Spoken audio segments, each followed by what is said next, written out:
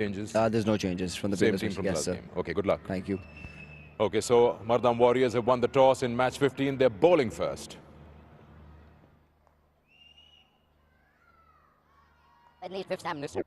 Match 15, they're bowling first.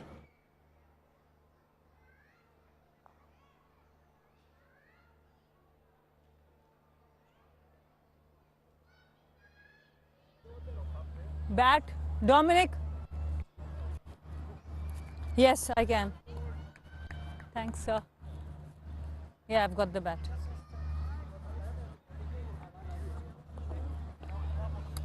आवाज आ रही है ना एल्विन की?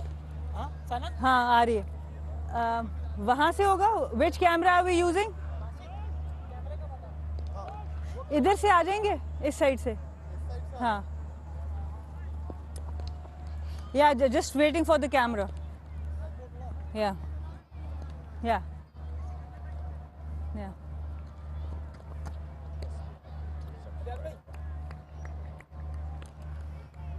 Yes. Sorry? The clips, we can overlay them in between when I'm speaking. Yeah. Yeah. Okay. Sorry? So I'm going to say that these are the two fundamental things in batting. Shamil is not doing it, that's why he's getting out. And then when I start explaining it, then you can play the clips. Yeah.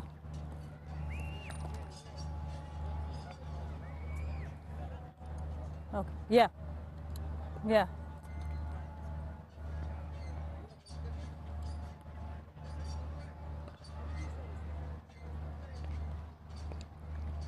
So two important fundamental of batting are, sorry.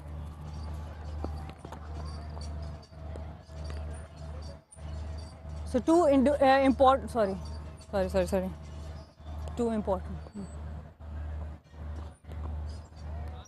Two fundamentals of batting are a stable base and level eyes. We have been talking about Shamil Hussain and why he's getting out in the manner he is getting out. The number one thing is when the ball is being released, he's not stable. He's still moving while the bowler is delivering the ball. And the other thing what he's not doing right is that his head is falling. And when your head is falling, it's very difficult for you to know where the length of the bowler is, where the line of the bowler is. So as a batter, it's very important to have a stable base, and the trigger movement needs to stop before the ball is being released. So of course, the head movement, it's not easy to work while you're in a tournament, while you're in a competition. But what he can do definitely in between the tournament is that when the bowler is about to deliver the ball, he's very stable and his eyes are leveled. Whether his head is there or there, but at least the base needs to be stable and he should be still before the ball is being released.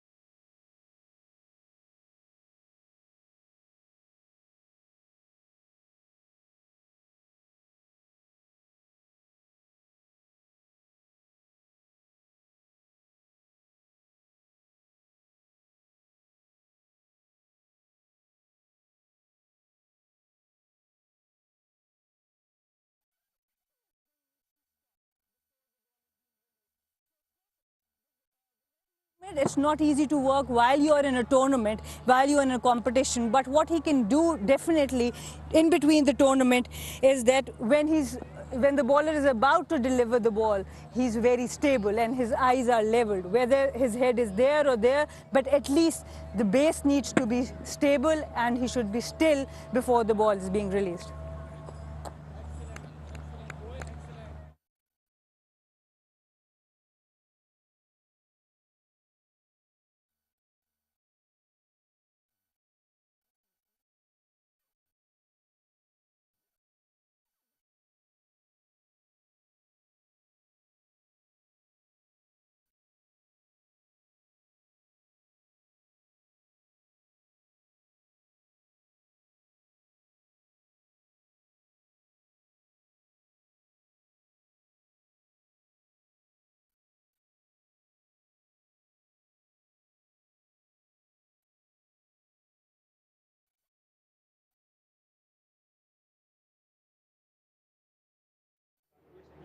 Yes, I can. 1, 2, 3, 4, 5. 1, 2, 3, 4, 5, 6, 7, 8, 9, 10. 1, 2, 3, 4, 5.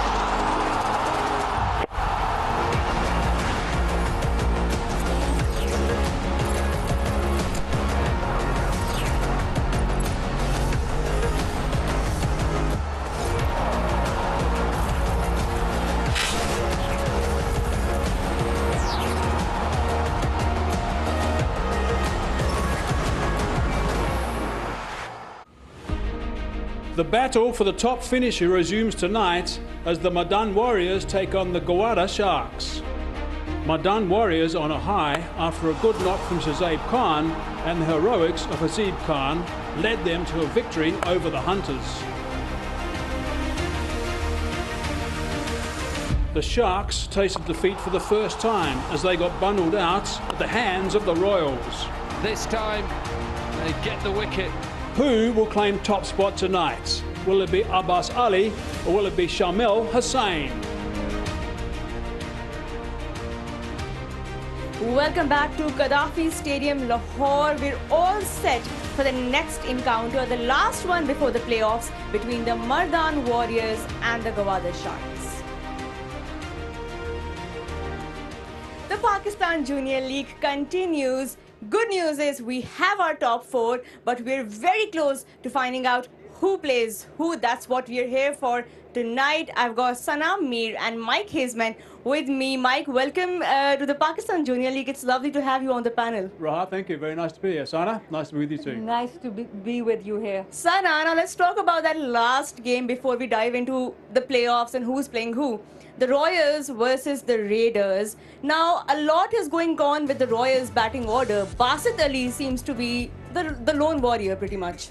Yeah, I think they rested Chavez, Irfan, who of course gives a lot of support to Basit Ali. But because he was not playing, we saw that after Basit Ali departed, there was a big collapse in the middle order, and that has been the case for some few teams there.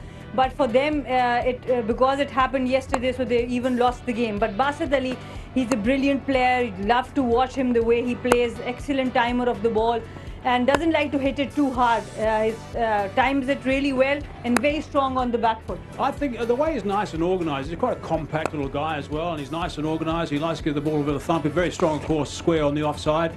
And I think he's just one of those guys who's he's just played really well, and I think he's a good thinking batsman as well, except for that shot, of course. But I think he's a good thinking batsman most of the time, and he's someone who I think at times has just sort of tried to overhit it a little bit from time to time. Right. And there's a couple of things he needs to work on, I think, in his technique and his mindset perhaps. But he's a good player, and I enjoy watching him play. Well, the Royals are for sure banking on him. Let's look at the points table and see what the standings are. So the Royals are at the top, but that's going to be changing shortly, and followed by Gwadar Sharks and Mardan Warriors, the two teams who are fighting for that top spot tonight. Of course, and while finishing in the top two is so important, that because then you have a chance to go directly to the finals. That's what these teams are playing for. At the moment, Gwadar Sharks or Warriors, they want to win this match, win the next one, and go directly to the final. There's one pattern I've seen so far which they need to get right. They can't have these collapses in the middle. All the teams have these collapses, and both these sides are going at about 3 for 30 in the middle after getting pretty good starts. And Mike, the middle order remains a problem not just for the Royals, but for pretty much most teams. The whole batch of them, yeah, it is. Tournament. How much of a problem is that going to be for them in the playoffs? Well, it shouldn't be a problem. I mean, the conditions are really good. I mean, if you've got the opening batsman or the top order, maybe the top three, that get some runs and get a pretty good platform, then it shouldn't be a problem. Then you just play your normal game, and of course you can step on it a bit if you get a little bit of time to get going on this surface, and away you go. It shouldn't be a problem at all. Right, we'll talk more about that right now. Dominic Cork is all set to tell us about that pitch. Match 15 sees second place up against third place. It's a beautiful evening here at the Gaddafi Stadium. It's about mid-20s and there's a lovely breeze once again.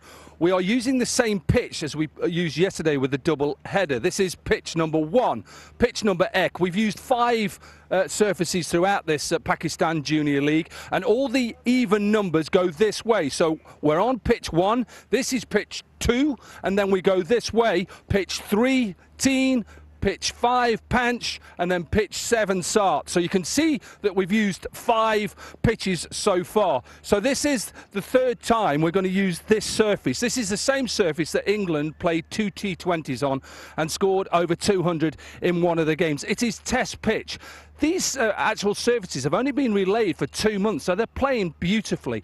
The average score is 137 in night games. 11 night games, 3 sides of 1 batting first, 8 sides of 1 batting second. It's a must-win game for a lot of reasons, because whoever wins the game has 2 opportunities to go through to the final. So it'll be interesting to see what they do at the toss, but I expect this to be an absolute brilliant wicket. It has been zabardast all the way through this tournament.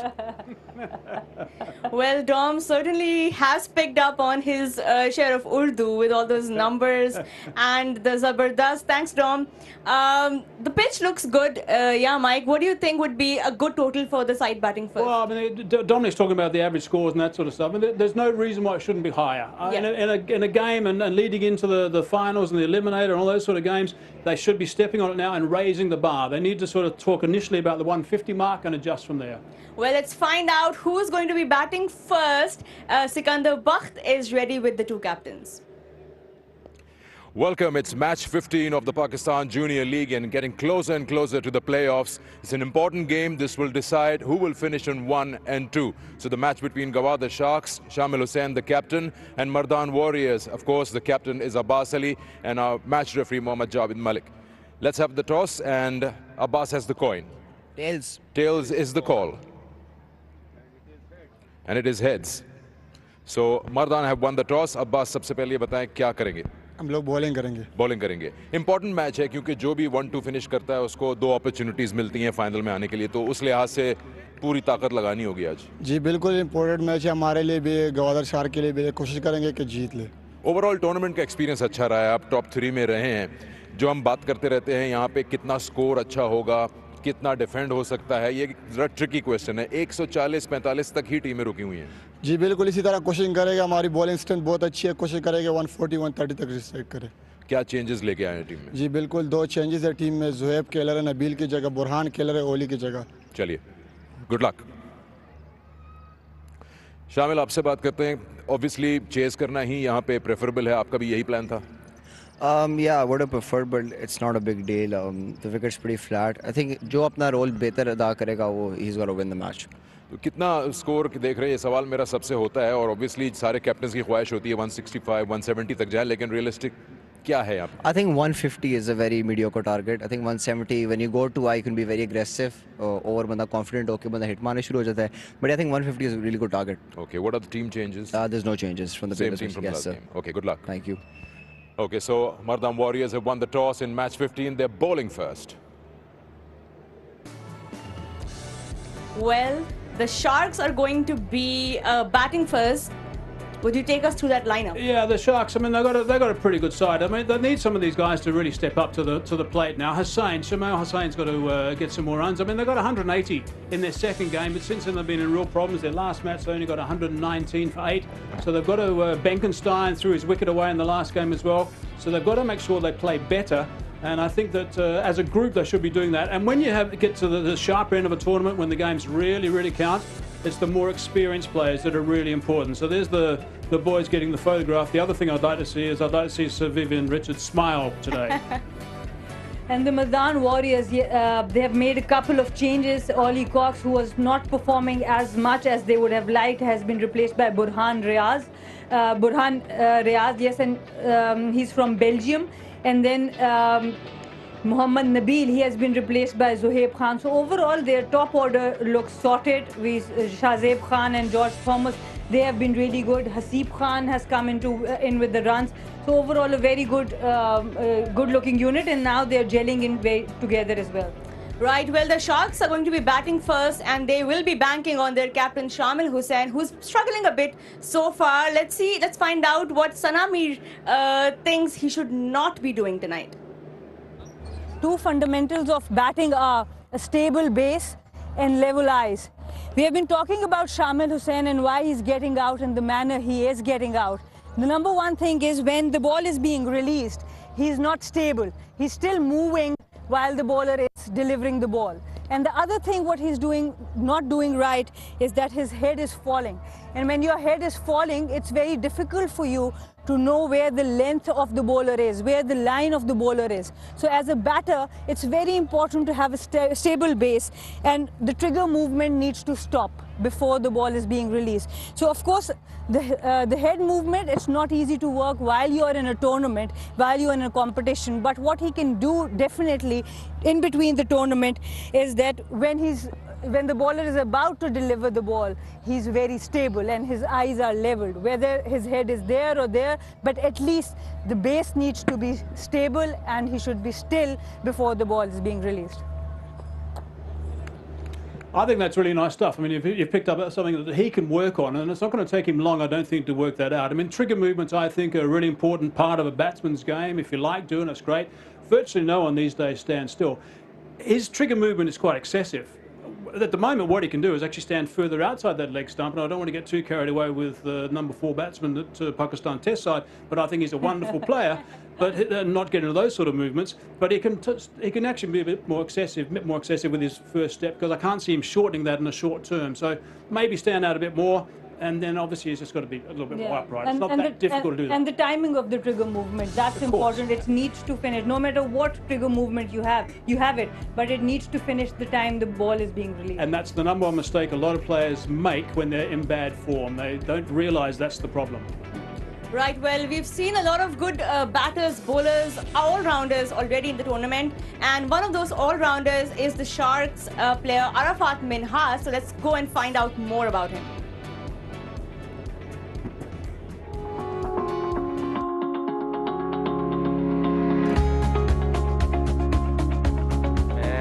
बचपन में घर में cricket खेलता था अपने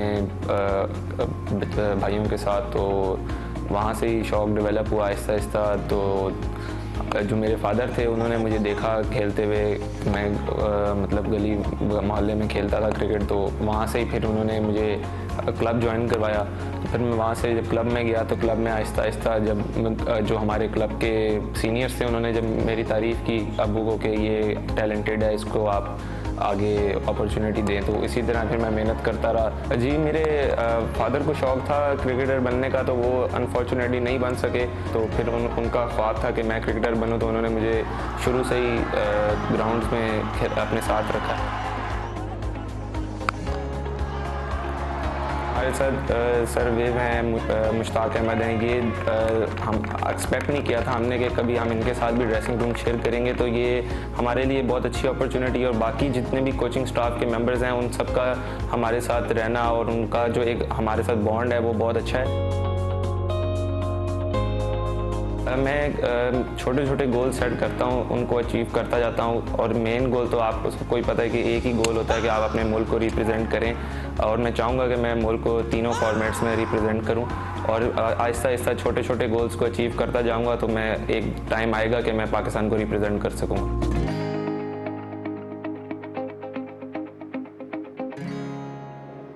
Well, Arafat Minhas, definitely one to watch out for. He's been one of the breakthroughs of the tournament so far.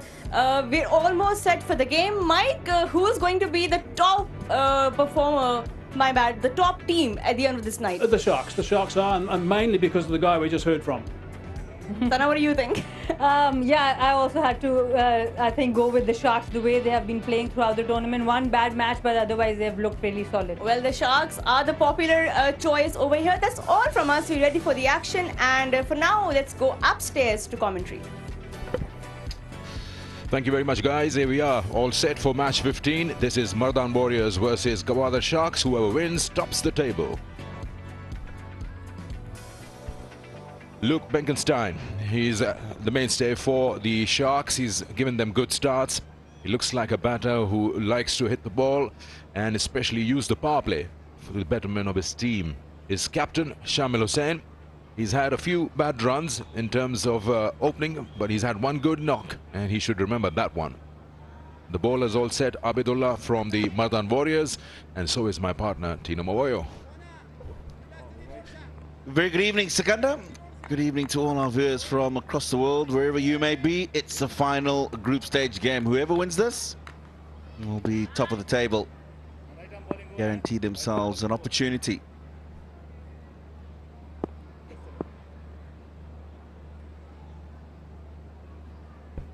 A slip in place, a regulation field at the moment for a power play. And Luke Menkenstein is on strike from the pavilion end.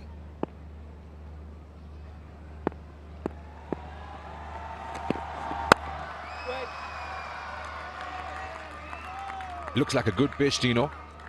What we've seen, of course, is the main pitch, the test pitch, the center pitch of the square. And of course, we've seen a lot of runs between the Pakistan-England series, and this particular pitch was used yesterday for the double headers as well. It's a fantastic surface, Sikandar.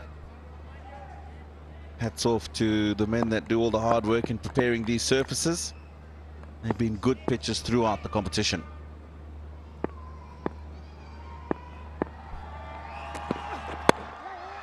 Runs here. First runs of match 15. And Sharks on their way. It's being sent back. Oh, there is a problem again. Yes and no. It's been the highlight of the league. Should be knowing each other well by now.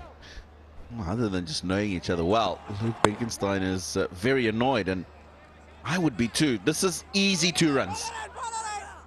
Shamil Hussain watching the fielder. He can see what's going on. No problems that would have arisen had he just taken the second run straight away.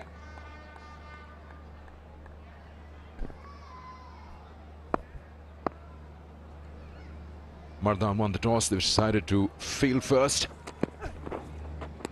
They're going to target his leg stump, that's for sure. And there's no doubt about that. So he's got to be careful and then have that extra man on the onside just to cover up those singles. That's the plan all the teams have adopted against Shamil Hussain.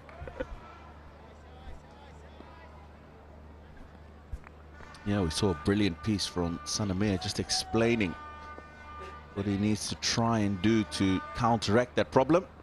Of course, very difficult to do in the middle of a competition like this.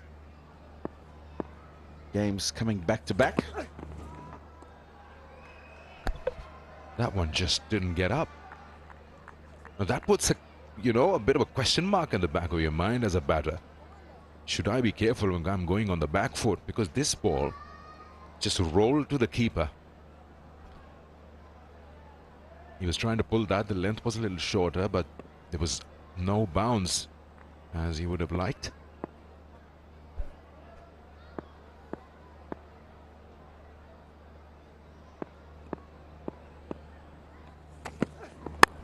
Shorter ball. It's a true bounce now on this occasion. He pulls that away. Won't spare those in the power play.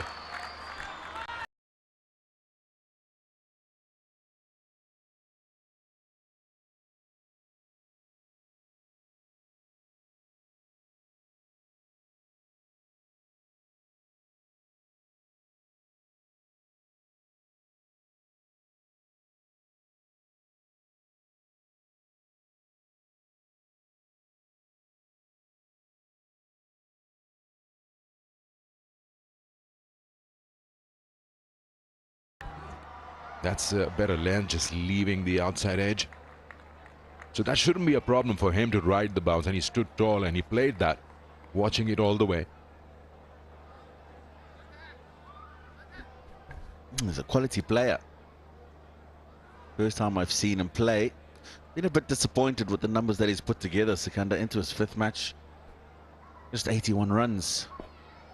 Highest score of 33. He's got all the shots. Play both back foot and front foot. Plays seamers and spin as well.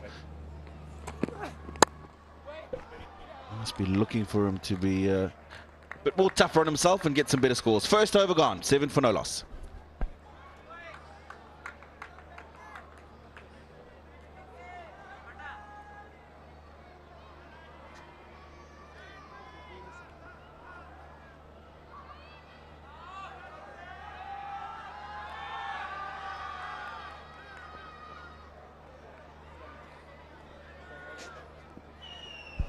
The two sides today, Gwadar refuses to make any changes. They're all set with their winning combination, 11 of them. Whereas Mardan bringing in 2 changes today, getting Burhan Niaz and Zuhaib Shazeb Khan into the side. Both of them played some good cricket, these two teams, and looking to top the table so that they have a second chance of getting into the finals if they don't make it the first time. And it's been a good run in the round games. Each team played 5 matches apiece. Emil Khan, the new bowler.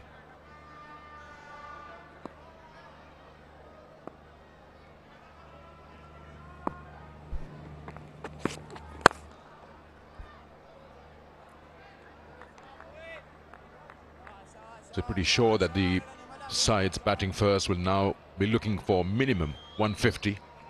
You get anything more than that, you feel that you're in that comfort zone. Keeping in mind, Mardan Warriors are a very good bowling unit. I think they're a better bowling unit than a batting side. They've got varieties, they've got nice spinners who can bowl economically. Fast bowlers have that swing. It's a nice way of rotating strike. Just play it close to your body, play it down to third. It's got a strike rate of 133 in the tournament, Benkenstein. That's not bad.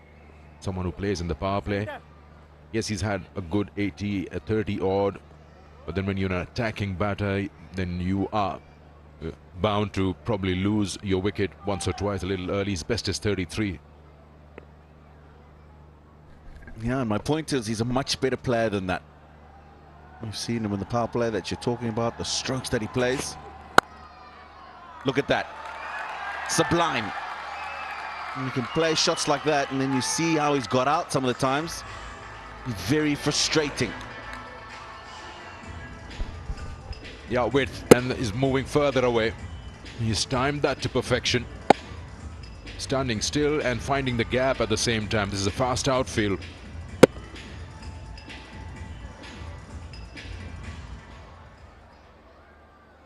Emil knows that it's got to be a little closer to the body.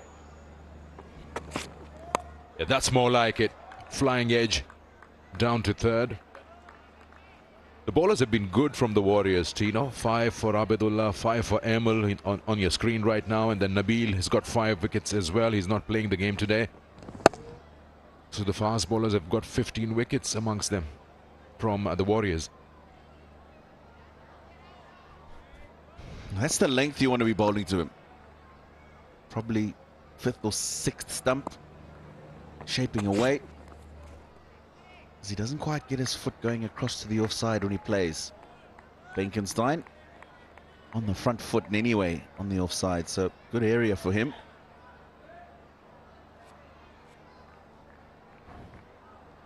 It's been a bit of shape this evening from Emil. He'll generally try and swing it back into the left-hander, away from the right-hander. As we've seen throughout the competition, evening games, just a little bit in there for the faster bowlers. Short cover, fields well. Dot ball to end the over. 2 gone, 13 for no loss.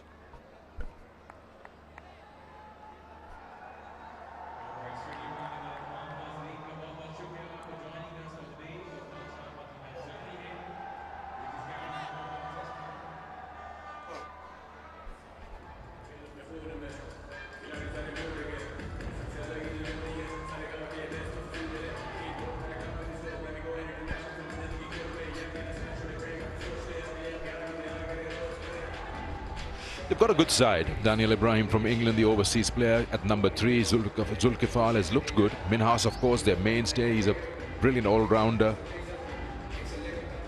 And if they can, these two can bat off the first 6-7 overs with good runs on the board. Allow the others to just come and express themselves, play some good shots. Got to really go phase by phase. Zohaib Shahzeb, the entry in the 11 for him today. Let's see what he's made of. What can he add into this all-important game for the Warriors?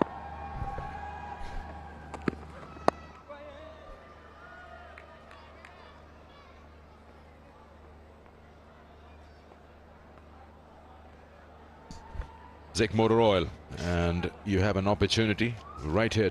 Unveil the real, peel the label to win via lucky draw. Every week, prizes to be won, worth millions.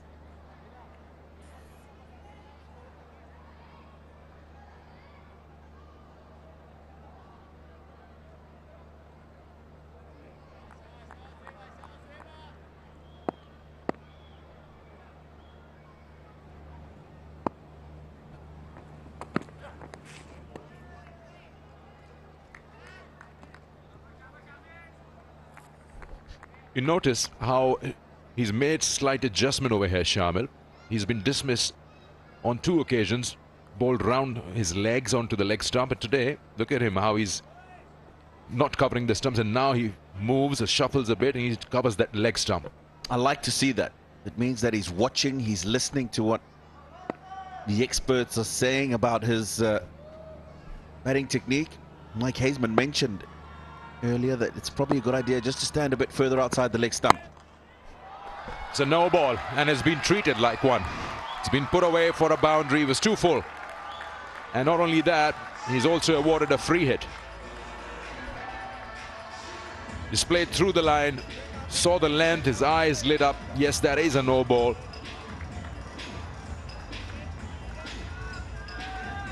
And it was within his reach. He's a tall man, Shamil. He's got a good reach outside the off stump, and he played that deliberately over that 30-yard circle. And then the ball will do the rest. So now it's a free hit. Shamil can hit it wherever he wants with no fear. That's a good ball. He's been hit away. That's well played. Boundary of a free hit. So the first over, and Shahzeb's under pressure. Baptism of fire coming into the team today. That's nicely played. He's picked it up well. Good connection. Finds its way to the boundary. It's been a good over. 11 from it. Just 2 balls bowled in the over. It's the first game for Shahzeb, Tino. First time he's been included in the 11. The captain's there. That's the right thing to do. Just give him the confidence. Just calm him down. I don't know what the umpire is doing in that mini meeting. Something with the shoe he's not happy with, the boots that he's wearing.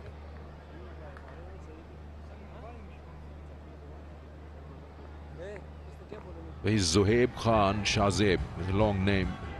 Basically his jersey says Zohaib. He's got a bit of a niggle there, just above the ankle, and that's what he's probably complaining about. It's your landing foot that takes a lot of pressure. That's what the points table looks like. So you can see number 2 and 3 playing. Whoever wins goes to number 1 with 8 points. And then finally we'll have the net run rates deciding 2, 3, 4.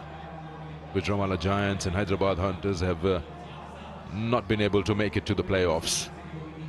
And Rawalpindi Raiders just sneaked in yesterday. A crucial game this.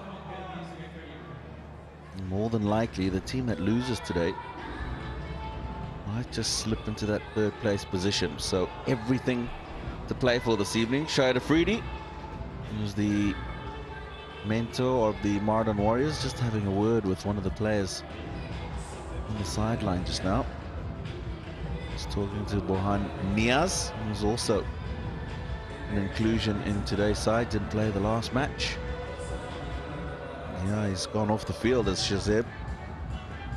I hope it's nothing too serious, but he's got to go off the field, and there will be some concern.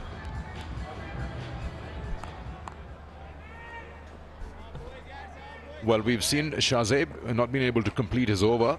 He probably will get that ankle treated, and meanwhile Abbas Ali, the captain of the Mardan Warriors, will finish his over off. He's got 4 deliveries left in the over. So they're a bowler short now. If he's not coming back, they've got to decide who bowls his remaining overs. There he is. So this first 2 balls of his over have gone for 11, which includes true boundaries and a no ball and a wide ball. So Abbas Ali to continue.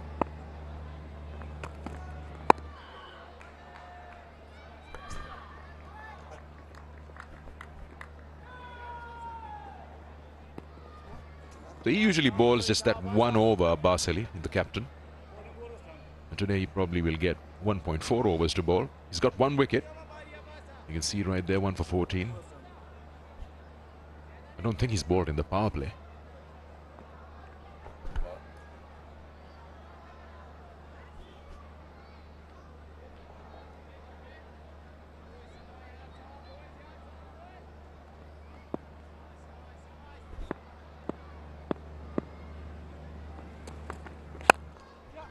drives through.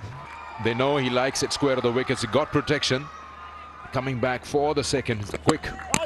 Benkenstein. He's so right. If you see his stroke play, he doesn't really move his feet. His hand-eye coordination is good.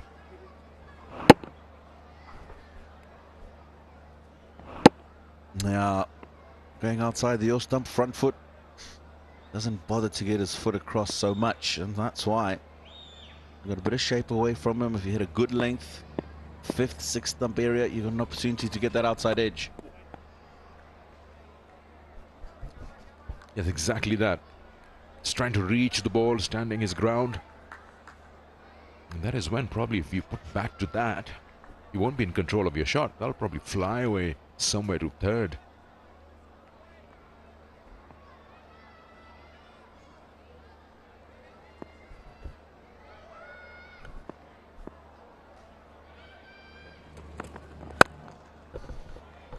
And don't bowl that length to him because he will drive you through. Like he's found the fielder there at short cover.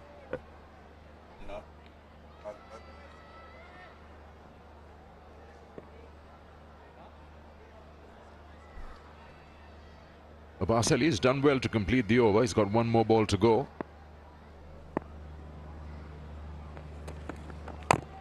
Oh, he almost chopped that back onto the stumps. End of the over, 15 off it, 28 for no loss.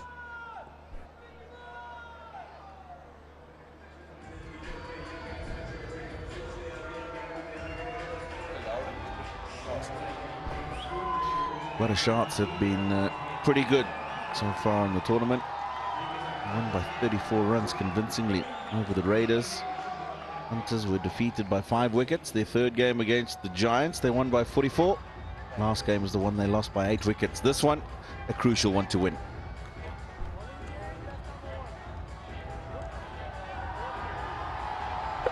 They lost that one game against Bahawalpur Royals. You just could feel a sense of urgency in their batting and shades of overconfidence. And probably a good time to lose one match just before the playoffs, so it just gives you a wake-up call. Spin in operation now. Straight away, we see some changes. Irfan has been given the ball, the left-arm spinner, Mohammad Irfan. He's got 2 for 17, his best in the tournament. In the power play, so that's a bit of a challenge from the FC College end.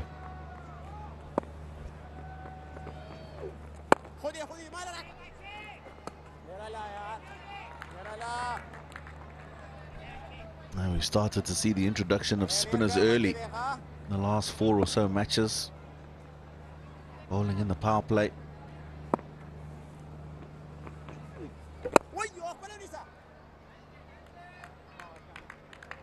Yeah, again, takes us back to that piece there, the analysis that Sana did, talking about at the time of the delivery being released. He's on the move.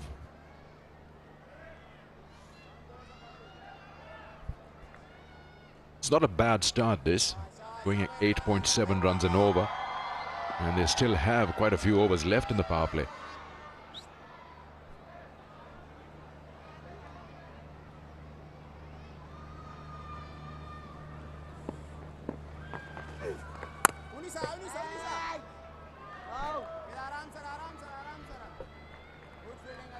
Get this feeling that Benkenstein likes space on the bat.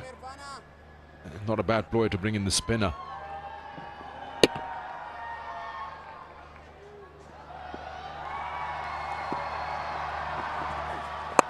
There he comes down the wicket. That's a shot he's created. Very well done. Just over mid-off.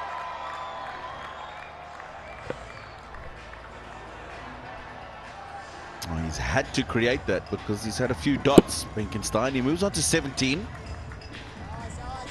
from 14 balls, but there's 3 fours in that 17, so it tells you that he's got a whole lot of dot balls in and around those 3 boundaries that he's played, but this is a good calculated stroke.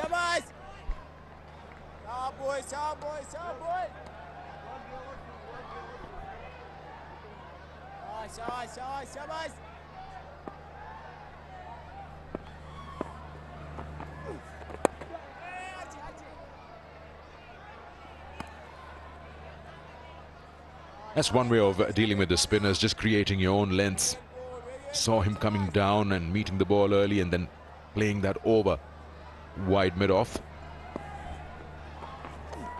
And again, the minute he came down, he's got the line of the ball covered and he's played it to perfection. A couple of bounces, another over with 2 boundaries, 37 for no loss. Yeah, just giving himself room outside that off stump and then opening up the body so he can access the offside. This is a good shot. Not more control than that first one in the over. Irfan's being taken on early here.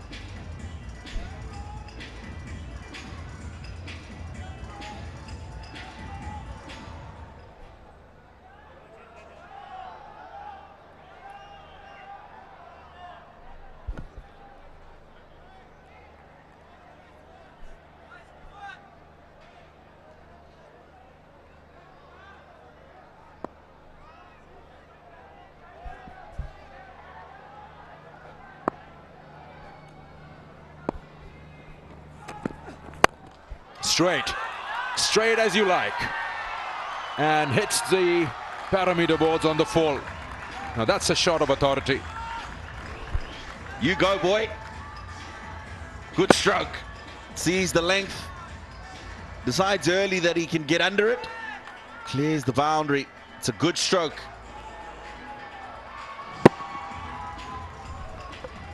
He likes playing that. He's usually very comfortable playing it in the V. And that is probably the right thing to do, especially in the power play when you know mid-on, mid-off is up.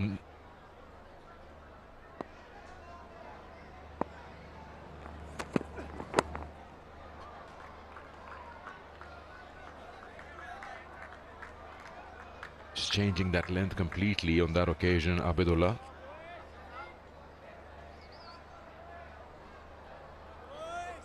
Look at that. I like this boy, Sikandar.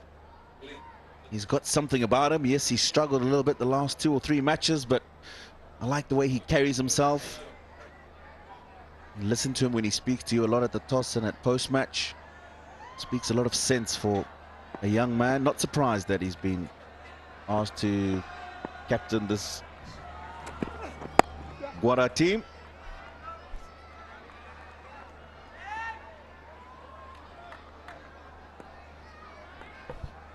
For Sharks to do well, I just have a very strong feeling Benkenstein needs to bat long. Because he shows purpose against the spinners, against the quicks. He's created those lens. He's looked good through the covers and a square of the wicket on the offside.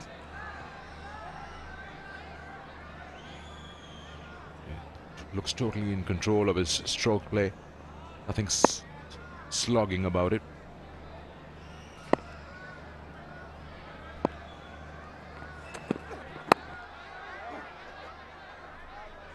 It's done well to just keep it down. Holding that grip on the handle is quite loose. He doesn't want that ball to fly through gully. You got protection. Third is inside the circle as well.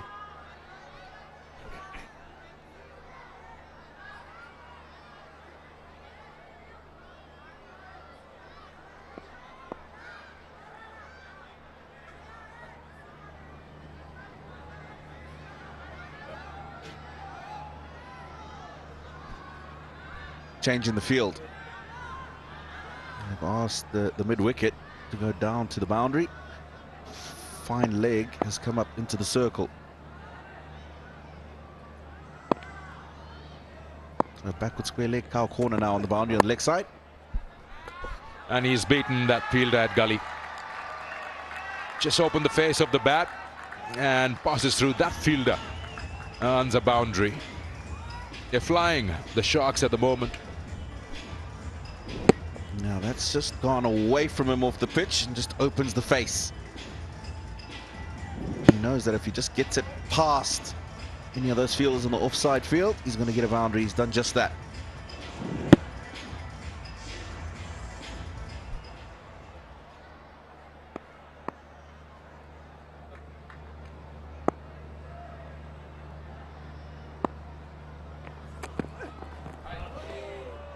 That's not a bad ball. Why be predictable? 5 gone, and the Gwadar Sharks are 49 for no loss.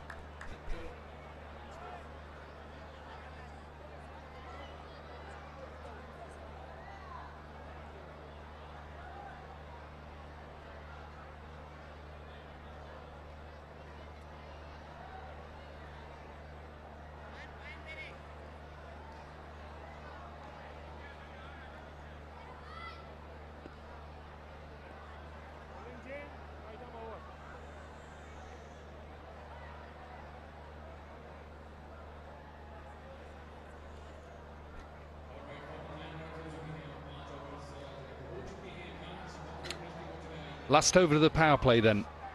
49 without loss. Benkenstein 22 from 17. Shamal Hussain 22 from 14. What a start from the Sharks. Put into bat by the Warriors.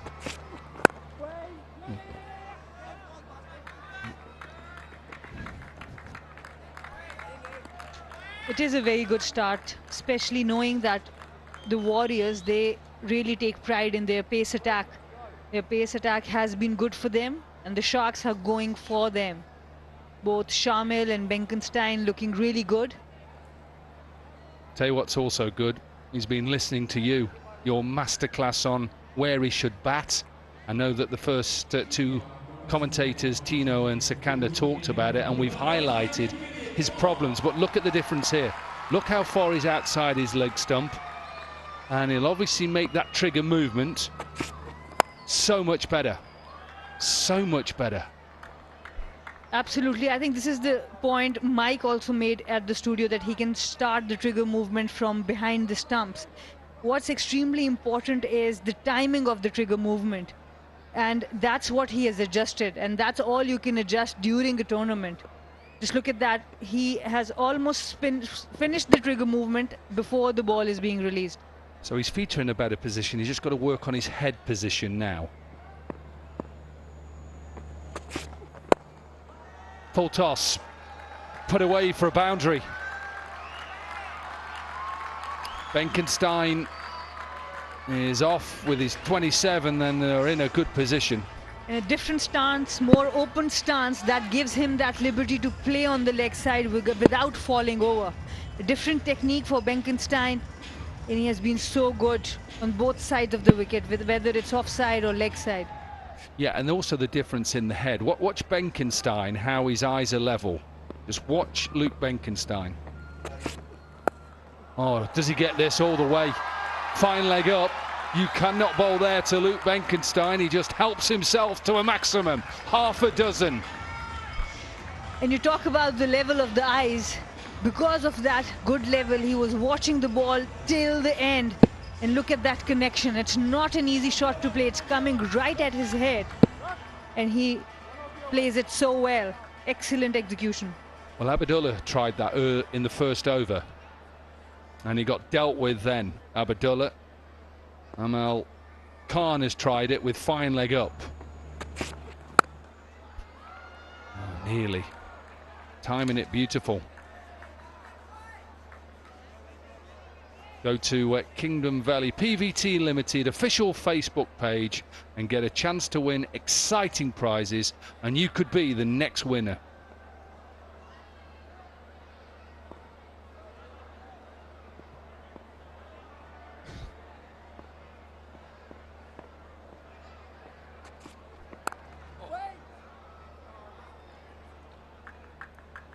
Good over again for the Sharks. It's the end of the power play. They are 61 without loss.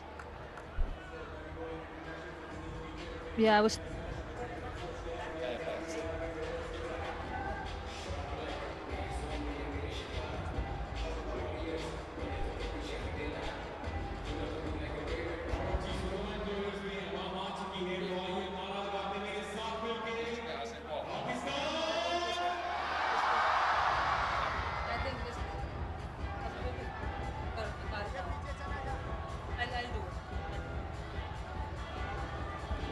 Great initiative by the PCB. Abdul Hafiz Kardar, one of the formidable captains, especially for Pakistan, born in Lahore on 17th of January 1925.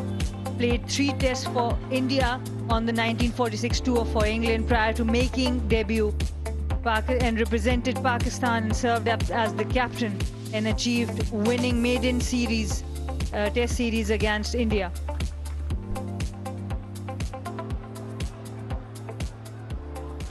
Yeah, really good to recognise past players as well. End of the power play, their best power play of the competition so far. 61 without loss, Benkenstein 32, Shamil Hussain 23. Archie Lenham now.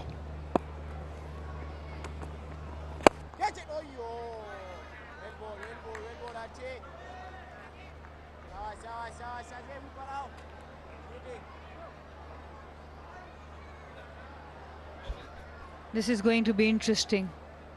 Benkenstein has been making those 20s and 30s. This is where he needs to have his impact. It's an important game if he can take it longer.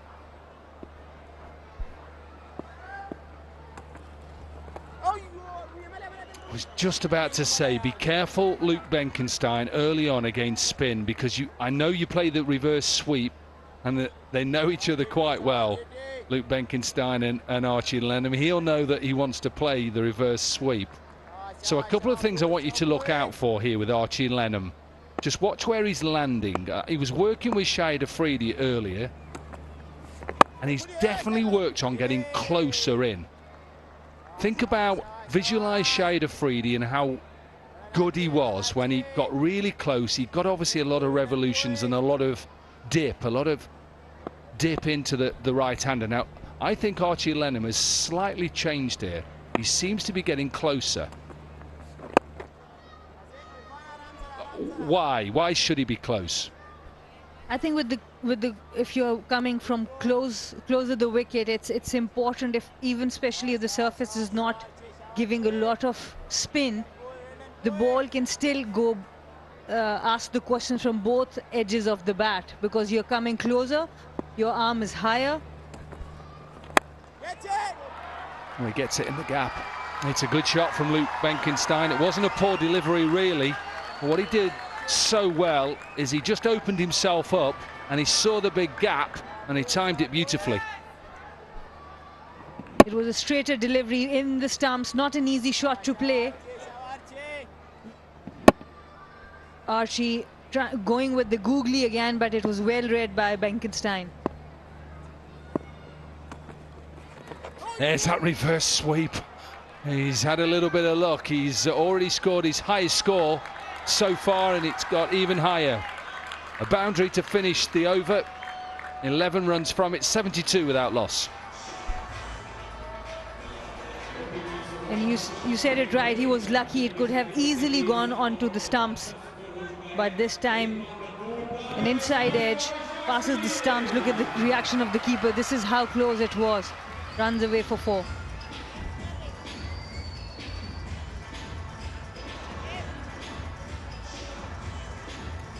Run rate over 10s.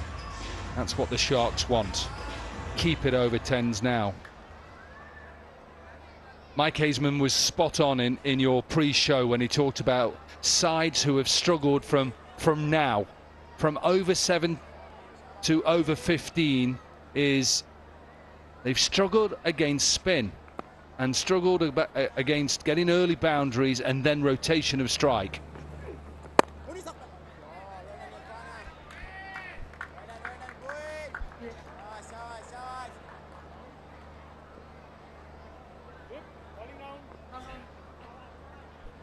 Good to see that there's a few coming in, and the crowds have seemed to have got bigger and bigger. It's obviously a Sunday today, so a non-work day. Just remember, it's free to come in.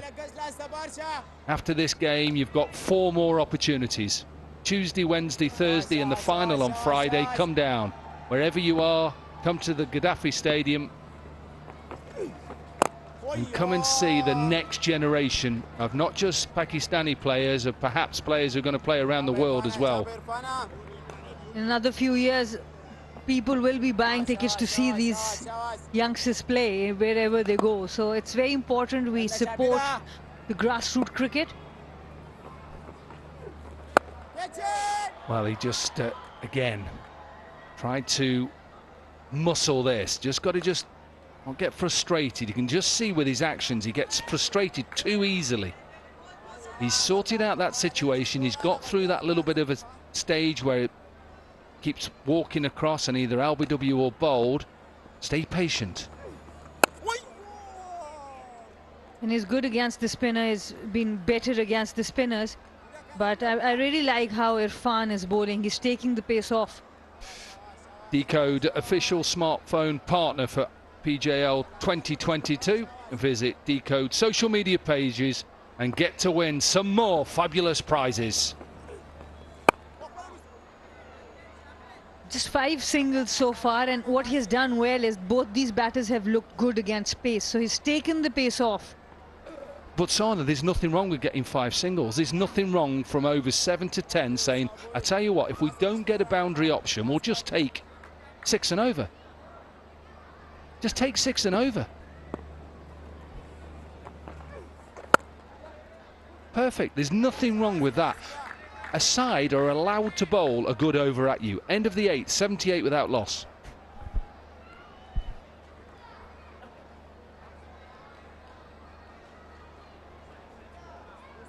I'm really glad that Luke Benkenstein has got through that initial power play. I've watched him, I know his father, I've played a lot against his father, Dale Benkenstein, former South African, former Durham player, played a lot for Durham, captain Durham to championships. But what I like about Luke Benkenstein is he looks like he's a natural timer of the ball. I like to see batters, when someone goes at you with a bit of a short ball, that you deal with it. Similar to his father in technique and looks.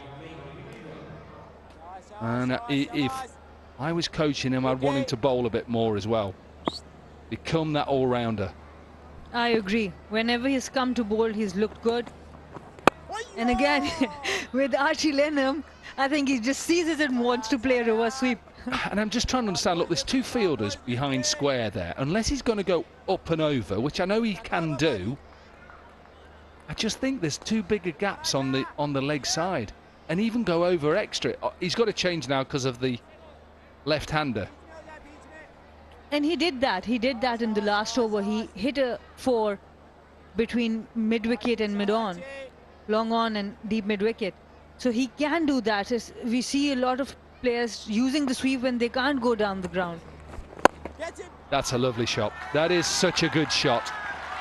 I was just about to say, remember Sharma was saying there's so much room on the leg side.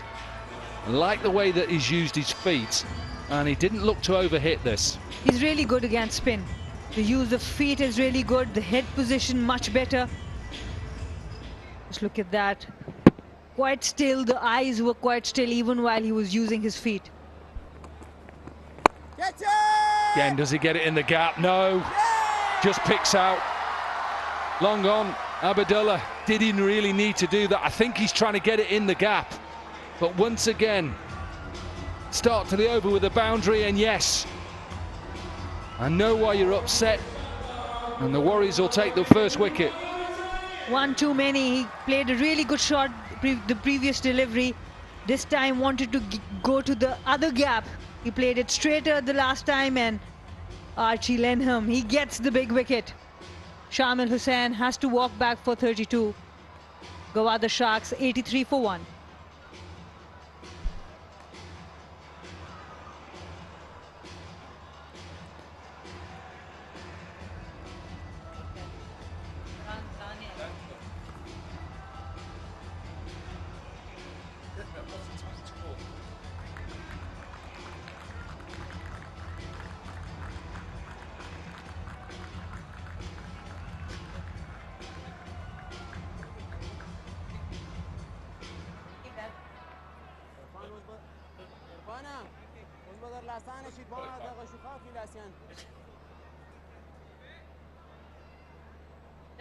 Daniel Ibrahim then in at number 3, high score of 25.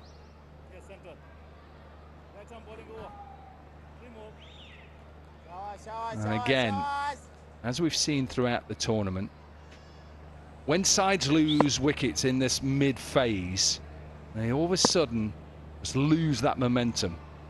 What they've got to do is make sure they keep... That's out. Absolutely plumb. Goes back to a full ball. I'm talking about losing momentum. This one just stays low.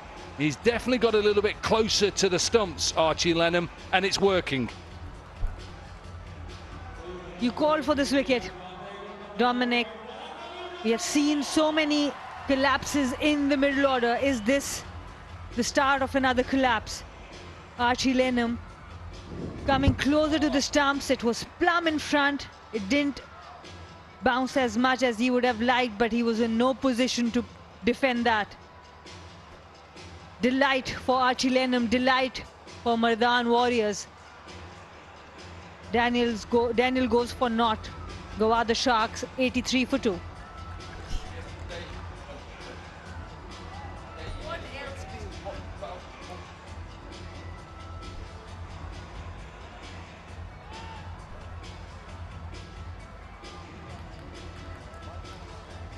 Let's have a look at this again. Worry about where it pitches, that doesn't matter. It's where it hits. And I'm telling you now, that is as plumb can be. He's thinking, don't go back. Don't go back. Come forward. Already had a hat-trick. Afnan Khan. Yeah. And Archie Lenham has a chance now. Slip in place. Zulkifel is the new batter. Not a lot Luke Benkenstein can do at the other end.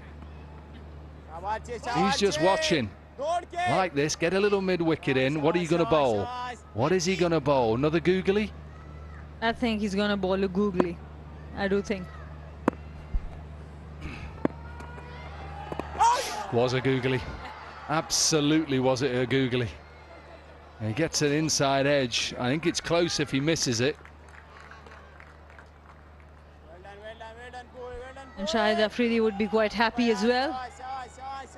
The young leg spinner Archie Lenham doing so well. Just look at that, so many revolutions on the ball, directed well, good length, good line.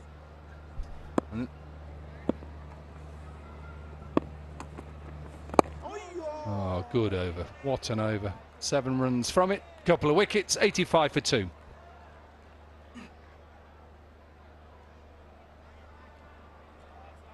You know, it's great for somebody like an Archie Lenham who can come into a side. Even these Luke Benkenstein, exactly the same. You know, imagine working with Viv Richards. Imagine as a batter like Benkenstein is. Imagine as Archie Lenham working with Shahid Afridi and the knowledge that he can pass on to you. And it was great to see. I just watched it. I watched him talking to him and talking about trying to get in closer, and the benefits of getting in closer and attacking the stumps and saying to the batter, right, if you want to sweep me and you miss it, guess what? You're walking off. Mohamed Irfan back into the attack, 2 overs for 15.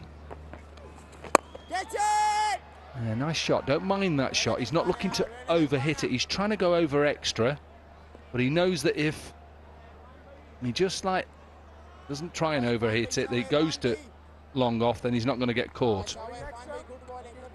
When you talk about the role of mentors, we saw their impact even in Shamil's innings. You know that someone is telling him what to do right. Because he has been playing and there's a chance of a run out, there's a direct hit. It does seem like the batter looks comfortable. Will the umpires go up? Yes.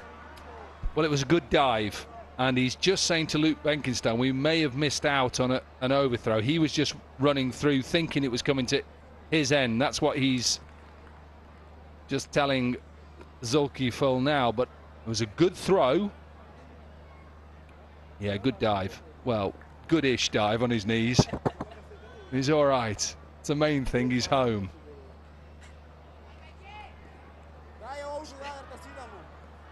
I've seen better dives.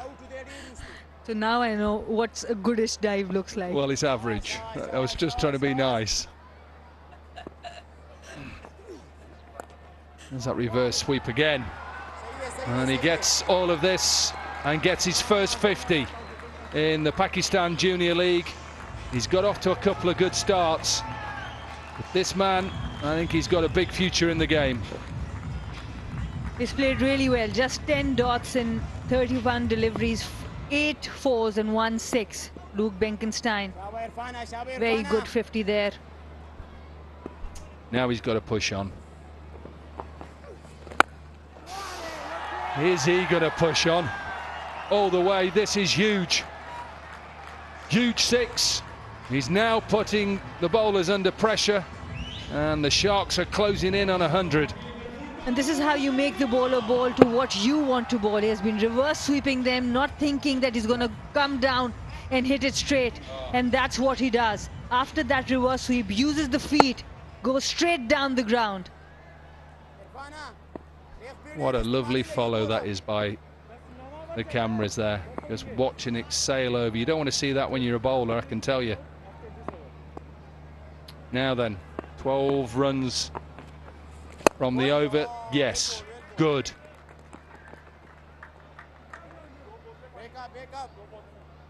Osaka Battery Tonic. Osaka Battery will give a reward of rupees 10,000 every shot that hits the Osaka Battery Tonic board. Where is it at the moment? It's at long off.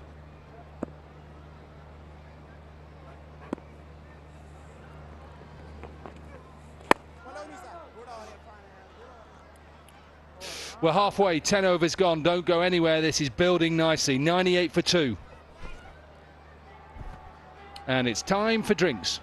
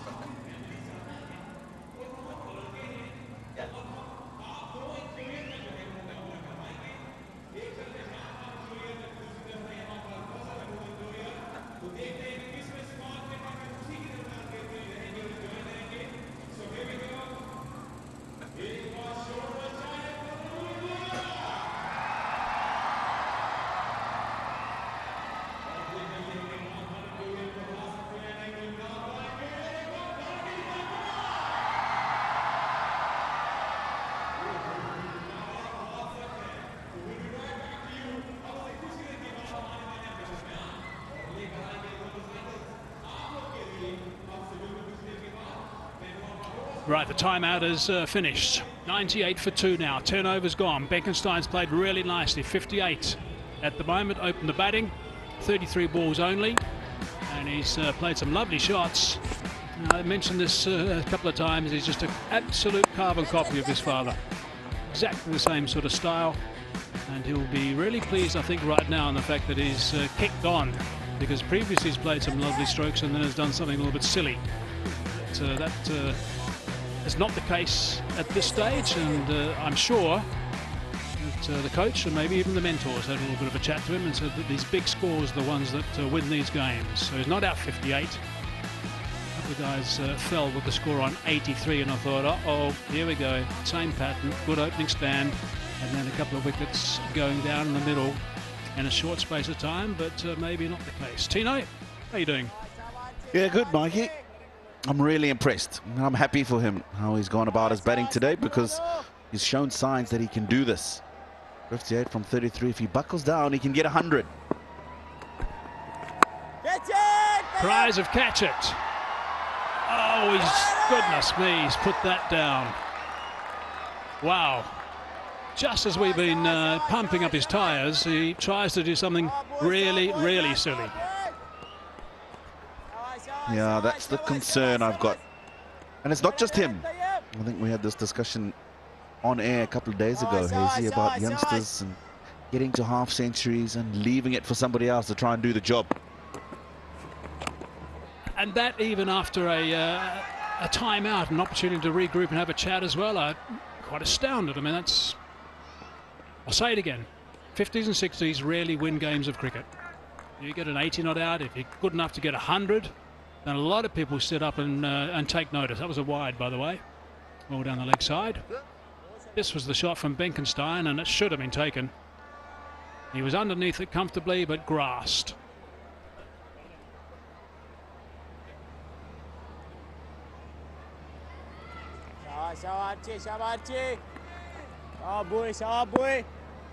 Same as the man that grasped it.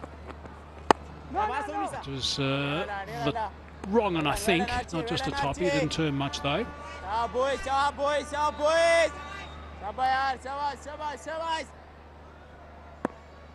How crucial would that opportunity be?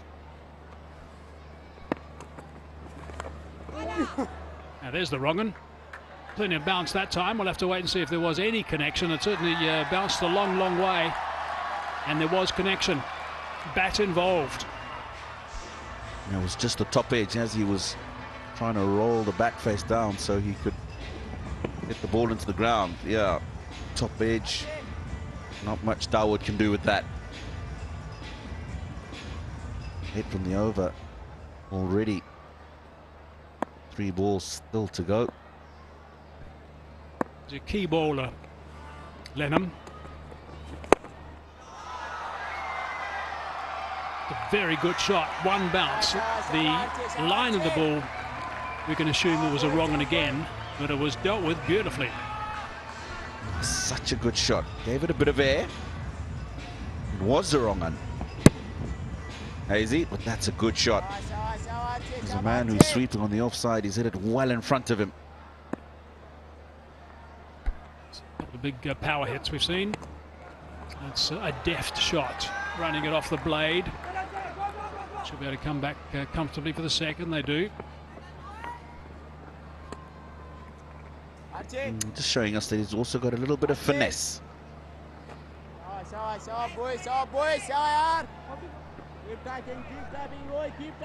couple of days, the crowds have really been packing in here at the Gaddafi Stadium. Standard leg spinner that time. Again, it's driven.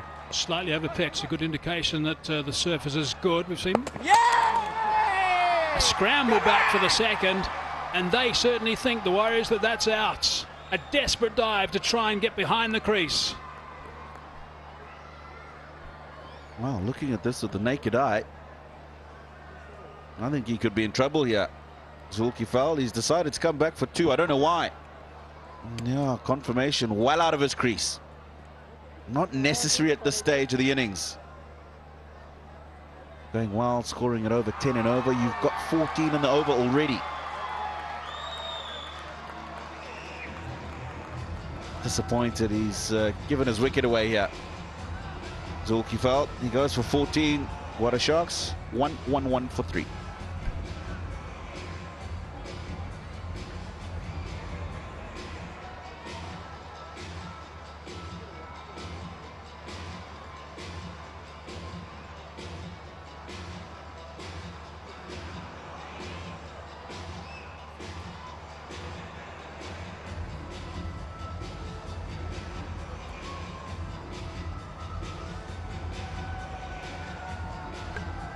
Lovely evening in Lahore. Comes alive, of course, when the sun goes down. This is in and around the surrounds of the Gaddafi Stadium. Hustle and bustle goes on long into the night. Crowds come in as well. Enjoying this final group game, which will decide who will top the table and confirm that they'll have 2 shots at getting into the final. Arafat Minas, he's performed nicely with the bat in the middle order. He's got a best of 40 in this Pakistan Junior League. He comes in when they're nicely set up. 11 overs in, 1-1-3 on the board. Opportunity to really push towards that 200 mark, which we haven't seen so far. He's been such a key player. He's number 1 in the bowling list of the tournament with 8 wickets. He's also number 7 overall with the batting front as well. All the teams with 129 runs, and he's, not surprisingly, number 1 on both counts with the Sharks. 3 for 29 they've lost, which is, I'm afraid, the pattern that I talked about pre-game. It's exactly what we were talking about, the fact that teams have got to make sure this doesn't happen. They get a good start at the top with the openers, and then lose 3 wickets for around about 30 runs in no time. It's both these sides have done this on average throughout the tournament. And Benkenstein tried to make it 4 straight after that timeout.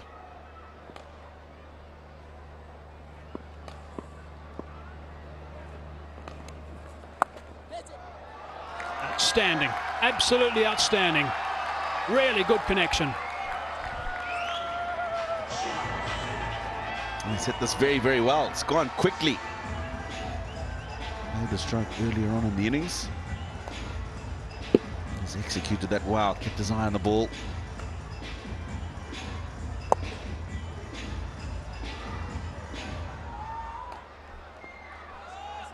Shot they practice so much these days. It's a second nature shot, really. It's almost like playing a normal sweep. Not a sleep, a sweep. Don't really play a sweep if you're sleeping, I suppose.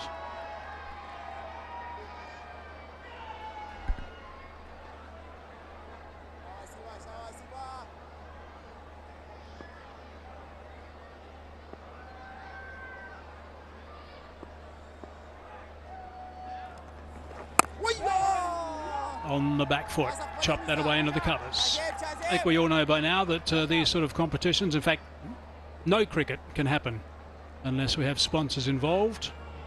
In fact, no sport can happen if sponsors aren't involved, and Invrex have been a terrific sponsor. You can visit their social pages and get a chance to win exciting prizes thanks to Invrex Solar Energy. Great that these sponsors have dug deep to get involved in the Pakistan Junior League too.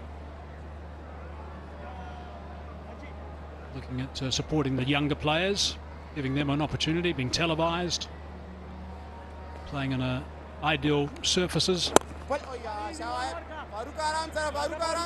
on a big stage.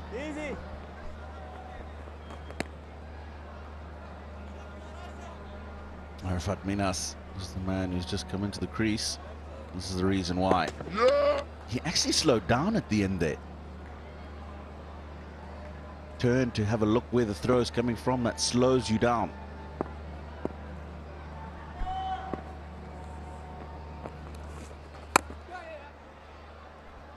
Again, looking to give himself some room, but nicely followed. Chased him. Couldn't do too much with him in the end. 7 off that over. 120 for 3.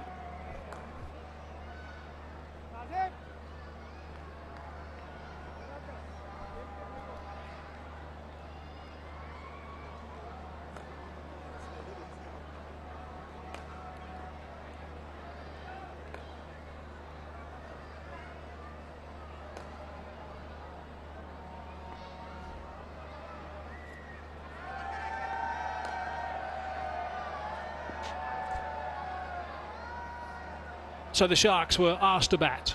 Warriors won the toss. They were happy to do that. Chasing has been the way to go. It's been the most victorious way throughout this Pakistan Junior League. Sharks are talking about a total about the 150 mark. They can certainly get more than that now. If Benkenstein in particular keeps going.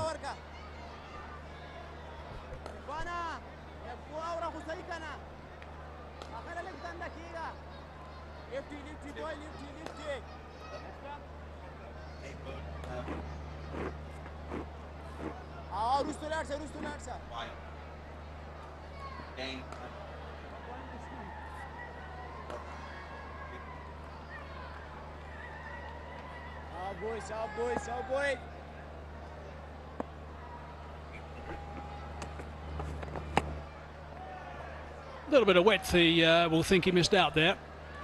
He's been in pretty good nick. Shouldn't take him too long to get going upon first arriving at the crease.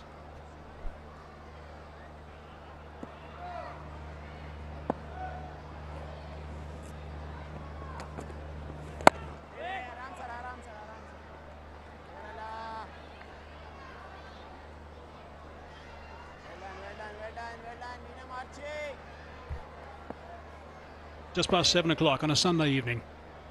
Roads are still nice and busy. Beautifully played. The important thing about that is he didn't try and hit it too hard. It was just steered between the two fielders for 4. He wants them tighter now. Yeah, touch of class from Arafat Minas. He's seen that it's the flatter, quicker delivery. Just deflects it into the gap between those two men behind point. That's well played. Lenham's not happy with that. I don't think there's too much the fielders could have done with that. Nicely played. The Sharks have got themselves an outstanding platform now. They've just got to make sure they really capitalise on this.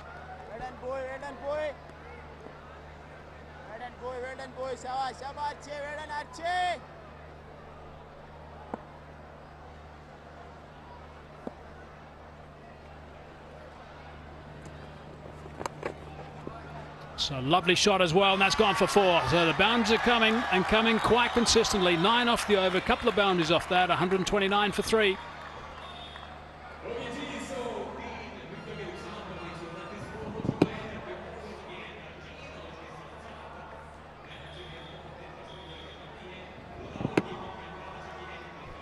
Lovely little roll of the wrists.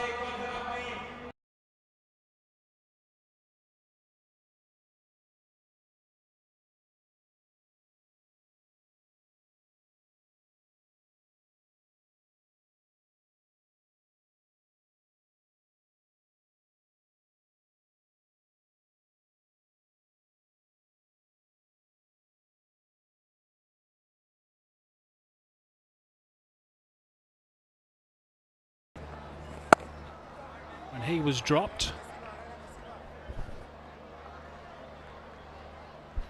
Yeah, they're going well. Scoring at 10 to the over. 130 for 3. Yeah, still lots of action going on the streets of Lahore. It's just gone 1900 hours, 7 p.m. here.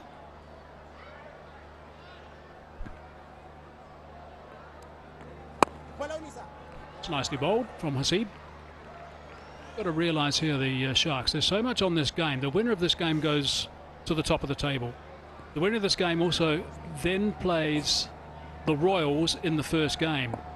They get 2 bites of the cherry as well. So even if they lose that first game, the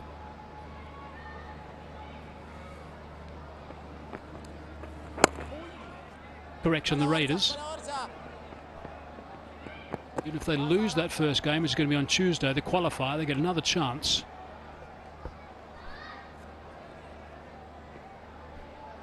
Zik Motor Oil unveiled a real peel the label to win via a lucky draw every week with prizes worth millions. So another opportunity for people to win some prizes from the sponsors. That's Zik Motor Oil. Saw him coming. Dropped it short. Got enough wood on it. No, this is well bowled and eventually well played by Benkenstein. Telegraphed his intentions a bit earlier and he saw him and forced it down the leg side. He's done well to make sure he gets something on it. Another couple of runs to the total.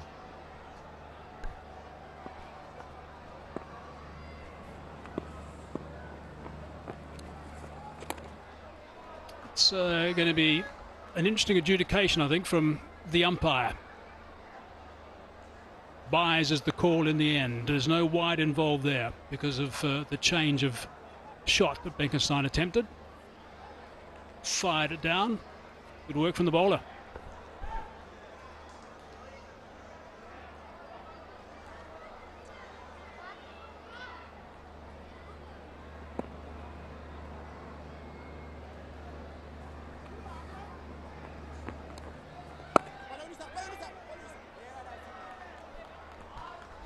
Pretty tidy. Number 14 only goes for 5, 134 for 3.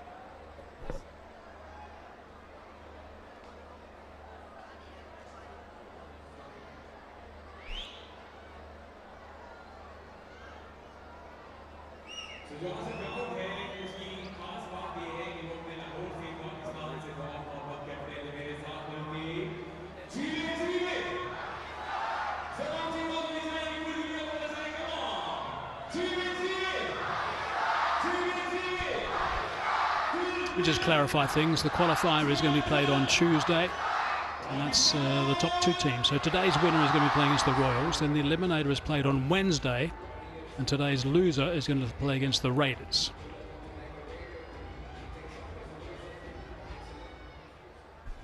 I was just thinking about that and how those final days are set up. So yes, you do get a second bite of the cherry, but it just means you're playing an extra game in there in very limited time. So you just want to make sure you win tonight, you get to the top of the table, win your next game, you've got a couple of days rest.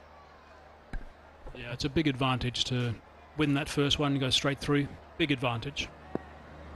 You go through the training that you need to do. Sometimes teams don't want to do too much training once they've played well. Benkenstein.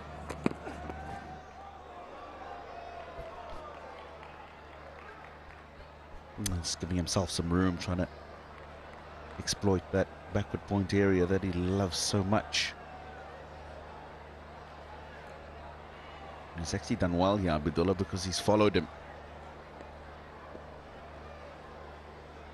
I think what they need to do, and I think that's in the mind of these 2 batsmen, they need to make sure they maintain this run rate, which is pretty close to 10. Keep going at that rate. We'll have them right up at a very good total.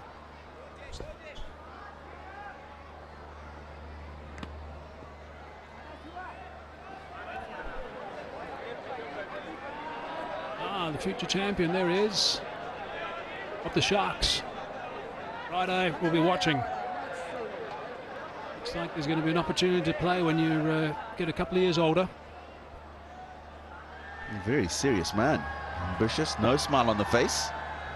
Sharks don't smile, Tino. They've never, ever smiled.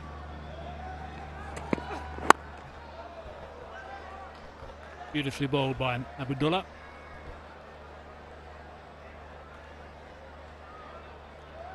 Current rate 9.31 will get them 186. They would like a little bit more than that. That Shark smiling, Hazy? No, that's a snarl.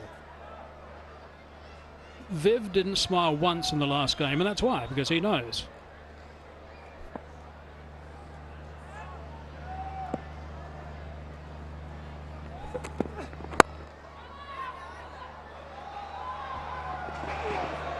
Had to turn around, turned around a little bit like the Queen Mary, actually. It took a long time to put the skids on and swell. See, no smile. No smile at all.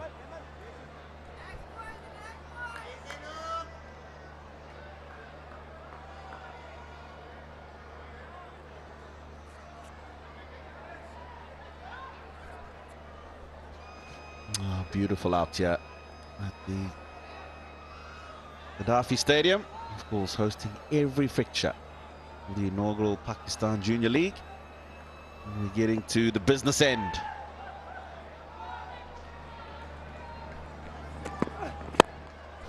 Prize of catch it. Going to just bounce short. Another little mini life. This time Minhouse. I like the idea because Mirov's in a circle, just didn't hit the ball as well as he was looking to. Survives.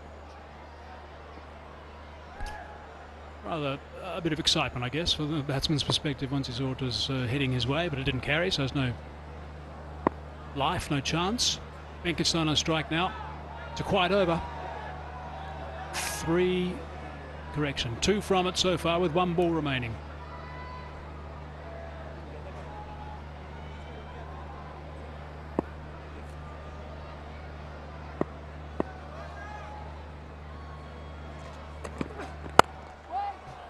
A bit of a two-step, and he gets it through the covers for 4. Nicely played. Still a good over though. 6 from it. 15 gone. 140 for 3.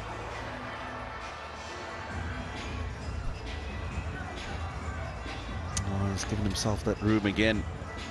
It's not a bad ball. It's actually a very good shot. He's had to pierce those 2 fielders in that offside. He's done it well. Benkenstein looking good. Moves on to 74.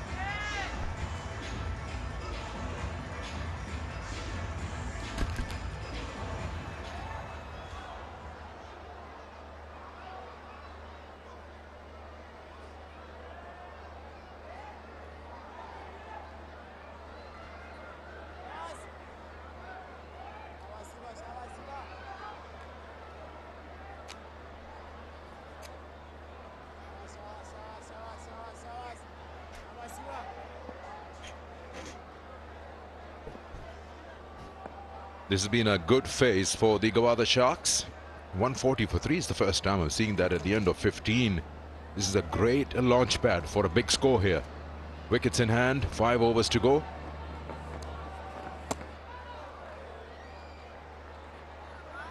The reason is that they had a very good power play, yes, but Benkenstein has stayed. He has stayed for long. But Arafat Minhas not being able to play Hasib Khan this time.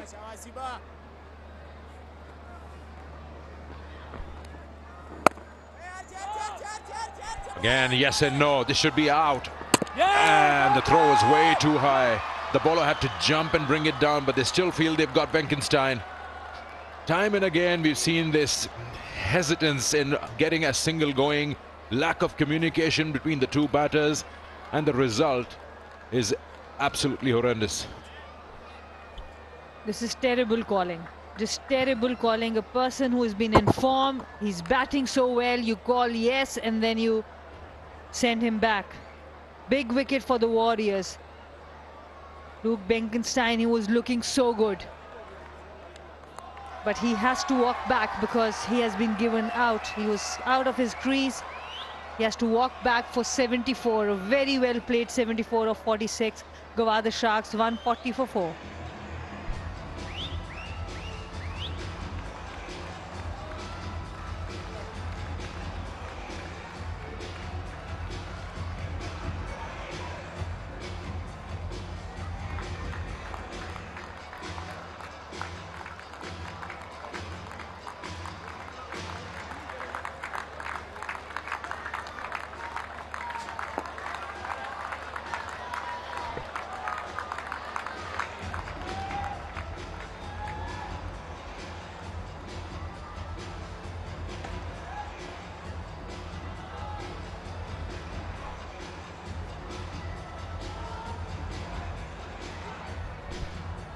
So they lost 4th wicket, and that to the big one.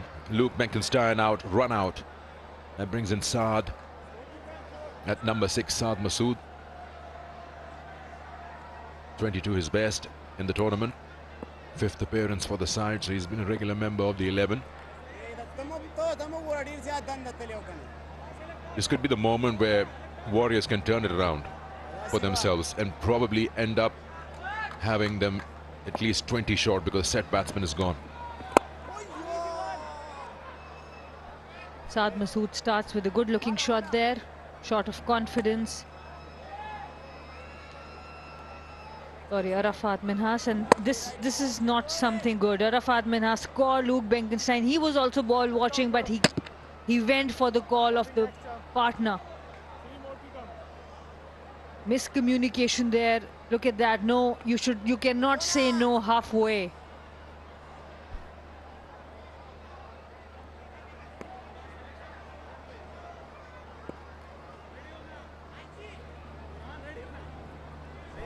And it's not acceptable because you can't be making the same mistake again and again. It's all the sides. Yes, you probably haven't played that much cricket with each other. That happens in franchise cricket, that happens in leagues. But then it has to be decisive whether you want to run or not, and the shouts or the yes or no should be clear.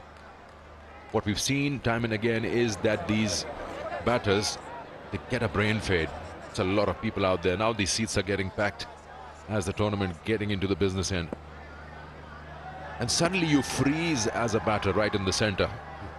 Yesterday it happened with Habibullah. And the thing is, Arafat Minhas now he has to carry on. He is on 12 of 16. And with him, Benkenstein has walked back because of a poor calling. And he looked really good. That is why the Sharks' runs were coming so freely, because a set better was there.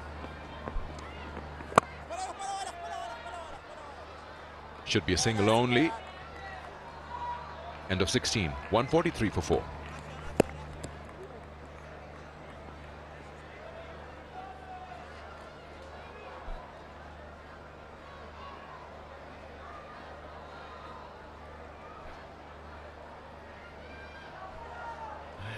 There's a playoffs tree right in front of you. We all know that qualifier 1 allows you to have a second bite at the cherry, even if you lose. Arafat Minhas is trying to hit it too hard. While Benkenstein was there, it was easier for them to get the flow of runs.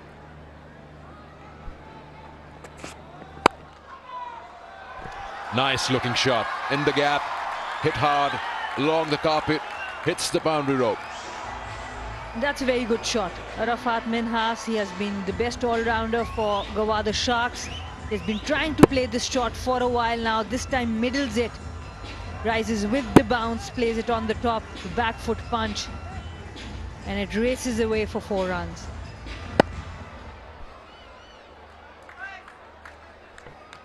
That shot brings in the third inside the 30-yard circle, and long off has been taken up the right of the rope, there to the bottom right of your screen.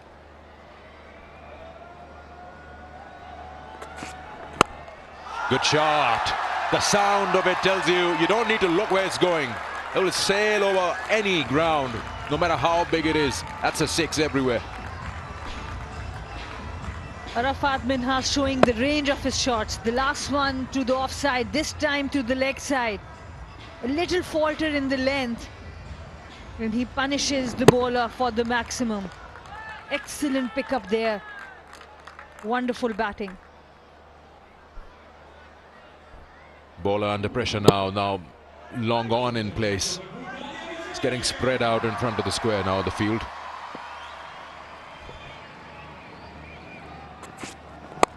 Shuffles across and throws his hands on it. Another boundary. That is pretty ordinary bowling now. Is allowing him the weight. The length is also suiting him, and he's conceded 14 in 3 balls. And this is where you see some intelligent batting. He's using the crease well. He knows where the fielders are. The third has come up, and he uses the crease to come in front of the stumps. Emil Khan, with the same pace, with the same length, goes a bit wider. He really needs to understand how he's going to bowl with different field setting. He has been quite expensive in the last few outings, especially at death. That's not bad. Slower one. That is why there was like a bounce. He just let that go as a bowler. Deep square has come in. The circle and third has gone back. There's been constant change in the field, but following the boundary, you need to be more proactive. If you get hit to the area where it's okay, you are bowling, that's all right. but you can't have third in and then go outside off with that length. Hit hard, hit straight. Will be cut off. Yeah, that's what you call symptomatic treatment. Wherever the boundary is hit, you place a player. 17 gone, 158 for 4.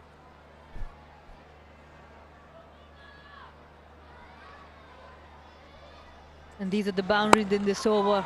Really beautiful back foot punch. Then an excellent 6 over mid-wicket. Coming in front of the stumps, going over the third fielder. Playing with the fielder, using the pace.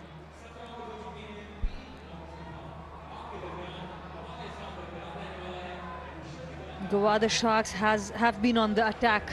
Just in the middle, just lost a few wickets, but they didn't lose any momentum because Luke Benkenstein was there. Only after the 15th over you saw a bit of a dip, but otherwise you see big overs, at least 5, 6 of them in this innings.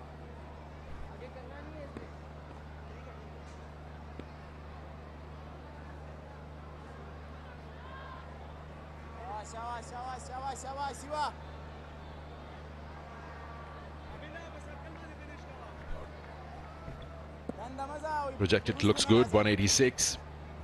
Accelerate a little more, get into the 190s. Or are we going to see a 200?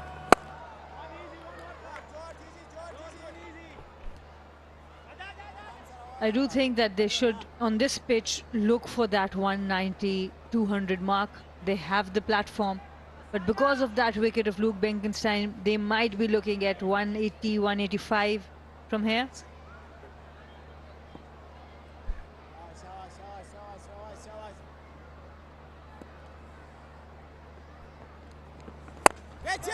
Catch it is the call. You heard that, and it's taken. Very well judged. Very good catch from George Thomas down at wide long on. Dismisses another batter. This will help the Warriors. A utility cricketer, Haseeb Khan, he scored 49 in the last game and he has been quite handy with the ball. Very well supported by George Thomas on the boundary. A lot of leg spinners giving tribute to the signature celebration of Shahid Khan Afridi, who's also the mentor of the Warriors. Saad Masood has to walk back for 1. Gwadar Sharks 159 for 5.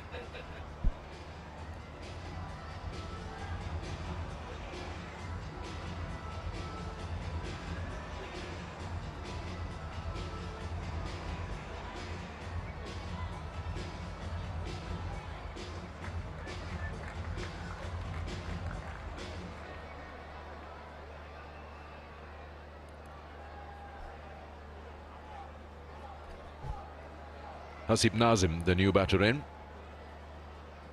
26 not out his best. He's also one of those players who's played all 5 games till now for the Gwadar Sharks. Gwadar Sharks is one team hasn't really made many changes in a particular game. They like to stick around with the 11 that they've chosen.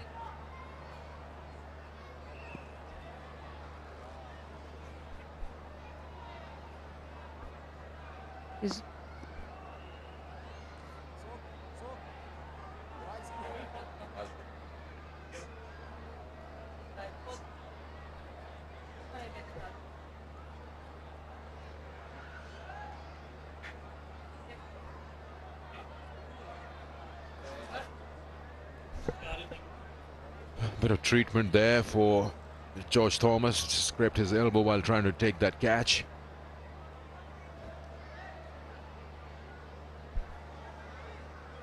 Minas is probably going to lead the attack if they need him till the 20th. Love the number of people coming in to watch these matches here. Of course, it's Sunday, day off, but the matches do start around 6 o'clock, the first ball, so the kids can come in.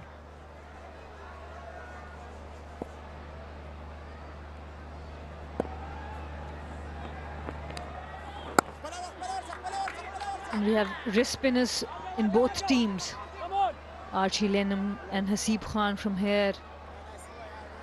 Kamar Momin Kamar and Saad Masood. And leg spin coming into play. Good catch there by George Thomas. Easy take. Saad Masood, he He's a handy cricketer, can contribute a lot with the bat, not this time.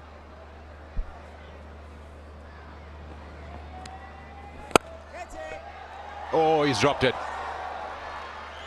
That was at a good height. Don't know how he missed it. Did he lose it in the crowd? It was coming in flat and was coming quick.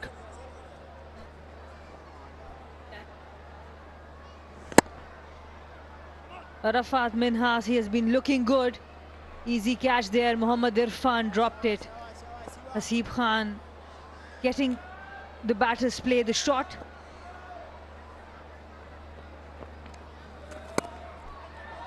Runs here, he's got the gap. He's found it to perfection. Boundaries are important. They keep adding to the total, taking it to 165 now. This happens so many times. There's a drop catch and a boundary to follow for the bowler. It was a bit short. Hasib Nazim did really well to put bat on it, pierce that gap really well. Important runs, important 4 runs there.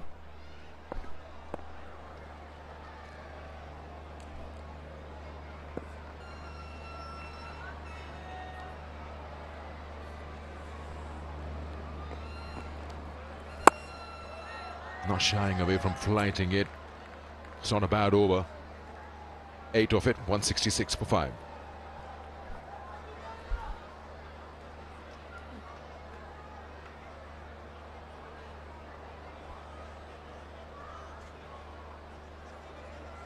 This has been the story of Gwadar Sharks so far. Luke Benkenstein, 74 of 46. What an innings that has been. That was cut short by a run out. Shamil Hussain with 32.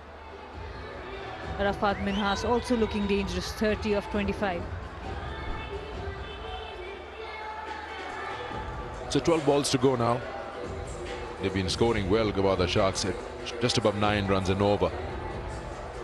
So in 12 deliveries, if they can add double that, 24, that would be a good score. That's bare minimum. You're talking about 12 and over. Got nothing to lose, 5 wickets in hand. At least find a big over somewhere. Yes, with that they can reach up to that 190 mark, and they would want to reach that mark after the start they got. But that's the worst one. Goes to sweeper cover, just a single. Abdullah in his last over, he has been pretty good with the new ball for Mardan Warriors. The seam attack has been quite impressive. Emil Khan, I think the problem with him is only the field setting. He doesn't know exactly which field setting, which ball to bowl. Otherwise, he has been good. Abdullah has been good both with the new ball and with the old ball.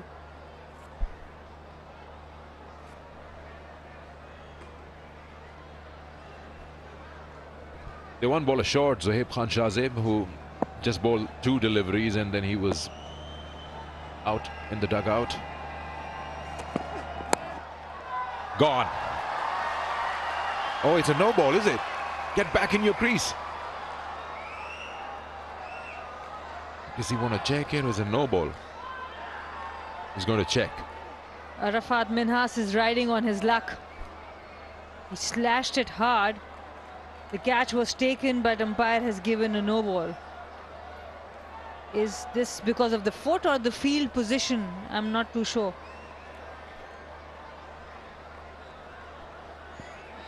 Well, He's taken his decision back. The umpire has taken the decision back, and Arafat Minhas has to walk back. The bowler was all right with the front foot. Not as lucky as we thought for Arafat Minhas. He has to walk back for 30. Gwadar Sharks 167 for 6.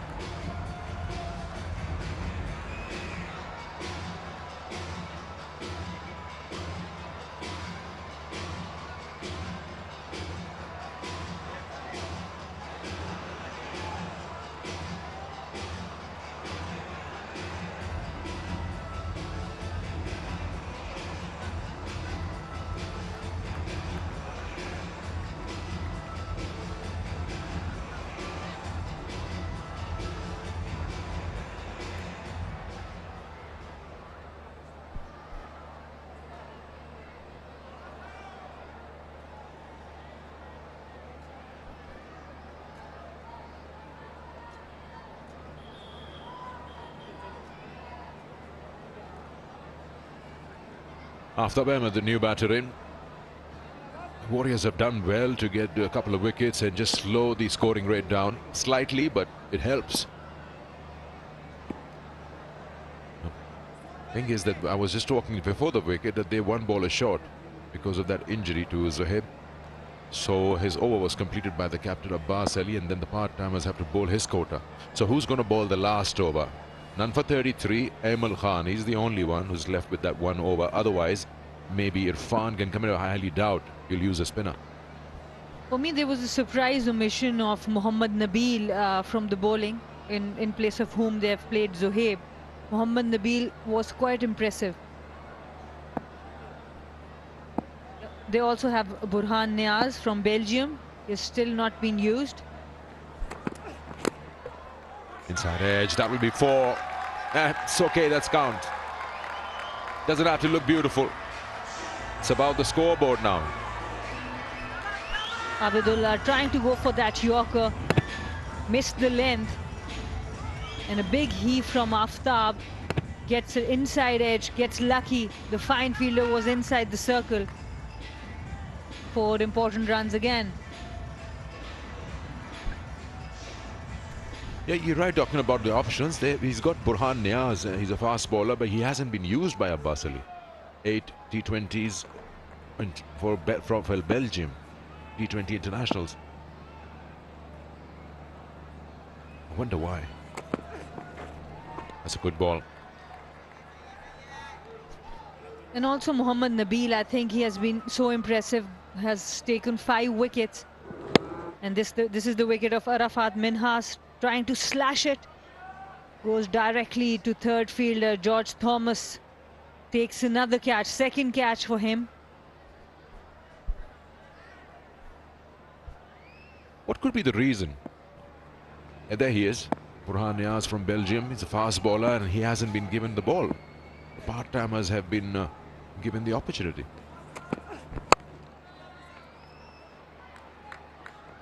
I think you'll have to ask that in the presentation from the captain, whatever the result of the match is. Yeah, I would, but by then the match would be over. I'm thinking about the last over. Someone is going for more than 10 runs and over, and he has to bowl the last over. They have other matches to come. Important questions. Mohammad Nabil, I do think he was bowling pretty well for them, for the Warriors. They are missing him at the moment. The Gwadar Sharks, even while stumbling in the middle, they have still managed 172. Shot. That's a good shot. He's launched that over extra cover. 19 gone, 176 for 6. Haseeb Nazim, just look at that shot. For someone who has come at number 7. Up and over. Such a good contact. It was outside off, up and over. As easy at it as you like.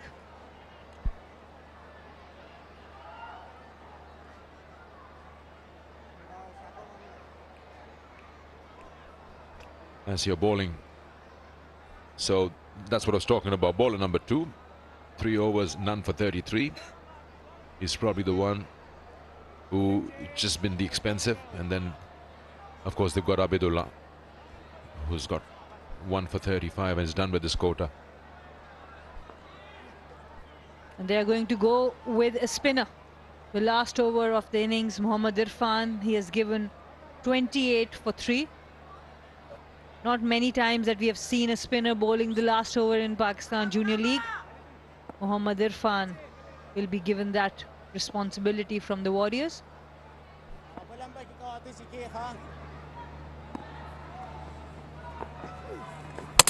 Gone. Just skids through. And the key was the length. It was so short and it didn't bounce. Aftab Ahmed had played the shot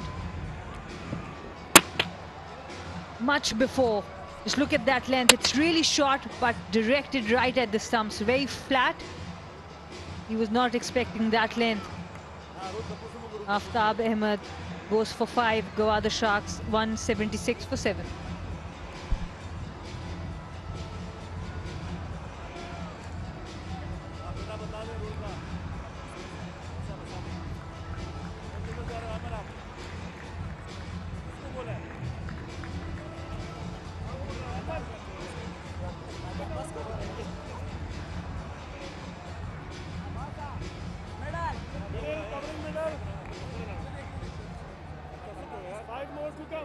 Five balls to go. 5 balls to go in the innings. And 176 for 7. They've managed to score 37 and they lost 4 wickets since over number 15. That should be out. That's got to be out. Yes, it is. It just takes that front pad and just goes right through. Would have hit middle off. And they're going for the review, checking if he has any kind of slug. Mohammad Shoaib. He knows he's out. He's just using the review. The only luck he will have is if our equipment breaks down. That's the only luck. He's been given out on field, and I don't see that ball missing the set of stumps. Unless he's got an inside edge or something, which none of us have seen. Yes, that is middle off. Hits him on the knee row.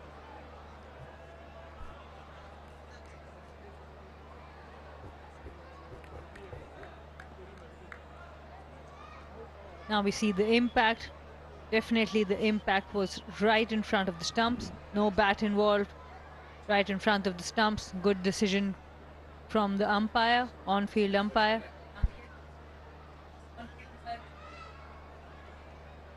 Imran Javed, the umpire, getting it right. Irfan Khan is also giving it out. Mohammad Shoaib goes on the very first delivery he faces. Gwadar Sharks 176 for 8.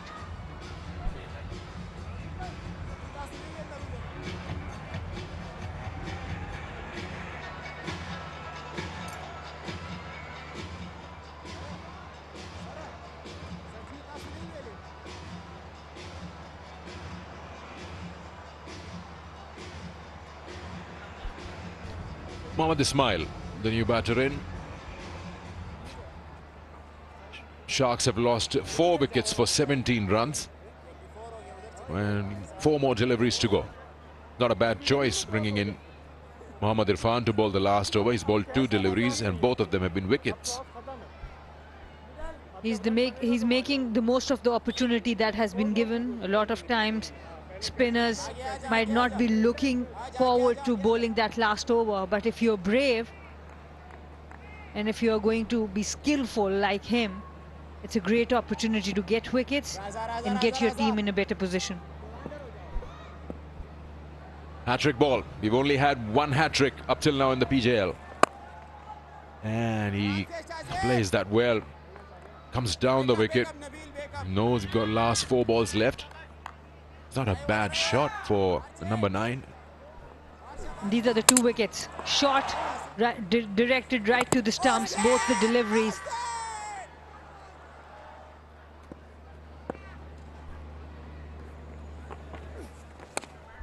Almost had a 3rd wicket in the over. Inside edge, short fine in action. 4 balls gone and just 1 run, 2 wickets. Excellent over so far.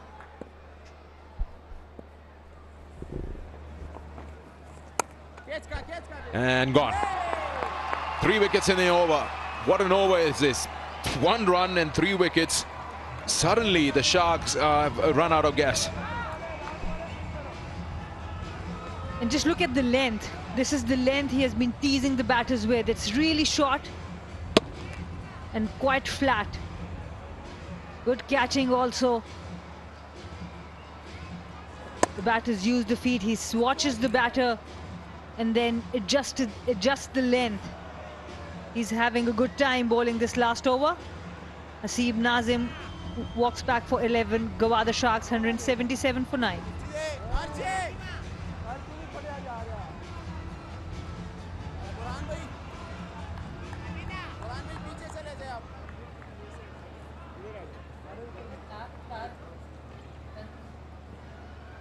ये extra में one more to ball एक ball बाकी एक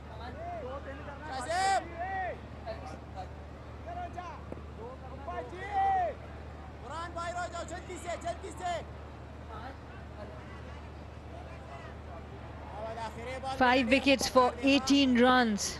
That's what Warriors have taken and the Sharks lost. Last ball is a dot ball, and this over will be remembered. They have taken the momentum away from the Gwadar Sharks. Just 1 run and 3 wickets in that last over. Momin thought that it would be a wide ball, but it isn't. So they've lost 6 wickets for 37 in the last 5 overs. And that's a major comeback from the Warriors, because they, I said, are a very good bowling unit. And they can always fancy their chances of coming back into the game. We were talking about 190s at one point in time, but they've got 177 for 9. They'll still take it any day. And it'll be a good contest, I tell you, to get to that #1 position. He'll be happy. The spinners have done well. And so will be the Sharks. It's pretty much balanced, but I tell you, the momentum has gone to Warriors. Absolutely, I think Warriors will be really happy after the kind of start the Sharks got. Luke Benkenstein, Shamil Hussain, the captain, they both set up the team for a big total. 74 of 46, absolutely brilliant innings, cut short by a run out. Shamil Hussain, 34. Arafat Minhas with 30 and nothing after that. 61 the power play, and then they finished at 177. All right. So look at the bowling here. 3 for 29, 2 for 42. These are the 2 bowlers with the maximum wickets, but the runs have been quite heavy from Lenham. 1 for 35 for Abidullah. And those 3 wickets for Irfan is in the last over. That's the important thing. He was 3 overs, none for 28 before that. Okay, so 178 to get. Let's head down to Roha. Well, I've got with me the biggest shark from that tank, Sir Viv Richards, to speak to him about his experience so far. Sir, it's an absolute pleasure having you as part of the first PJL. How is the experience for you so far? It's been great. Everyone's been special, the fans and even my teammates and folks in the team, Mushi. Oh, everyone's just been spectacular. It's a great place to be at this time, yeah. Now, the Mardan Warriors have got a good bowling attack. You must be very pleased with that total. Well, I believe we did pretty well, especially our last outing. We didn't do too well with the bat, but tonight I think we showed some intent. I still believe that we left a few runs out there, but 178 to get, I still believe that we can compete with that.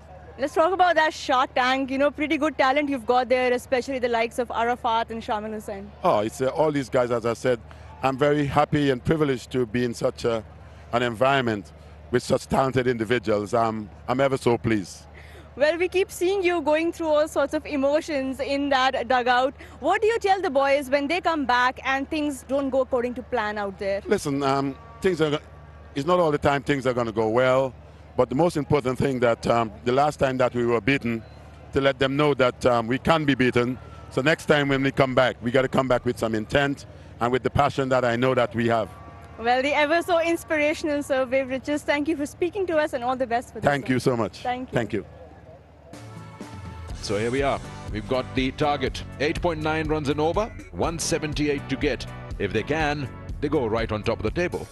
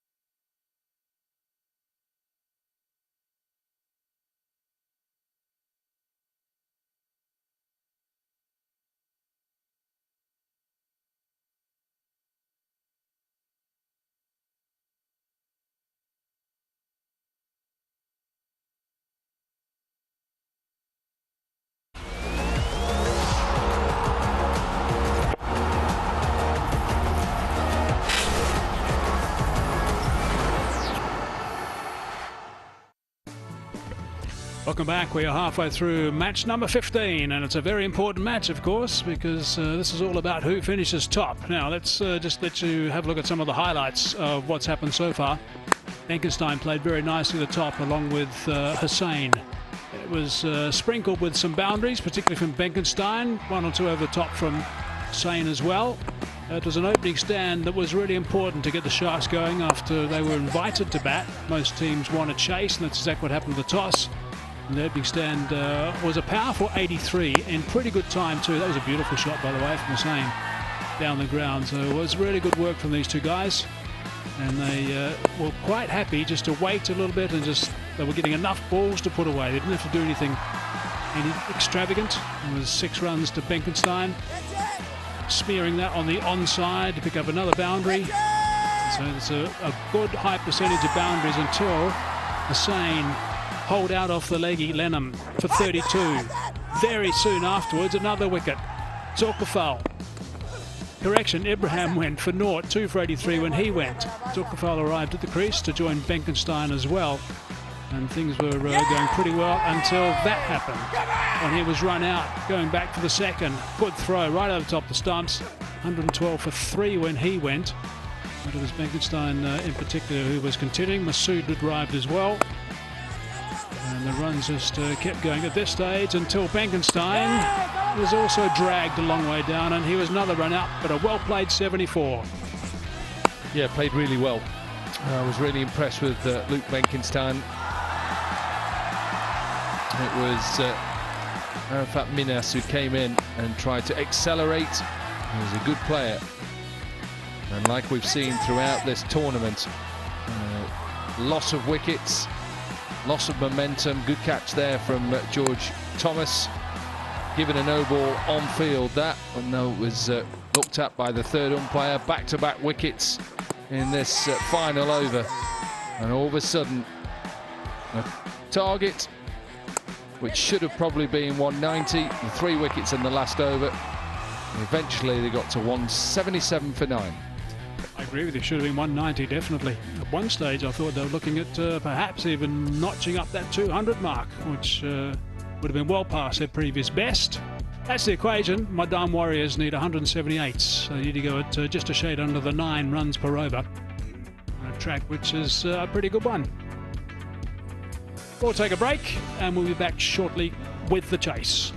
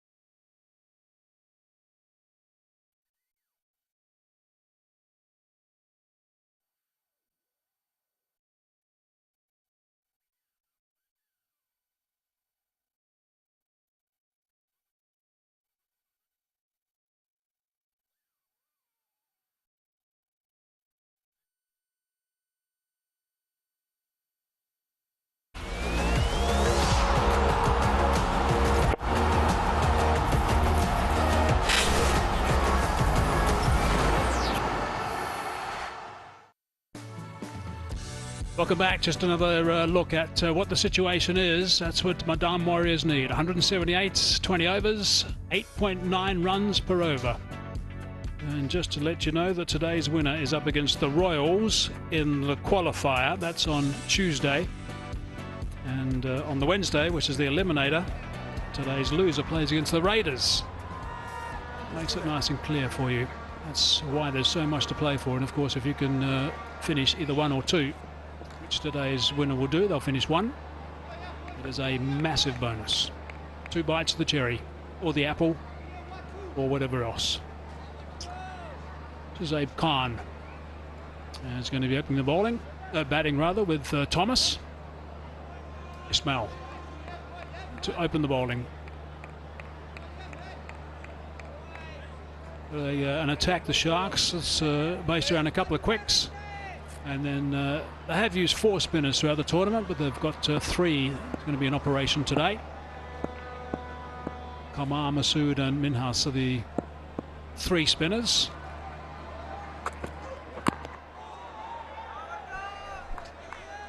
Nice start. A wide slip in place as well. Hasn't got too many wickets, Mohammed Ismail, but what I've liked about him is he's set a tone. He's run in every time I've seen him bowl. He's hit back of a length. He's got a little bit of swing as well. And we know what Thomas will want to do. He'll want to get off, and he'll want a boundary early on in his innings. That's where he starts.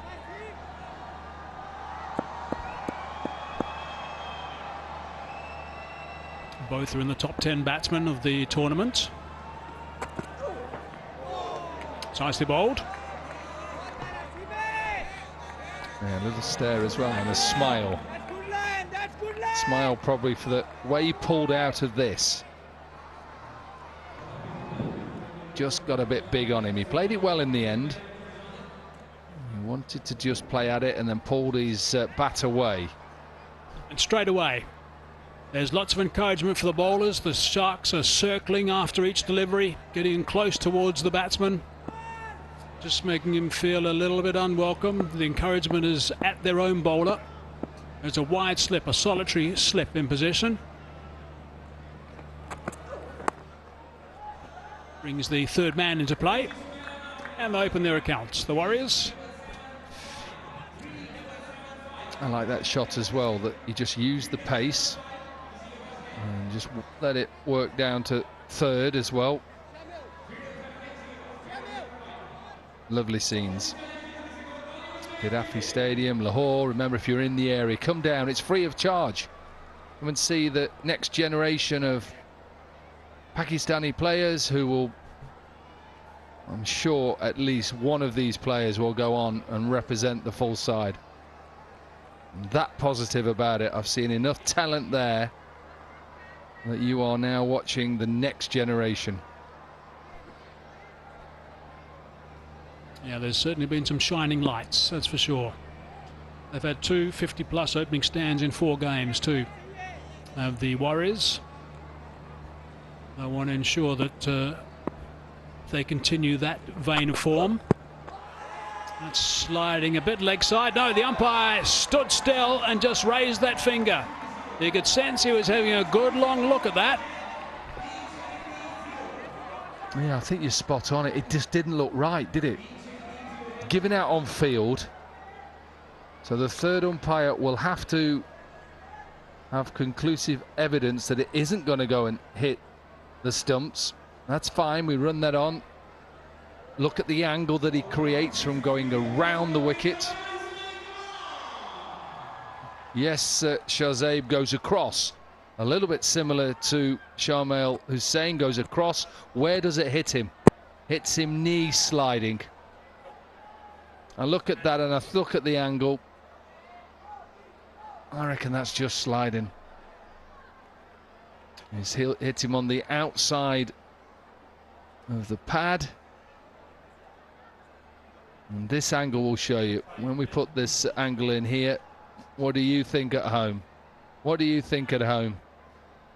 What do you think, Mike Hazeman? Well, I think it's going to flick the bottom of that thigh pad, which is in essence missing leg stump. So this is going to be an interesting call for the umpire. The angle from delivery. He was getting some movement back across the batsman. Was it going too far? And that's what the umpire's thinking about. Up it goes. Finger has been raised.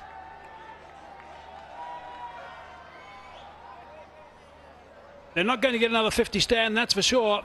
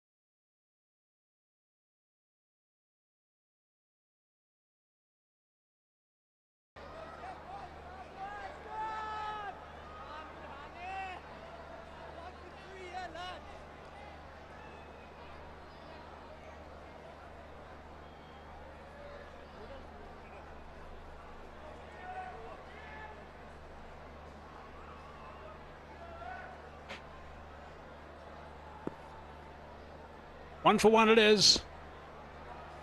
Nyers now facing the music. Thought that was directed, I think, towards him and short.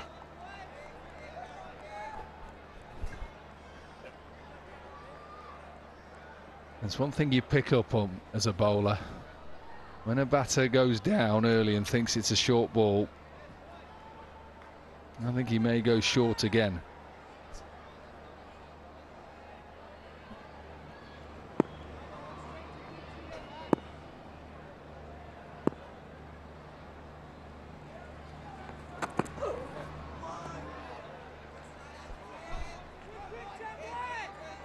End of a good over. Mardan Warriors 1 for 1.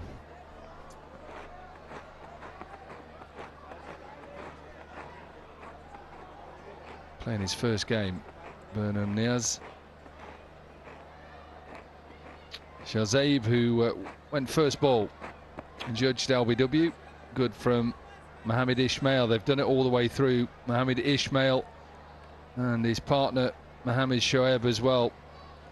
They've run in. They've hit back of a length. They've put all the opening batters under pressure. And remember that they've set 178. The Warriors.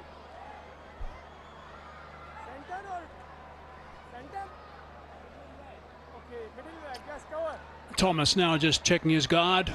So he's the other batting star in this lineup for the Warriors.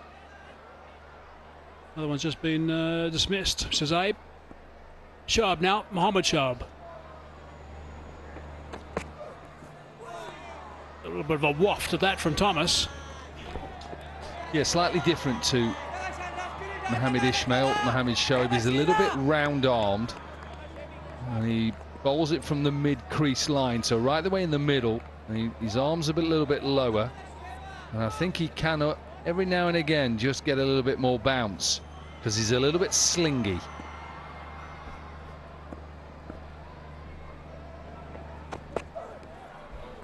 He's going to have to bowl that one again.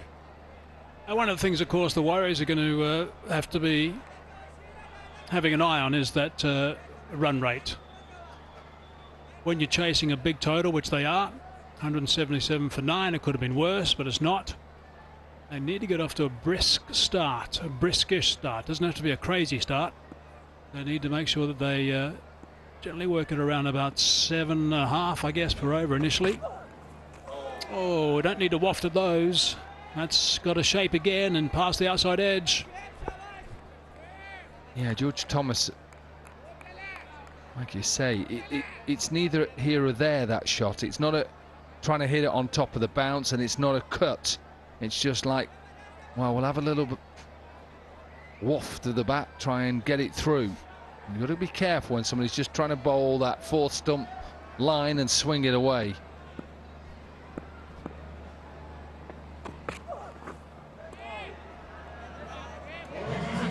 called a wide.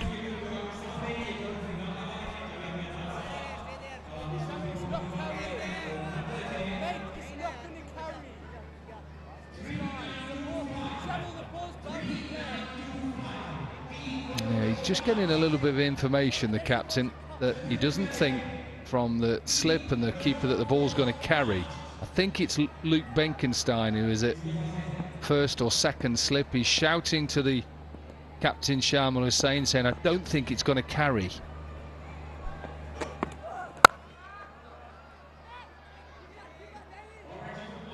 Yeah, you can just tell. You can tell the hustling. You can tell the way that they're running about. Luke Benkenstein, who's running from first slip to... They seem really busy.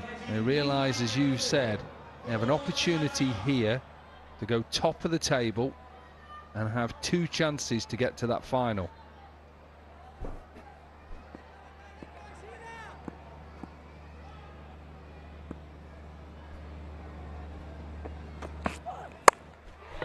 A little bit tighter with the line that time. Again, it's a similar sort of shot.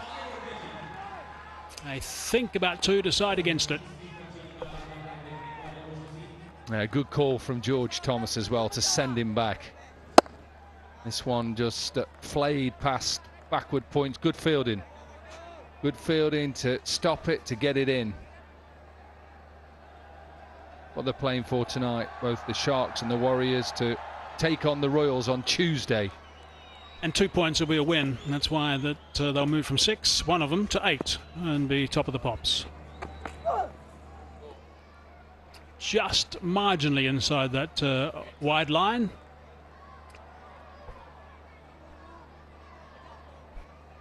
Zic Motor Oil. Unveil the reel, peel the label to win via a lucky draw.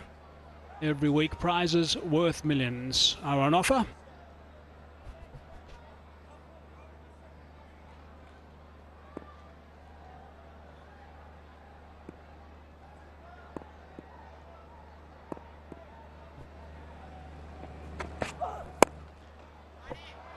That's nicely played. Very good connection. Teasers on. And they settle for 2. That's good fielding. 2 overs gone, 6 for 1.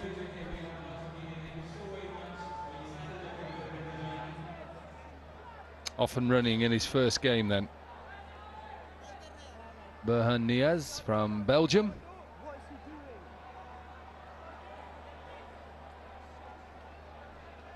There's a good start this from the Sharks as well, defending this total of 177, just 6 runs off the first couple of overs. The wicket of Shazib as well. And that game on Tuesday, we'll see Team 1, whoever that will be. It'll either be the Sharks or the Warriors tonight, take on the Royals. And the winner of that goes direct to the final.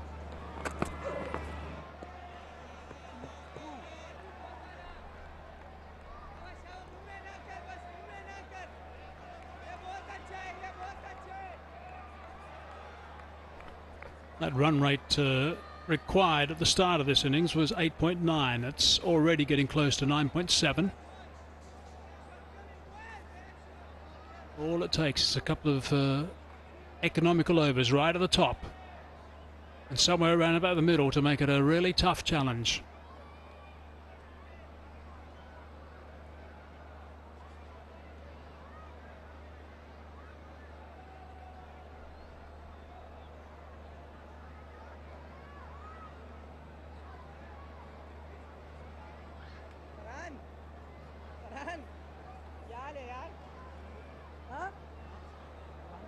I think we'll just introduce you to another sponsor that is involved in the Pakistan Junior League, Kingdom Valley.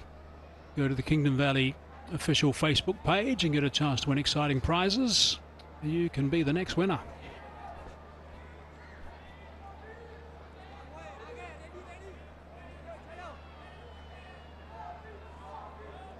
Yeah, you can just see Luke Benkenstein talking to the captain, saying, look, this ball isn't going to carry. Do we need a slip? I think he's been saying it now for a couple of overs, and he's probably spot on because the ball just seems to be dying in the surface. Yeah, and he's not winning though. Captain says no, get back there, Benke. Get back in that slips cordon and just catch whatever comes your way.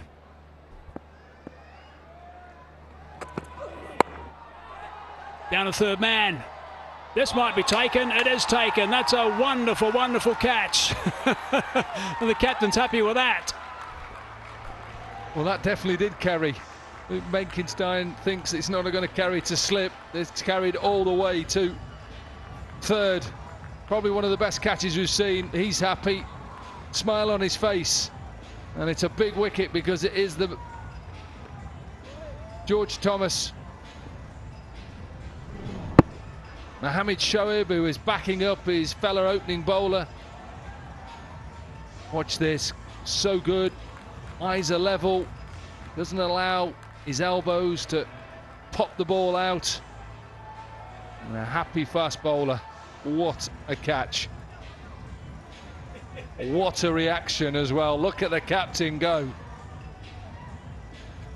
And lose his hat. And look at the master as well. Look at him. Outstanding catch. End of George Thomas. Gone for two. The Warriors 6 for 2.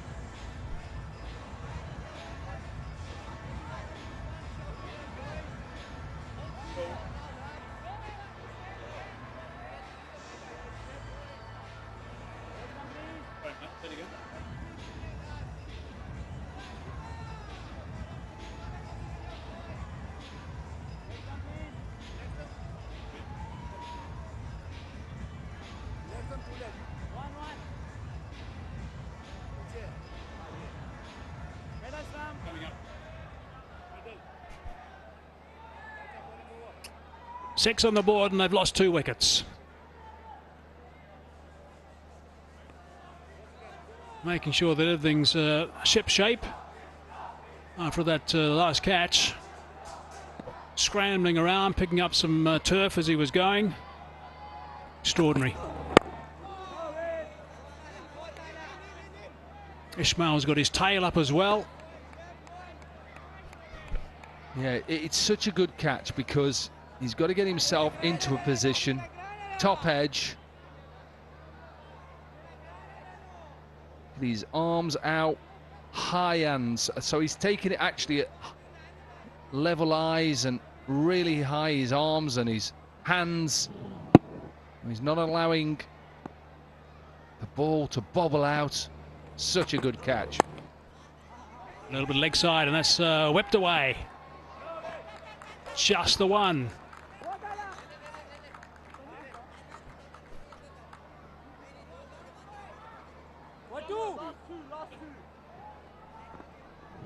Just have a look at this again. We've seen some drop catches and some misfields. No wonder this got Viv off his seat. And the celebration and the delight from the captain and his fellow players and his fellow opening bowler.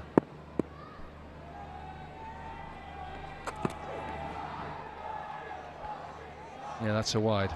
A little bit of swing. Luke Benkenstein has got now his wish, no slip.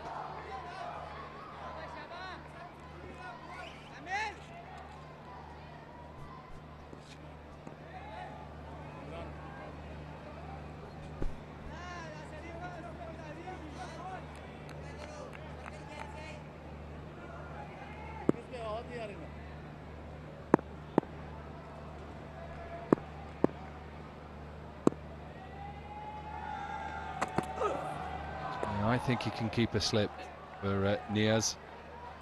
I think he's wafting his bat. All need one of these. Decode is the official smartphone partner of the PJL 2022. Visit Decode social media pages and get to win some fabulous prizes. What figures he's got at the moment, Mohamed Ismail, coming towards the end of his second over. 2 for 3 he has at the moment.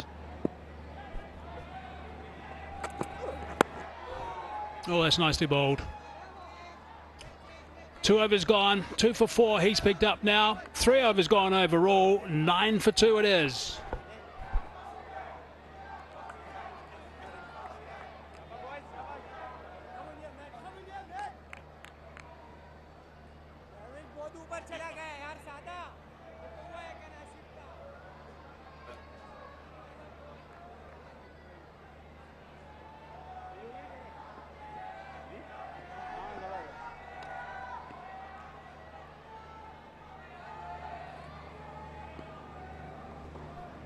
It's a good little split. The Sharks 28 for none at this stage. The Warriors 9 for 2.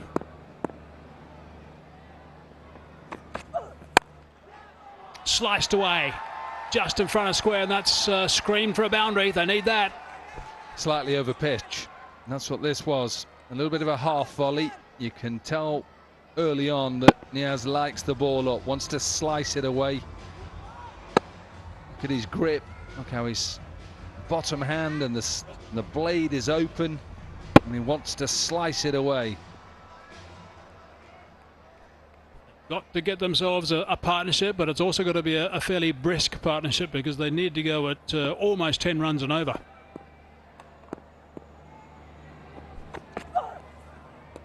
Reaching for that exercise for the umpire. Wide called. Yeah, just gone a little bit too wide in his first couple of overs.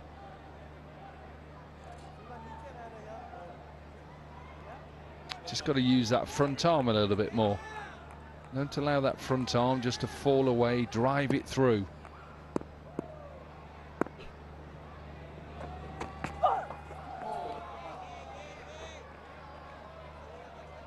A bit more behind that one. Yeah, that's what I like about Mohamed Shoaib. He's just got this ability just to bowl a quick delivery. Look, cross seam. Maybe that's why it's flown through. He can use that left arm a little bit better. Can drive it through. And when I say drive it through, his left elbow has to hit his left hip and then drive through. And that's where you'll get the pace as well.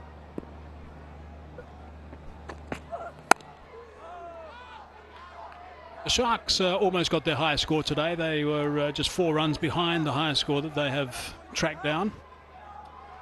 The Warriors' highest score is 147 for 5. And that was in a chasing cause.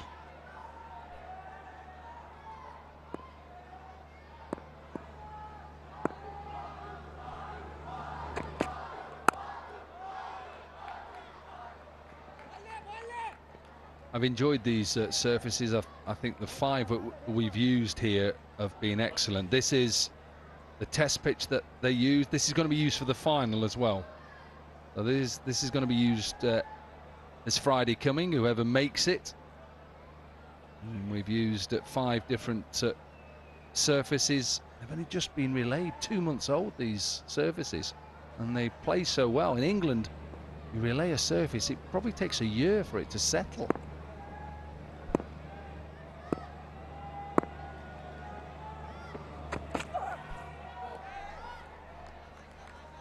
Line was a bit tighter that time.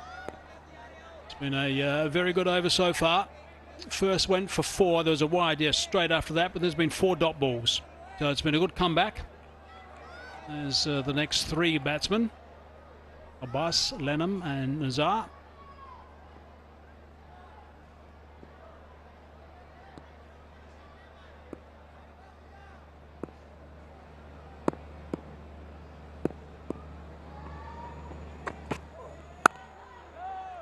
Change down in pace. And a good ball to finish the over. 5 only, 14 for 2.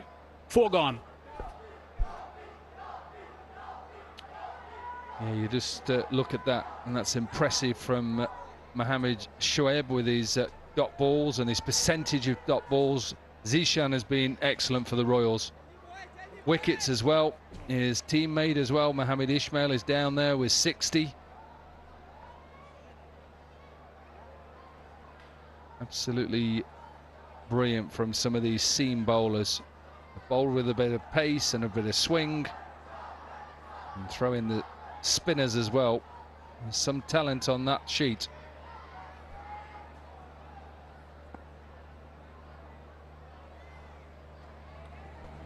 Ismail again. Finds the edge. Very quickly down a 3rd man though.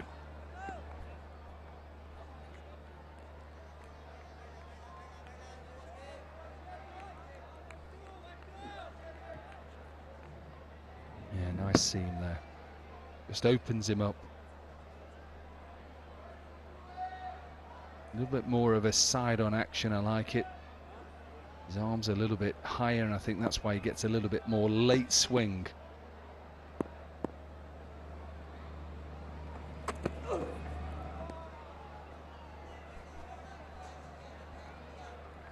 Yeah, you just a little bit different action to his mate at the other end. You can just see nice approach.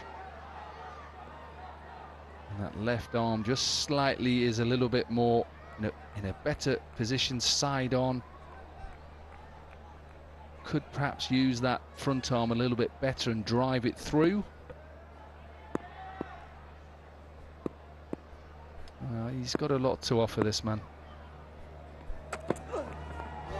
And that is the perfect shape. A little bit tighter with his line, starting just a little bit outside the line of off stump. Therefore, you've got to look to play it, and then it moves away considerably. Yeah, slight angle on his run up. It's a lovely seam. Absolutely beautiful. Wrist behind it, late swing.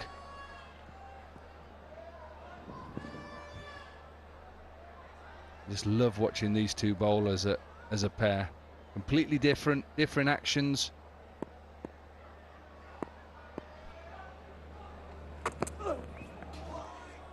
And another one, almost an action replay.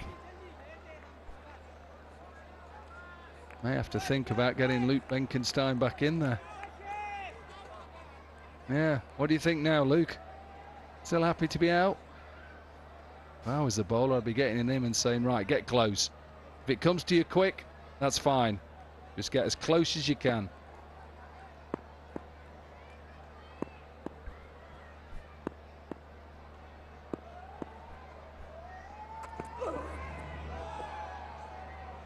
Change of length, looking to ramp it over the top. Made no connection, so another dot ball, just one from this over so far. One ball left to complete the fifth. In the meantime, it's going to remind you about Osaka Battery Tonic. They will give a reward of 10,000 rupees for every shot that hits the Osaka Battery Tonic board.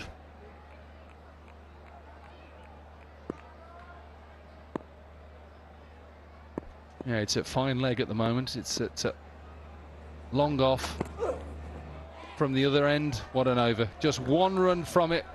5 overs done, 15 for 2.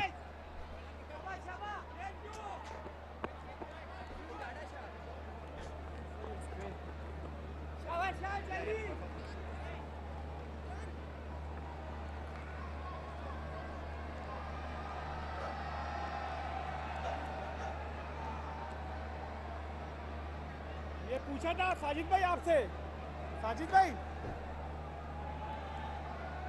Hello hello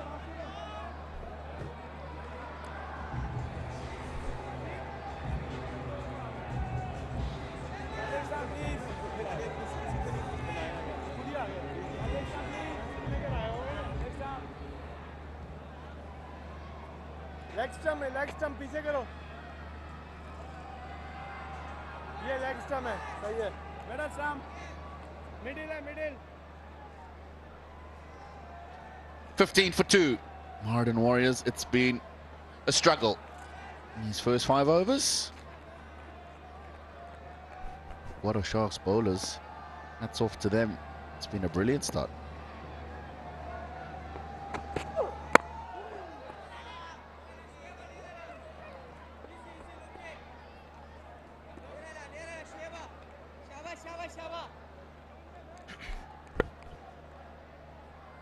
It's exactly the kind of start that probably Warriors didn't want. Well, not probably, actually. They just wouldn't want. No team would want that. Going at 2.9 runs and over.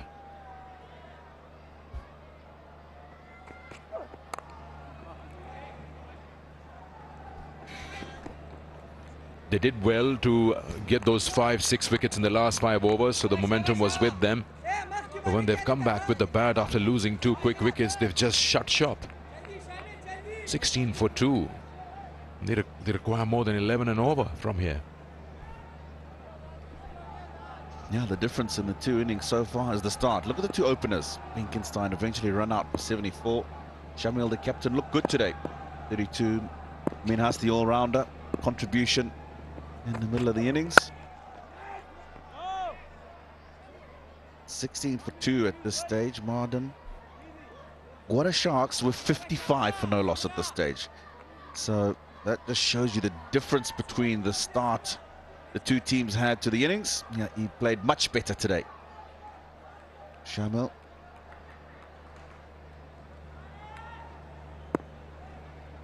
Yeah, they did get all of those wickets. The problem was the top order had already done the damage.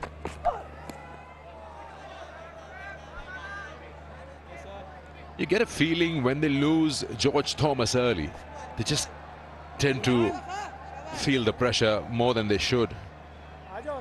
Been dependent on his starts, fair enough. That's not the end of the game.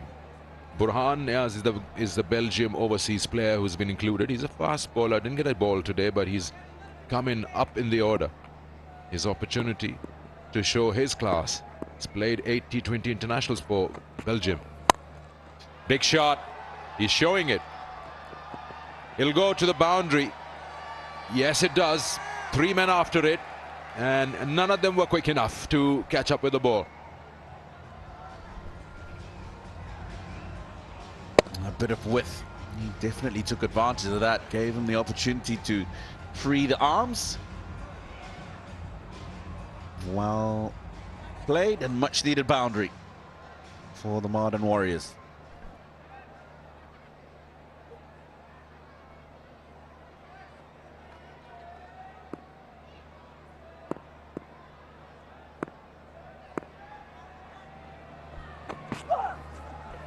Good bounce, good carry. End of the power play, 20 for 2.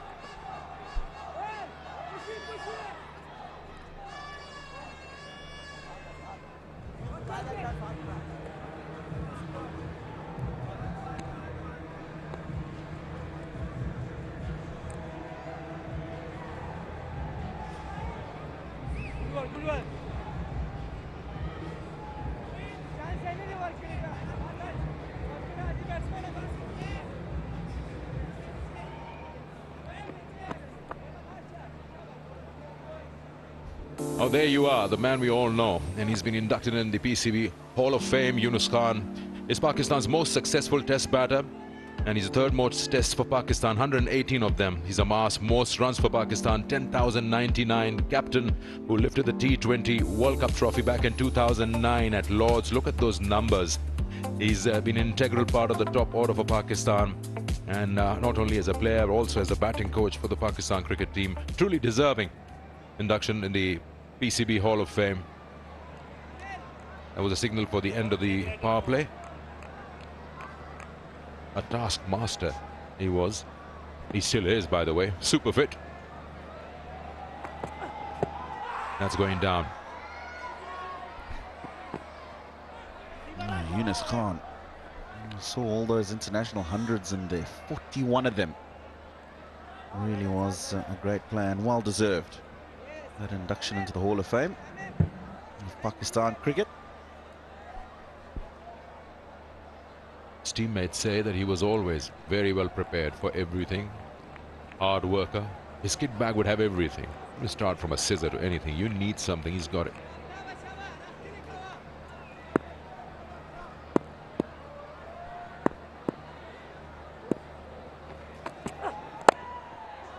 Slightly uppish, but safe.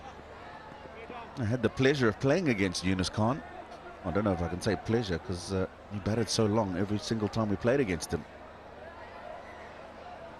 Dropped him in a test match in Harare when he was on 60 odd. He went on and got 200 not out, and that won them the test match. But such a wonderful guy off the field as well. Wealth of experience. Yeah, because you dropped him, he's got 6 double centuries. Oh, not 5. and 1 triple century as well. Come back for the second there. I also had the opportunity to actually host the induction of Waqar Younis. I remember it was this ground itself in front of the Waqar Younis enclosure, with his mom there, his wife, his son. It was a big moment. Also the CEO, Sir Faisal Hasnain. You know him. That's a good ball. That's a very good ball. Nothing the batter can do about it. He's done well to keep it away from the stumps. Yeah, Faisal Hasnain. I do know him, CEO of the Pakistan Cricket Board. I know a few influential people in Pakistan, I think, Sikandar. One sitting right next to me.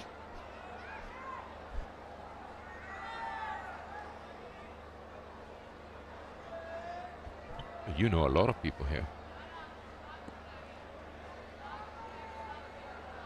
You even know the head groundsman.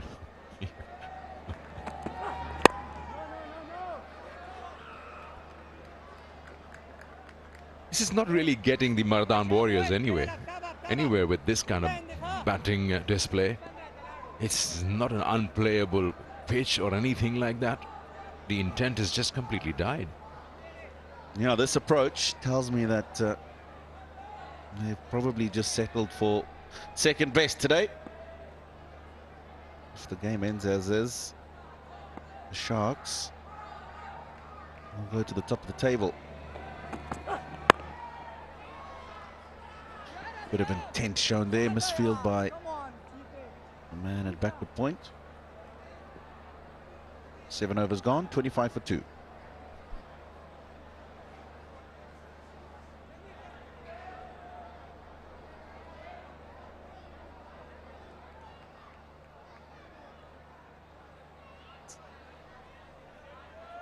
Now a look at that worm. Is nowhere close to the blue one. It's actually going horizontal. There's no climb on it. Required run rate is now 11.7.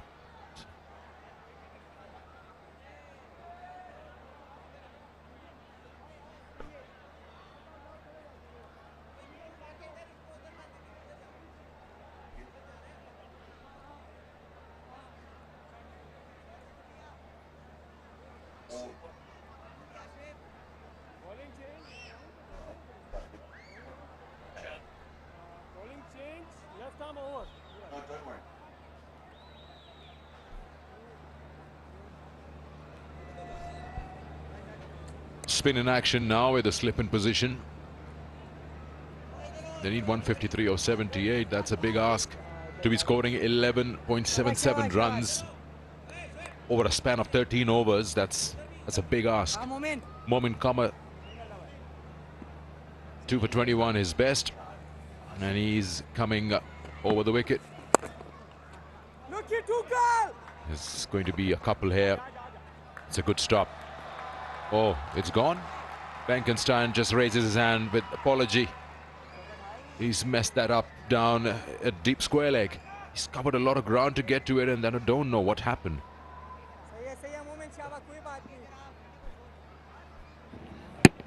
Yeah, he got himself there. He had a long way to run to get there.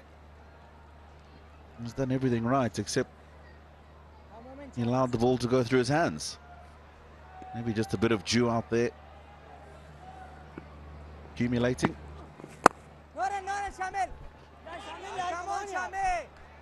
Sikandar, you mentioned something about the Warriors batting lineup and the fact that when they see the end of the opening batsman George Thomas, they just seem to just falter away and feel as if they can't do anything substantial with the bat. I've seen that happen a couple of times, but I also just want to talk on him, George Thomas. Just the fact that I think he needs to realize how important a role he plays in this team, and that when he does well, the team does well. I know he's a big hitter, I know he strikes some big balls, but sometimes just curb that natural instinct so that you bat for a bit longer and get the team into a good position.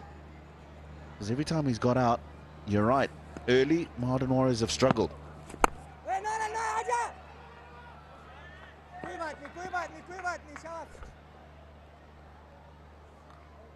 Yeah, it's just a fair and square thing that cricket is a team sport. You cannot rely on just one batter or one particular bowler. Yes, his inclusion, his or her inclusion in a team is very important because they bring a lot on the table, to the table. It's in the air, but over the fielders at backward point. Couple of runs here.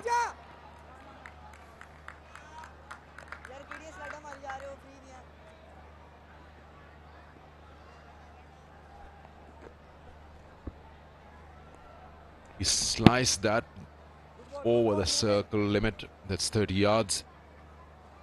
And then he's done well to catch up onto it because the ball just races away. No, he certainly is one who's not afraid to swing that willow.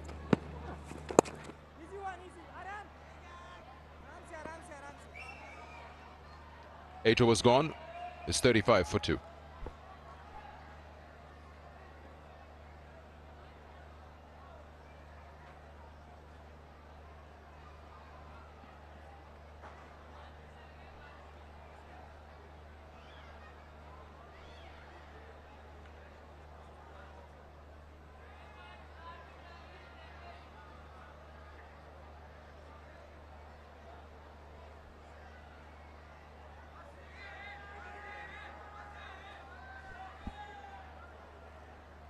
Tough going for the Mardan Warriors. 35 for 2. This stage, the Gwadar Sharks, in comparison, were 78 for no loss. I just wonder what's going through the mind of Abdul Rahman, the coach, and Shahid Afridi, the team mentor. Run rate's already up at 12. With 12 overs to go, that's a huge ask. I'm quite sure he's not impressed at all with this display. The man who always believes, no matter what the situation, show intent, take the fight back to the opposition.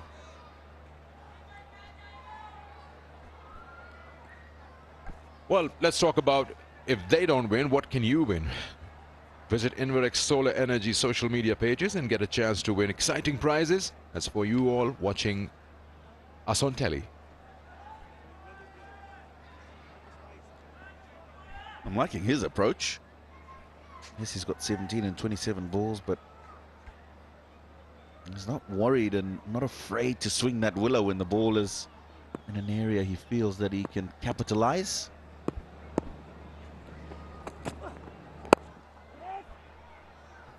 Nice loopy slow ball. And they come back for the second. Done well. Shout, call is all been good. Putting pressure on the fielder there.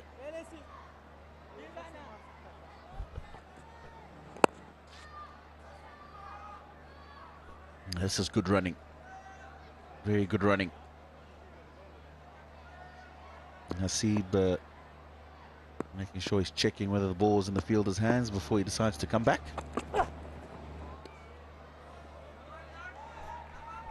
Good call. Wasn't a wide. He's ducked. So not for the height. Height doesn't count.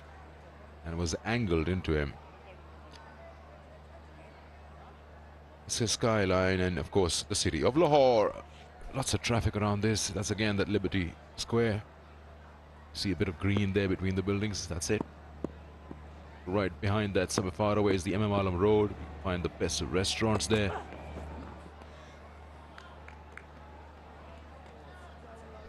It's missed out again. A couple of balls outside the O-stump that he hasn't put back to ball. Niels.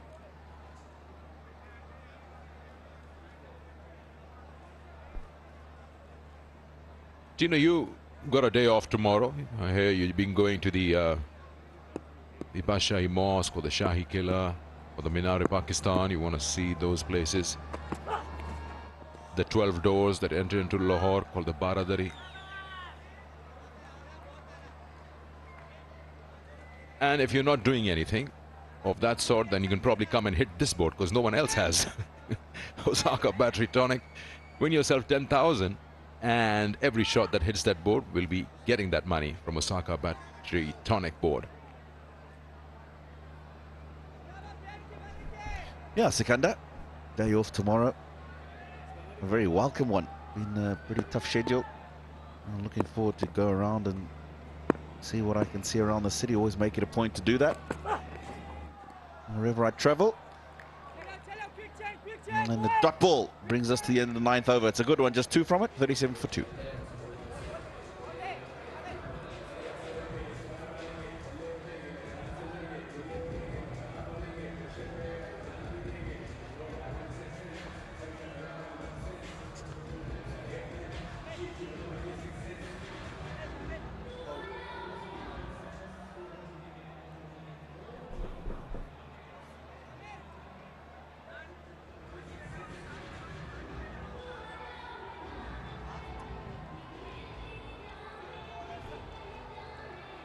bowling's been good because the score is not just coming up on the board.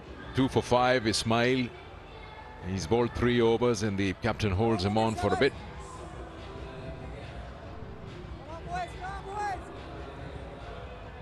Got to get close to the score required. That's 178. This way is just slipping away. 141 still needed in 66 deliveries. Down the wicket and just for a single. So yeah, coming back to that question which I was going to ask you and which you actually asked me as well. It's very difficult to figure out what a team is thinking in this point in time. A situation like this when you know it's 140 or 65 required is almost 13 and over. So what are you doing? Looking to just play 20 overs? Get some batting practice before the playoffs and you're happy to give away that 1-2 position that helps you get into the final straight away? In the air. Put him down. Opportunity presented by Niaz. Gets away with it. You know, Sikandar, you see the difference between tonight's game and last night's is the fact that they're in the top 4 already.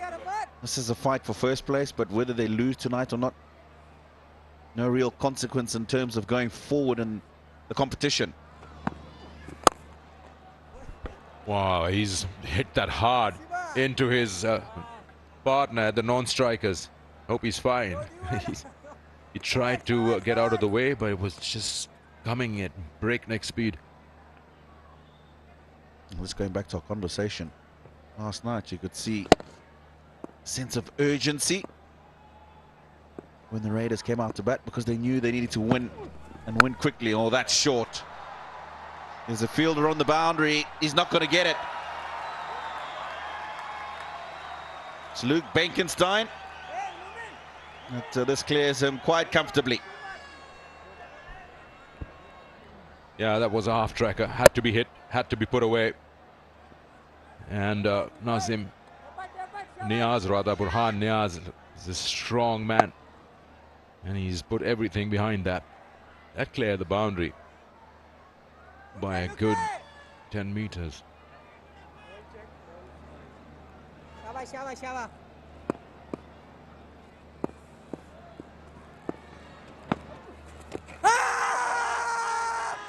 He's just down, pitching outside.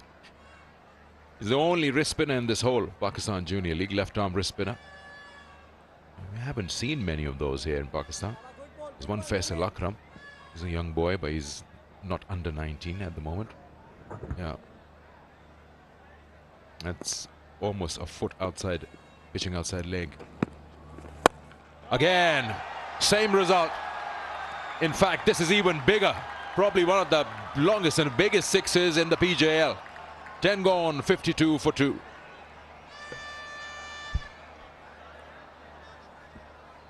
Yeah, that Osaka tonic board, Sikandar, might be getting a bit interesting. This is a good hit. Kept his eye on the ball, very still. Clears long on with ease. Now, good finish to that over, and that's a very good over. 15 from it.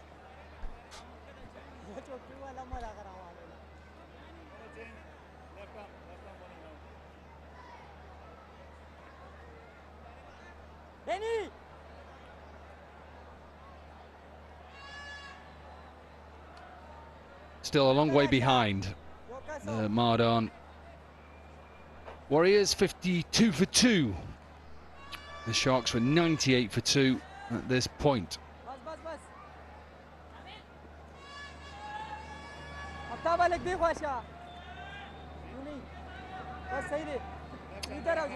Arafat Minasan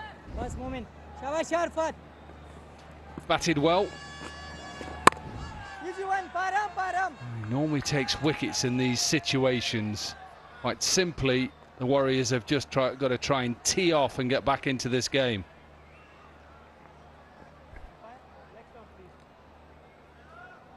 Burhan Niaz, he has to press on the accelerator now. He has faced 36 deliveries for just 32. Well, he goes straight. And once again, he goes long enough. All of a sudden now, Niaz has decided, forget ones and twos, do it in sixes. And it was quite a short delivery. With the horizontal bat, he played it really well. Created a lot of power. And the area he chose was really good, straight down the ground. Yeah, they're just drying the ball. Maybe that's why he just dragged it down. Seems like there's a bit more dew tonight. Yes, keep going. Yeah, now he's in. Just remember how the great Chris Gale would do it. Have a look, leave it till as late as possible, and then win the game. Brilliant, even better this time. It was full. Great swing of the bat. Just look at that. And it's so good to see Hasib and Burhan now having that communication, that understanding in the middle. Russia.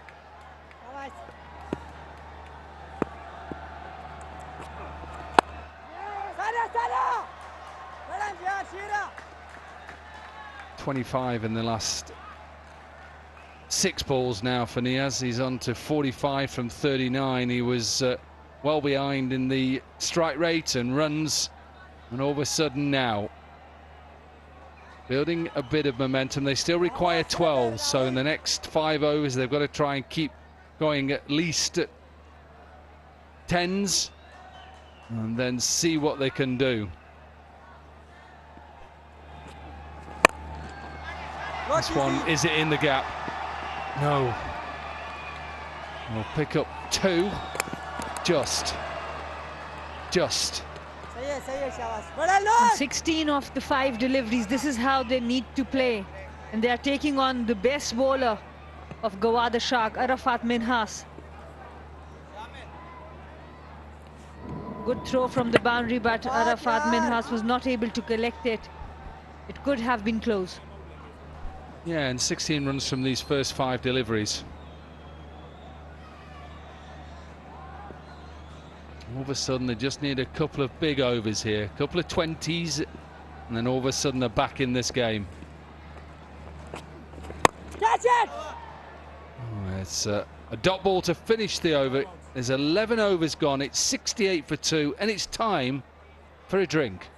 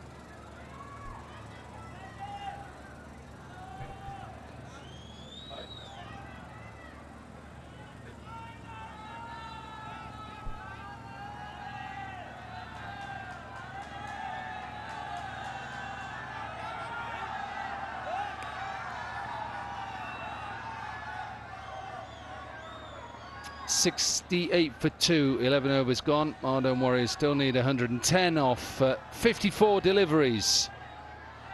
And a couple of legends in Javid Miandad and Viv Richards. That's brilliant. That's totally brilliant. They are getting the lucky winner's name out of the box. People are winning bikes as prizes, getaways.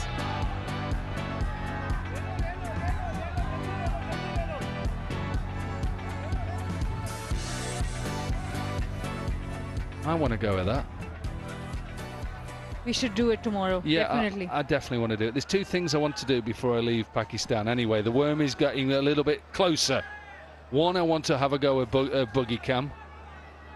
Every time I go up to Buggy Cam, he just hides the remote control. I want to go off it. It's simple. It's not hard. It's just left and right, forward and back. Absolutely. Look at it. Yeah, you keep looking this way. Come on, look at me. Maybe you can do. You can.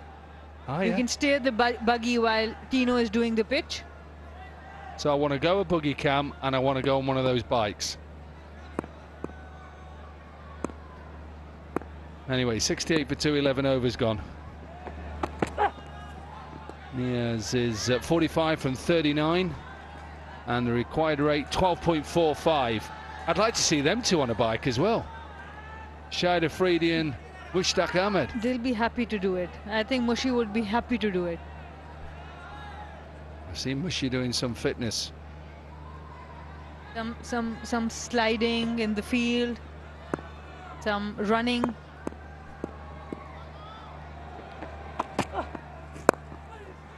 Nice slower delivery. They've got to try and push for 2. Yeah, they'll get it. Another misfield. A couple of good overs there for the Warriors. Both the leg spinners exchanging notes. Them two bowled a couple of good overs, didn't they, in their career? Look at them. 2 leg spinners. Yeah, I used to hit you out the ground, didn't I, Mushi? That's what he's saying. Oh, that could be close, you know. That could be close, yeah, I thought so.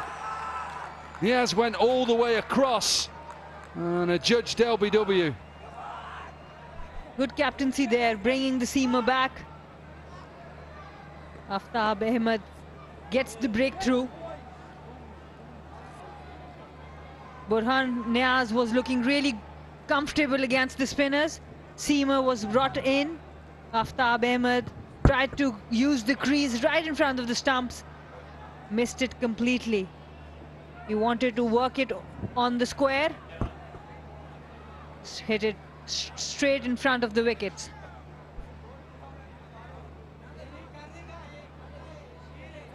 Burhan Niaz gone for 47, Mardan 70 for 3.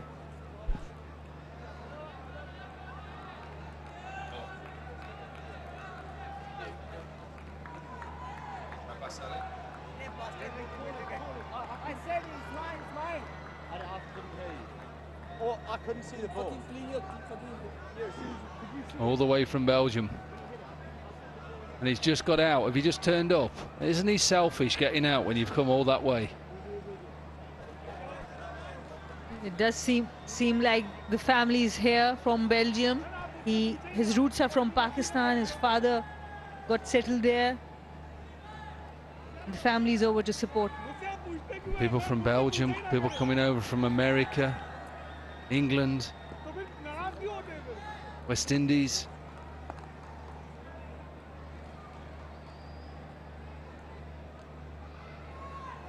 Abbas Ali, the captain, in at number 5. A big task for him. Required run rate now 12.71 as he walks in. Lovely view that, just to have a look through stump cam and watch the bowler running in at you.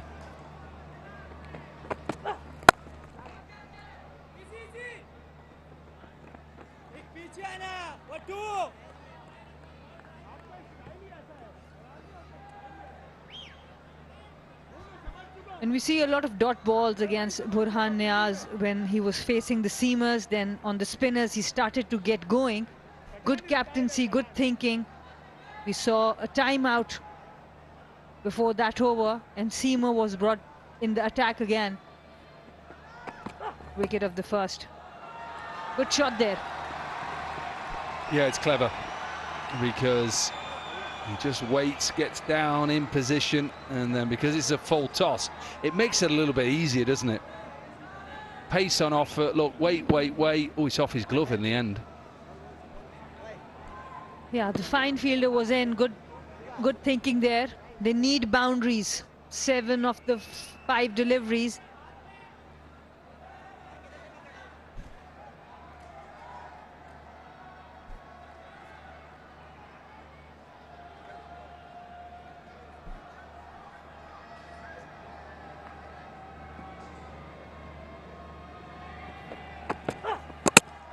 Oh, brilliant.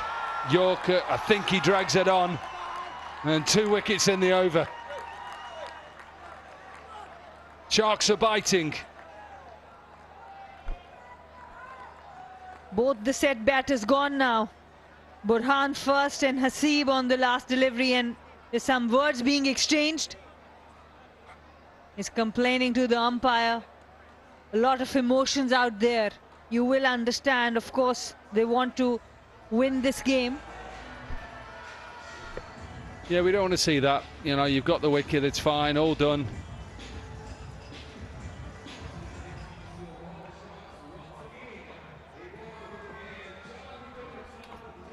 Full delivery, he's just dragged back onto his stumps. But it's the length that does him. Yeah, delight for Aftab.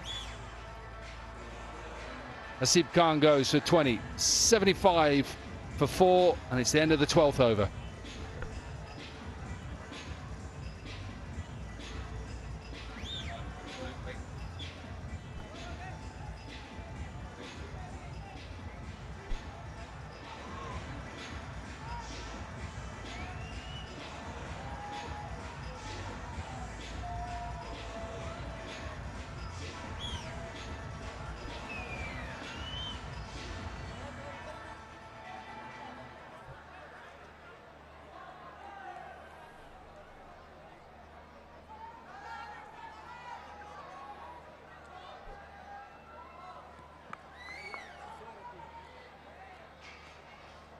Something is said. Something is said to the batter here. I think it is, yeah. I don't know whether it's Luke Benkenstein, but something is said. I don't know who it is. It's the captain or something. We don't want to see that. Look, that's good. I like that as well. Take him away. Don't worry about it. It is. It's the captain. It's the captain. It should be the other way around. The captain should be calming the players down. You need to stay calm. Your team is doing well. Stay calm. Control your emotions. Yeah, and don't elbow your own teammate as well. He's trying to help you.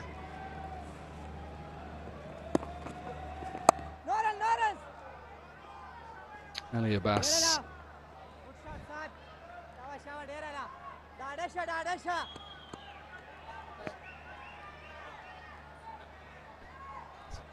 Saad Masood, the bowler now. He's been introduced in the attack.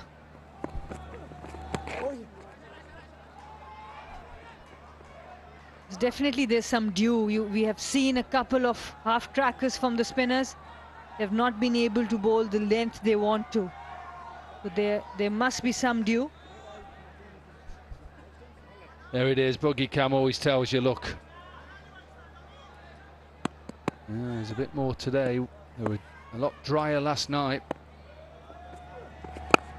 Easy one, easy one.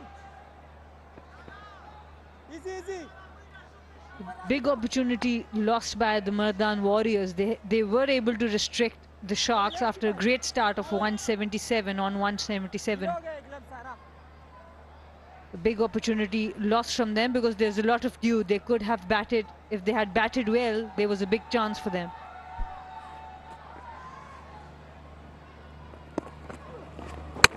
Bowled. It's brilliant now from the Sharks. Warriors have no answers at the moment.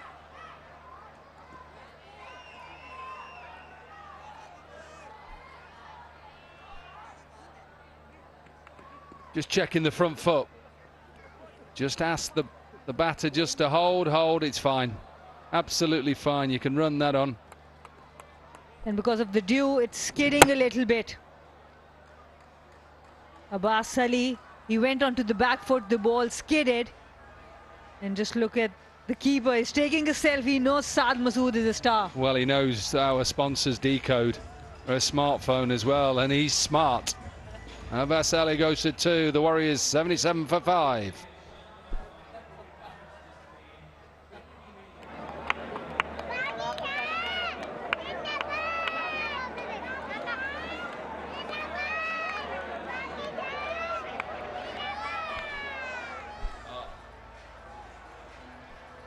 That's one thing you didn't do to either of them two. Went back to him at any stage. Mushy would bowl you a little googly and you'd go back and thanks.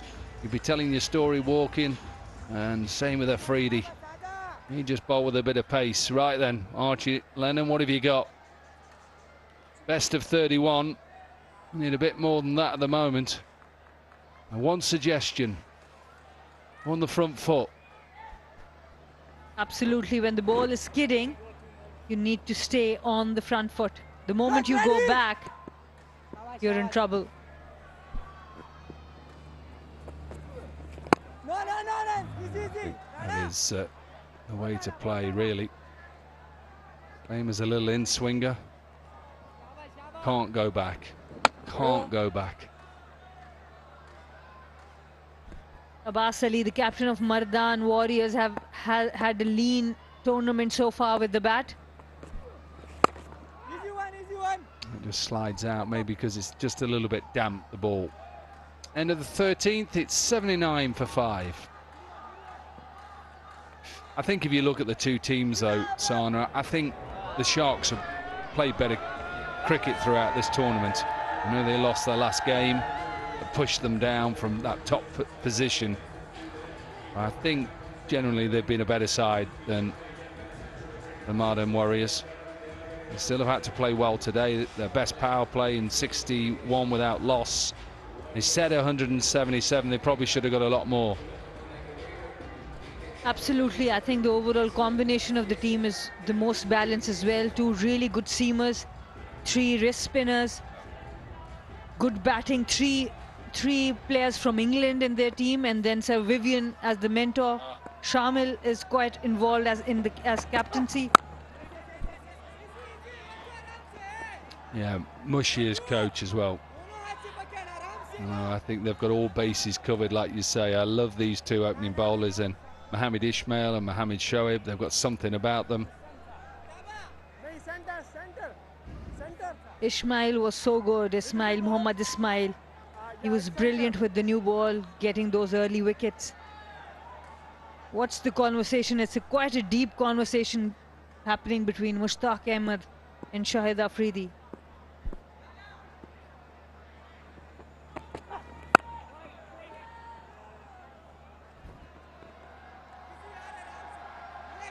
What do you think they're talking about? Well, yeah, well, you know that it'll be a passionate conversation about cricket and about the bowlers. You can see how well the Sharks have bowled there with the 2 seamers at the top there, 3 seamers, 2 for 15 with Aftab at the moment. Look at Mohammed Ismail's figures: 3 overs, 2 for 5, 14 dot deliveries. Oh, that's a good slower ball as well. That's played well as well. Dawood Nazar, the wicket keeper. Momin Kamar, the fielder there. It was a slow delivery. Waited till the end. He kept himself low and he reached with a very low head position. That was the key, that he was able to connect it.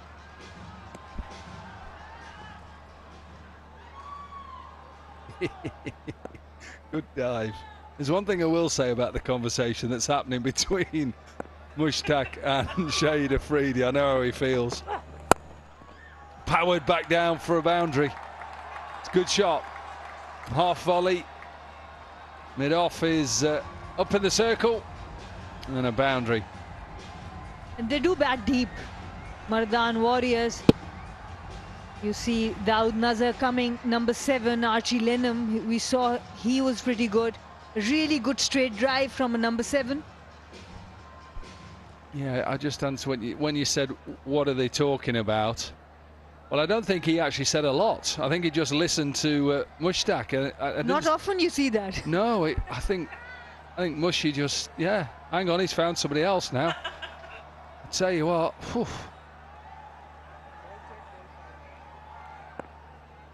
Maybe he was talking to that fielder. He wanted to have a little kip on the cushioning. It's not very often when you see Shahid Afridi listening so keenly, not speaking. Oh yeah. Oh, he's found someone else now. Good luck, mate. But it's from the other team. Yeah, I think he's probably just talking about what went on in the field, really, and Mushy's probably just calming it down. Look, just calm down. Let's just put it to one side. There's bigger and better things. We'll have a chat with him a bit later.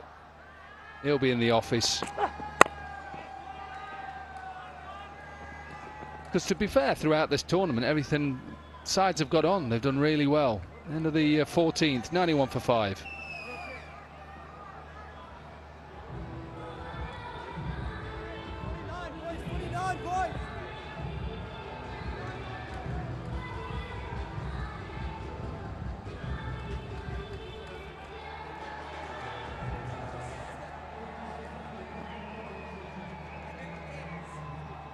That has been the story. George Thomas wicket got early, and that's the reason why Mardan Warriors never got onto the way.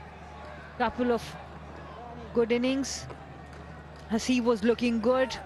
Burhan was too slow in this chase. So 91 for 5, and now it's up to Daud Nazar and Archie Lenham.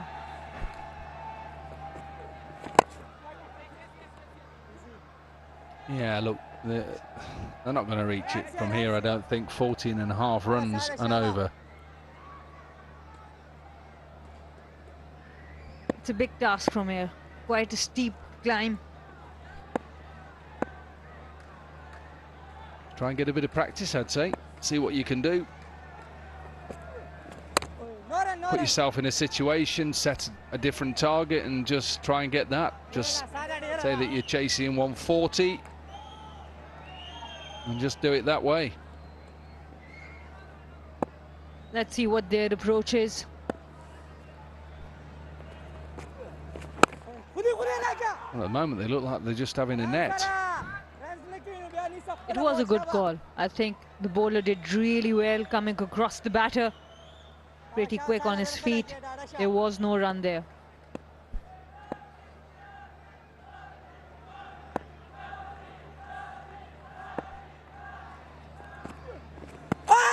Oh, this is close as well.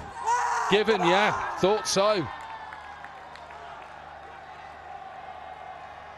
The review's been taken straight away. I do think that it might be going down the leg side, but we'll have to wait and watch. Oh, I think this is close. I think once it's been given out on field, that's fine, the front foot. Unless he's got a little inside edge on it, which I don't think he has. Where does it pitch? Pitch is in line. Which leg does it hit, front foot or back leg? Misses the bat. Back leg. Thank you very much. Going on to smash into leg stump. So a good decision, I think, on field. This will tell us more. Pitch is in line.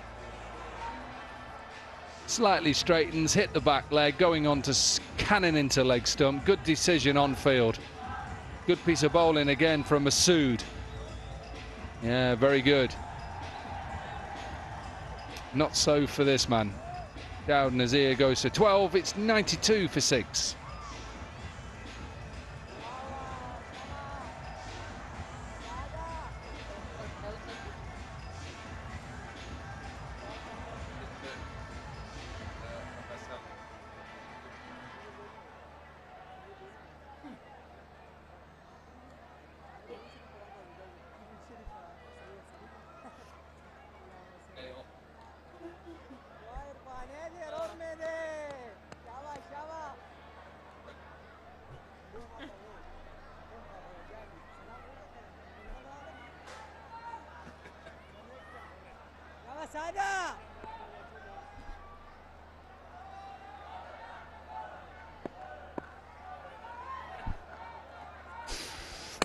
Oh, wicket again. Mohamed Irfan. He goes first ball, and guess what? We're on another hat-trick, the third of the game. Decoder in the house again. The Sharks are really enjoying this contest. Excellent bowling again by Saad Masood. That googly back of the hand, it skids. There is dew, it's skidding, and the moment you go onto the back foot, this will be the result. This time Mohammad Irfan, and the keeper making sure he makes Saad feel like a star. Mohammad Irfan faces one delivery, gone for naught. Mardan Warriors 92 for 7.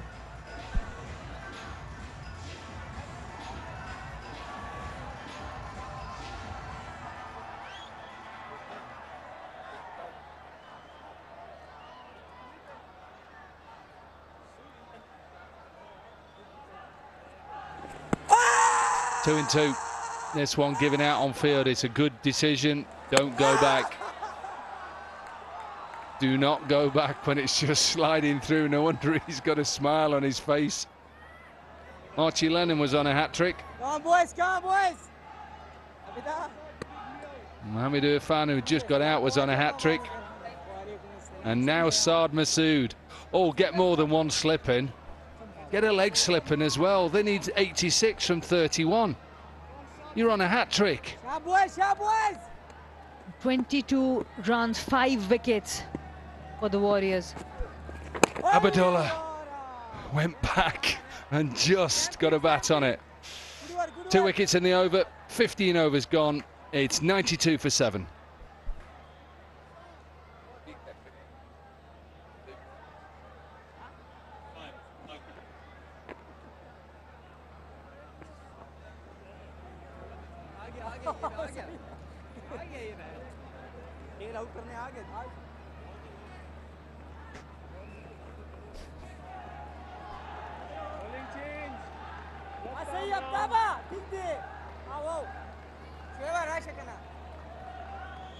Quick look back at the match summary.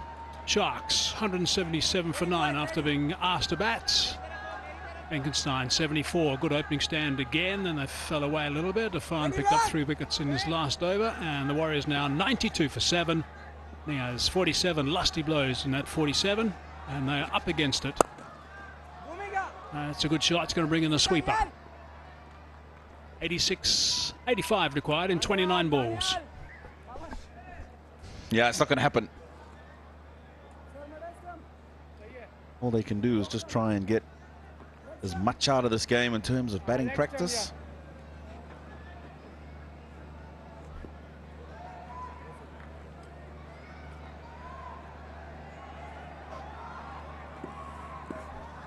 Lost their last 5 wickets for 22. Another little hiccup in the middle order there.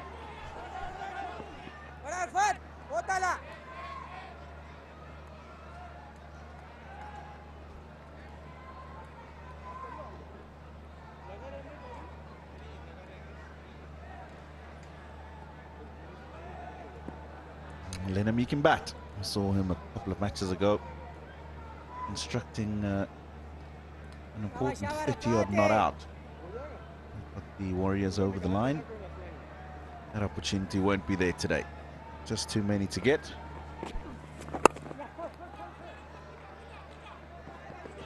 Looking for 2. Touch and turn and come back, and they should be okay. Oh, the bat actually plugged, but it just went over the line. That was quite interesting. He just went over the line, that's all. I think he's okay. As he was diving, watch the bat. Just made it. Providing the bat was in his hand. Oh, it's in the hand there.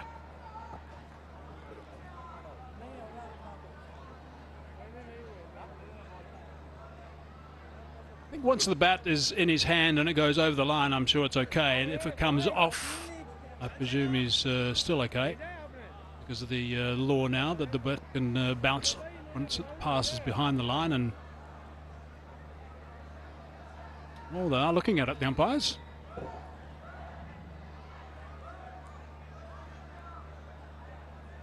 I think he had the hands on the bat as it went over the line, I think.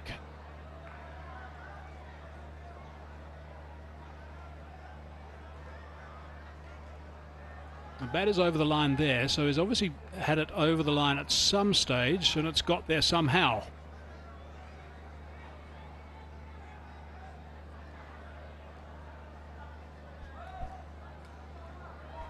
It's going to be very difficult to give this out.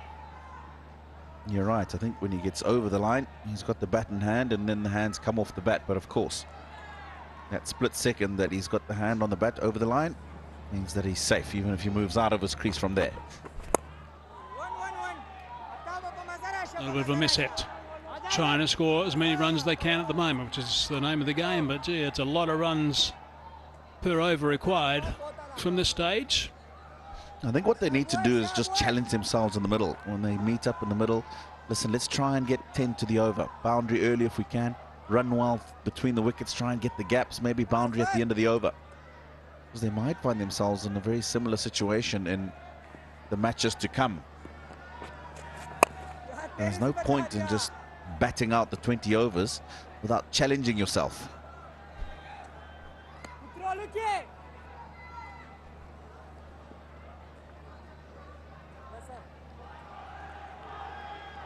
One ball left in this over number 16. 6 from it so far.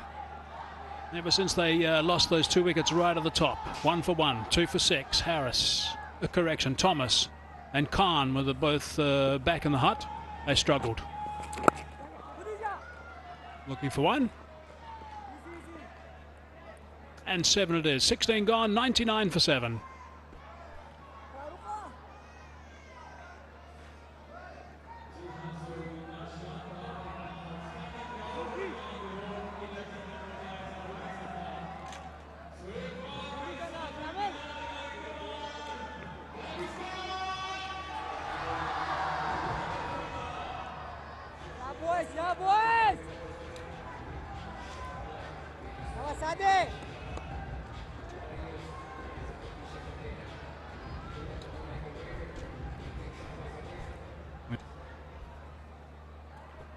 Just to remind you again, today's winner is against the Royals in the qualifier, which is on Tuesday.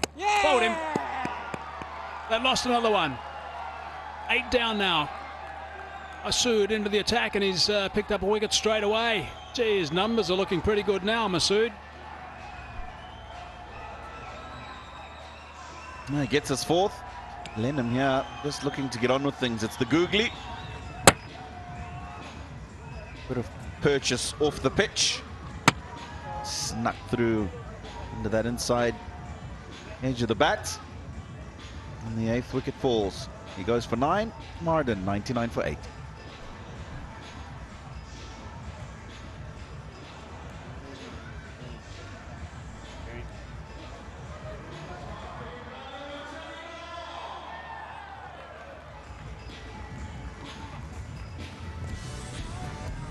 Is the fun and learning activity that happens at the halfway mark of these games.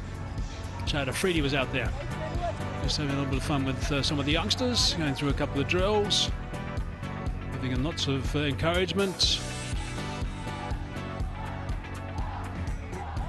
and a few tips as well. It's being handed out by the guys. Julian Fontaine was there also.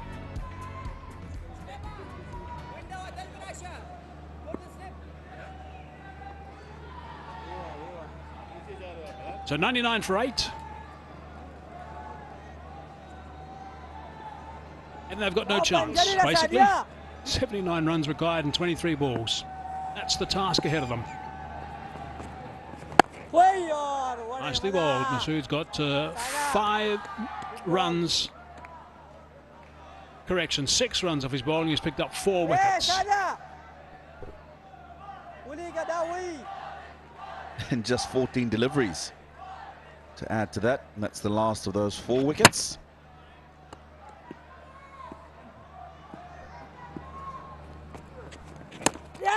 Oh, there might be another one too. There is another one. So he's picked up a fifer. Celebrations in the middle. This has all happened very quickly for Masood. Benkenstein might have just got a poke in the eye as well from one of the blokes that are celebrating with him.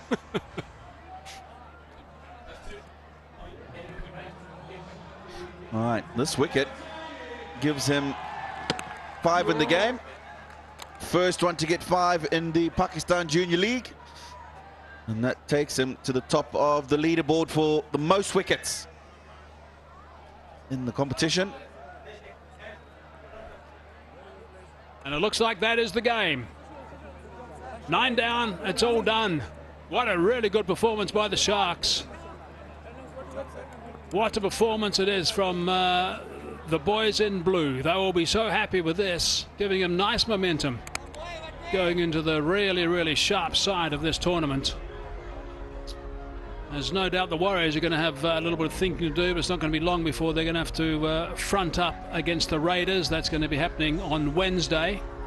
And the Sharks are going to be up against the Royals in the qualifier on Tuesday. It's a quality performance from this team. They faltered in the last outing, but today they've come out and shown the quality that we've seen in the first 3 matches from these boys. Captain got amongst the runs today. He'll definitely be feeling a lot better about himself, contributing to the team performance. We go to 8 points. The Gwadar Sharks with the 77-run victory. Sir Vivian Richards just congratulating the captain, Shamil Hussain. Yeah, I think Mushtaq and Viv, as coach and mentor, will be very, very happy the way the Sharks have done this. Might be a quiet word in the captain's ear, just from a little incident we had on the park, which thankfully was actually handled, I think, by one or two of the younger players, the more junior players of the team, which is good to see. But Viv smiling today. We didn't see too many smiles from him in the last game. But the Sharks have done really well. Benkenstein played nicely for his 70-odd. This is the captain just shaking hands with Mushi.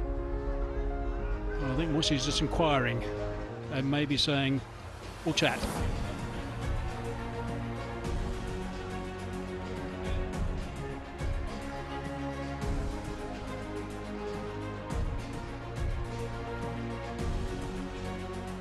Yeah, just a gentle word from Mushtaq Ahmed.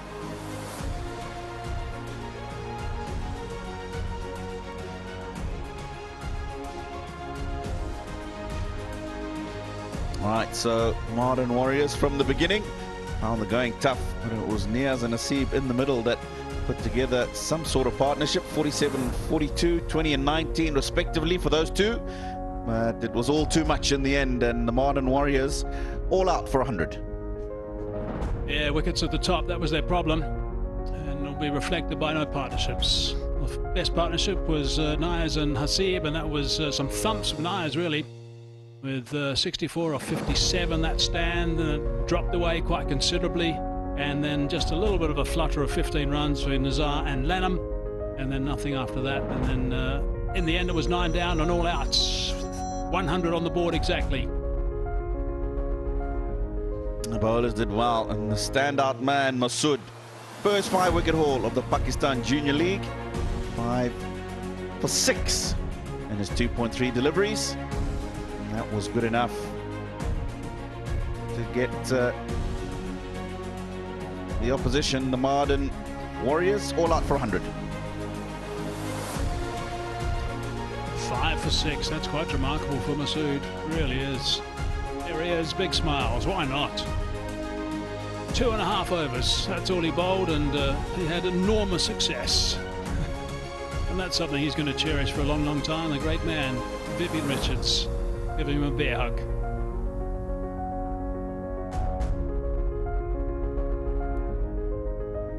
And a long chat as well, that's just wonderful from Viv, as mentor. And there's Viv and the coach, Mushi, having a chat to the skipper and showing a bit of love as well. But it's all about learning some hard lessons, I guess, along the way at this age also, to make you a better player. That's why these guys are involved, the guys like Mushi and Viv also. He will learn from that. And I bet we don't ever see him do it again. Right, match summary. The Sharks, 177 for 9. It was a really good performance after being asked to bat. Benkenstein played beautifully, I thought, for his 74. 46 balls, Shamel 32, and Afan 3 in the last over that he bowled, 3 for 29. And in reply, the Mardan Warriors, 100 exactly, with Nayas 47, and Masood 5 for 6. That is just quite extraordinary. So this is the story then. The Gwadar Sharks with that victory, the only team to win 4 in the group stages. They sit pretty at the top of the table with 8 points. And then the Royals, Rawalpindi Raiders and the Mardan Warriors who lost this evening's game, all sitting on 6 points. But it's the Royals with a superior net run rate who will be in that first qualifier on Tuesday. Right, let's have a look at these games coming up. Qualifier 1. And the winner of that, it's obvious between the Royals and the Sharks. The winner of that goes straight through to the final, and that is just a huge bonus. So that's important. And the loser goes to play in qualifier number 2. But before that, there's an eliminator, and that's Rawalpindi against Mardan, and the Raiders against the Warriors. And the winner of that continues. Of course, the loser of that disappears. And then the winner of the eliminator versus the loser of the qualifier 1 goes through to the final for the big one. So we are not too far away from things getting really sharp at the end of this first ever Pakistan Junior League. Here's a look at the dates and also the time and the teams. 18th, 19th, 20th and 21st. 21st on the final. We'll have to wait and see who gets through there. All the games are going to be starting at 6 o'clock. We'll be on air at 5:45 local time. But the very next game that we're going to be looking for is the Royals against the Sharks, and that is on the 18th, and the Warriors against the Raiders on the 19th. Okay, we're going to take a quick little break. When we come back, we'll hear from the captains, and we'll also have the rest of the presentation.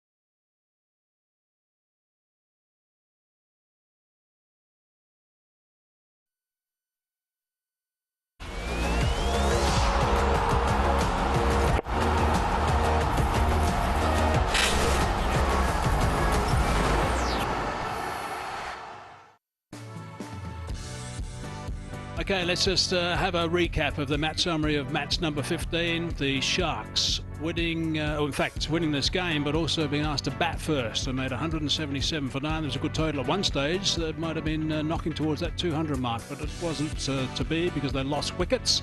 Bekenstein 74 off 46, Jamal 32, Afan 3 for 27.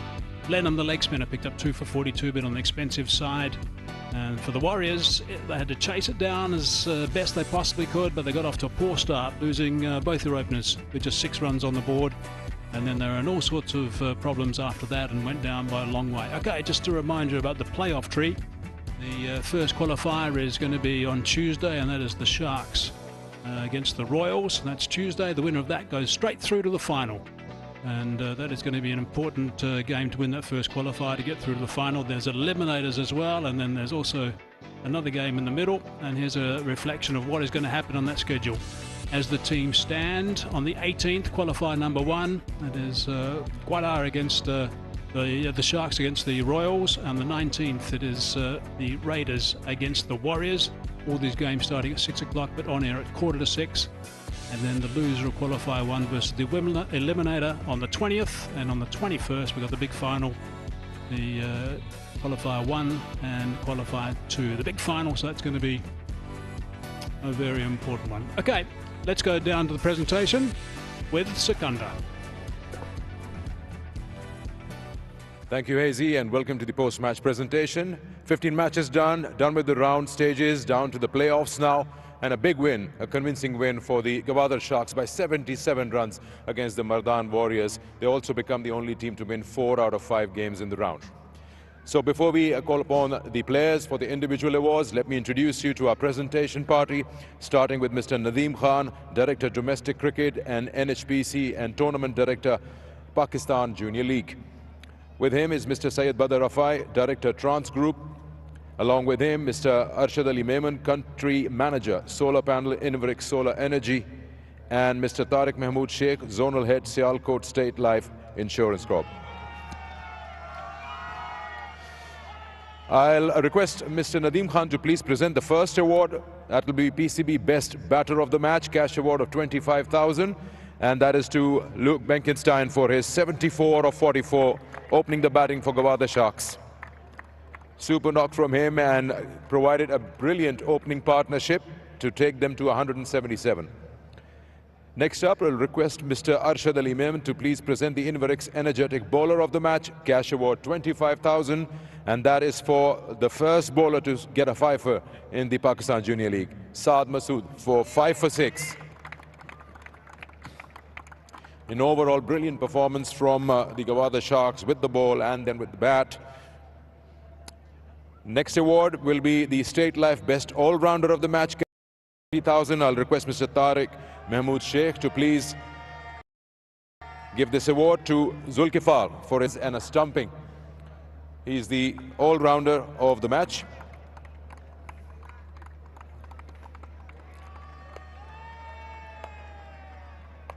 And then I'll request Mr. Syed Badr Rafai to please present the Trans Group Player of the Match trophy and cash award of 100,000 to Luke Benkenstein. 74 of 44. He's the Trans Group Player of the Match. We'll request Luke to have a word with us after you're done with the photographs.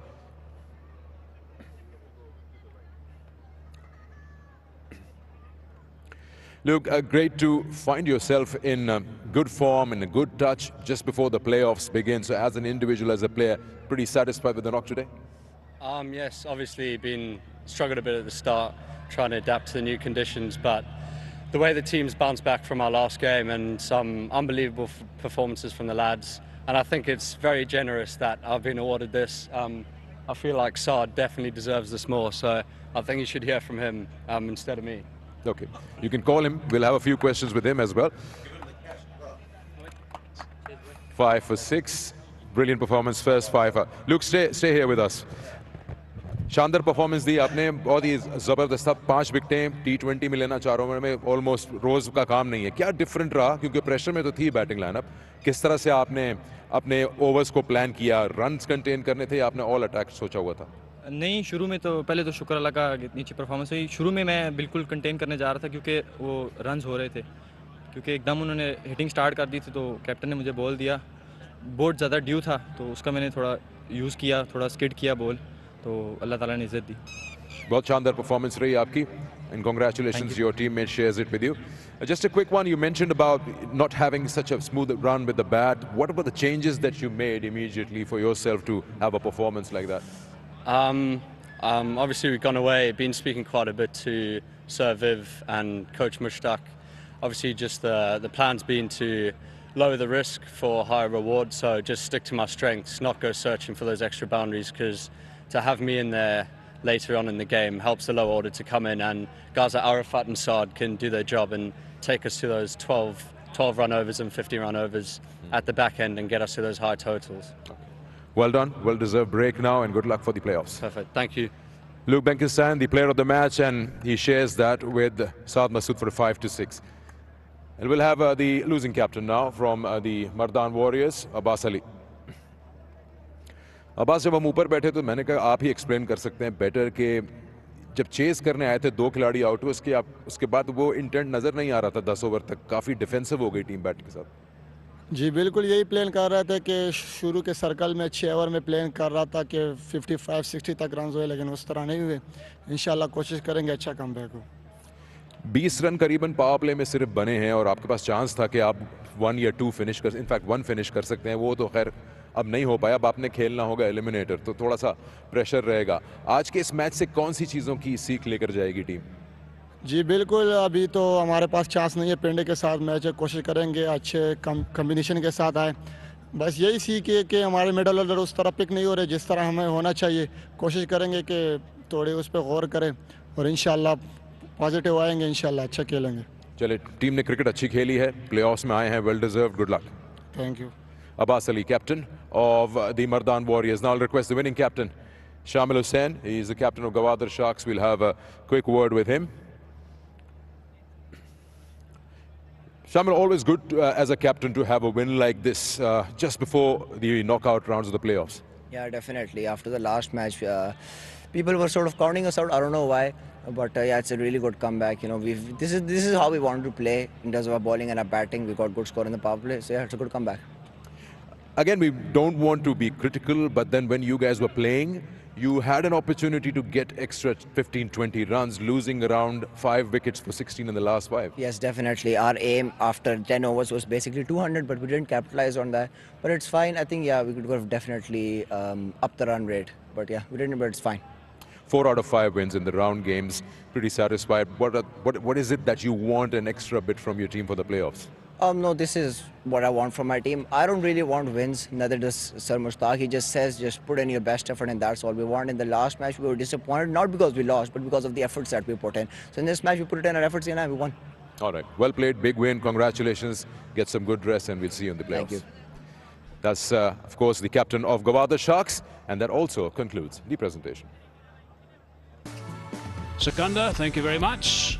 Right, just to again let you know the schedule coming up. This is the sharp end of the Pakistan Junior League 2022. 18th is the first game, and that is the Sharks against the Royals. 19th is the Eliminator, and that is the Raiders against the Warriors. Then on the 20th, we've got the loser of the Qualifier 1 versus the winner of the Eliminator. And then on the 21st, we have the 2 winners that go through to the big final, and all those games are going to be starting at 6 p.m. and we'll be on air at 5:45. So you want to join us for the build-up to find out what's going on, and then of course catch all the action as well. Those 4 games should be absolute beauties. Tomorrow, of course, is a rest day, so everyone can regroup and get fired up for the finals. Alrighty, thanks for being with us. Hope you enjoyed all the action again today. We certainly enjoyed bringing it to you. We'll look forward to your company in a couple of days' time for qualifier number 1.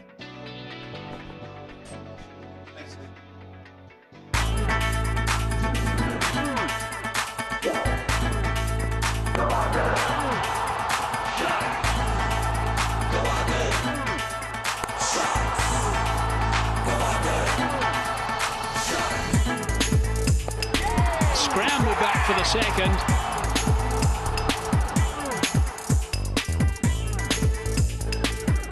Good shot. The sound of it tells you don't need to look where it's going. Gone. Just skids through.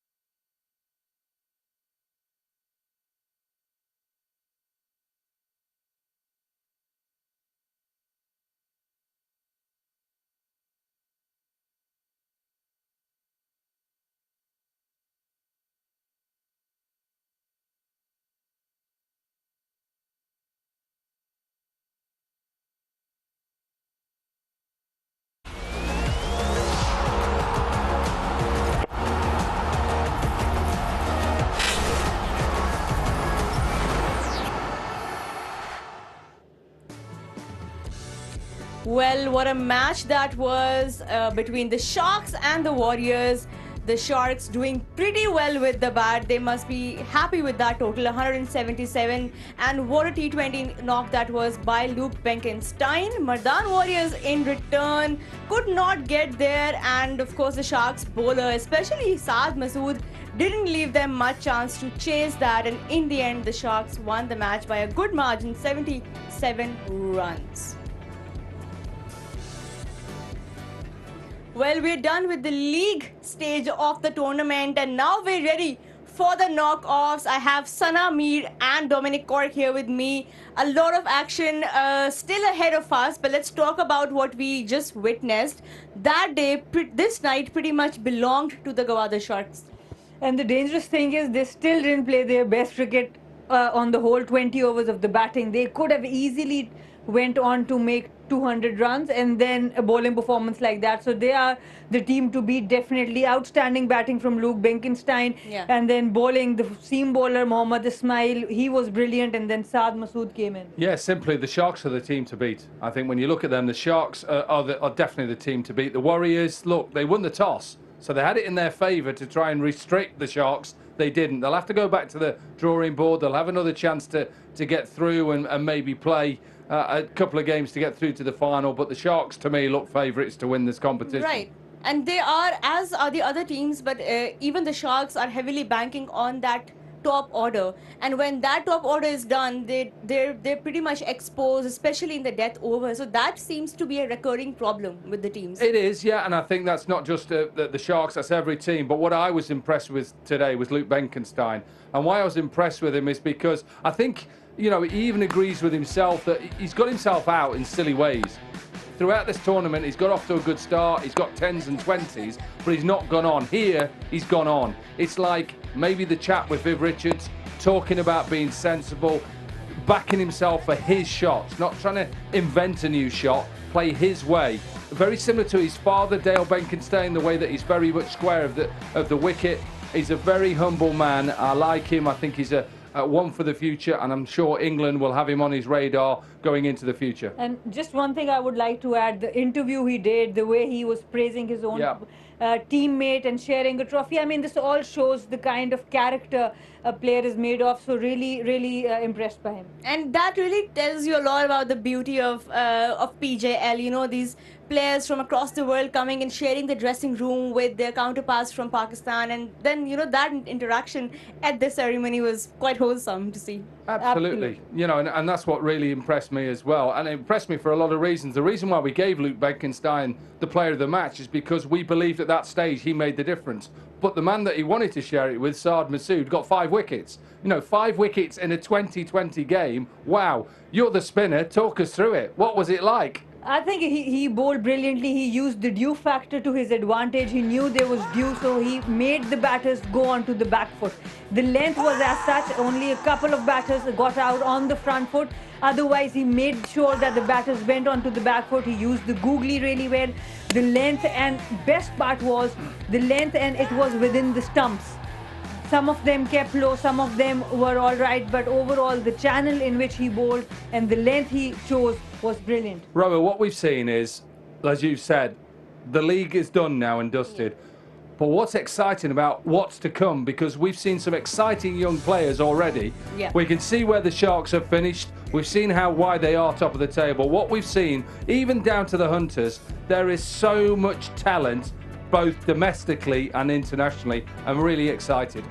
Well, they have 8 points now, so they're sitting at the top of that table and will be playing the Royals in the first qualifier that happens on Tuesday. So, Sana, we're pretty packed for this week. A lot of exciting action now because they're all fighting for that final spot. That will be a big clash. The Gwadar Sharks and the Bhavalpur Royals, they are the best 2 teams of the competition from day one. I think they have played brilliant cricket. So I think it's going to be a cracker of a game. And then, of course, Rawalpindi Raiders and Mardan Warriors. We saw a very close game between these 2 as well. So it's going to be a very good couple of days of cricket. We're all set up for the one on the bottom as well, the final. Who is going to be in the final? You asked us about 2 or 3 days ago our tips for it. I think the Sharks will win this competition. Because I just think I look at the mentor and I think, wow, Viv Richards, he would give me inspiration. So let's see who's at the end. There's still a lot of games to go, and still, you know, a lot of young men to make their future.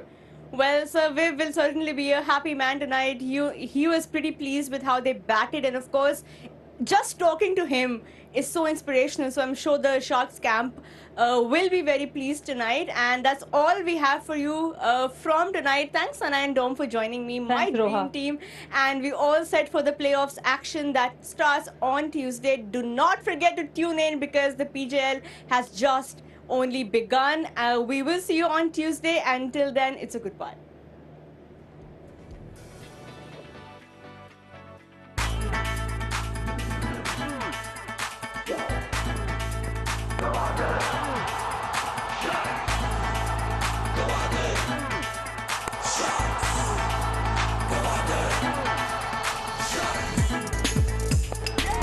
scramble back for the second.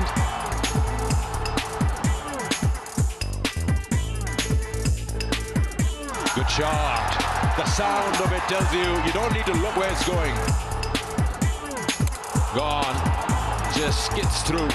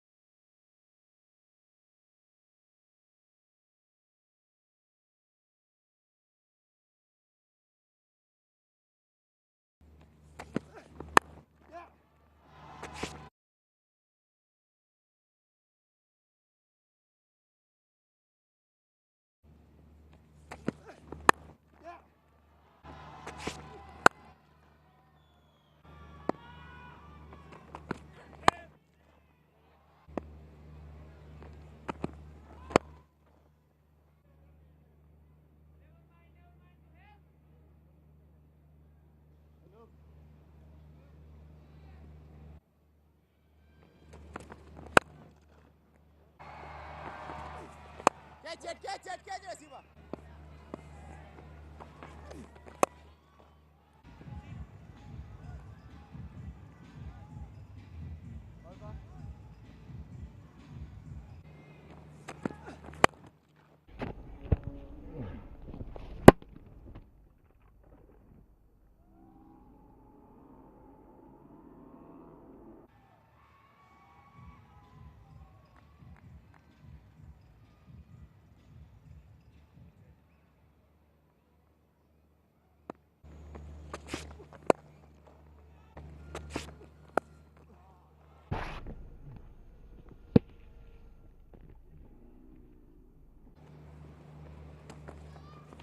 Catch it!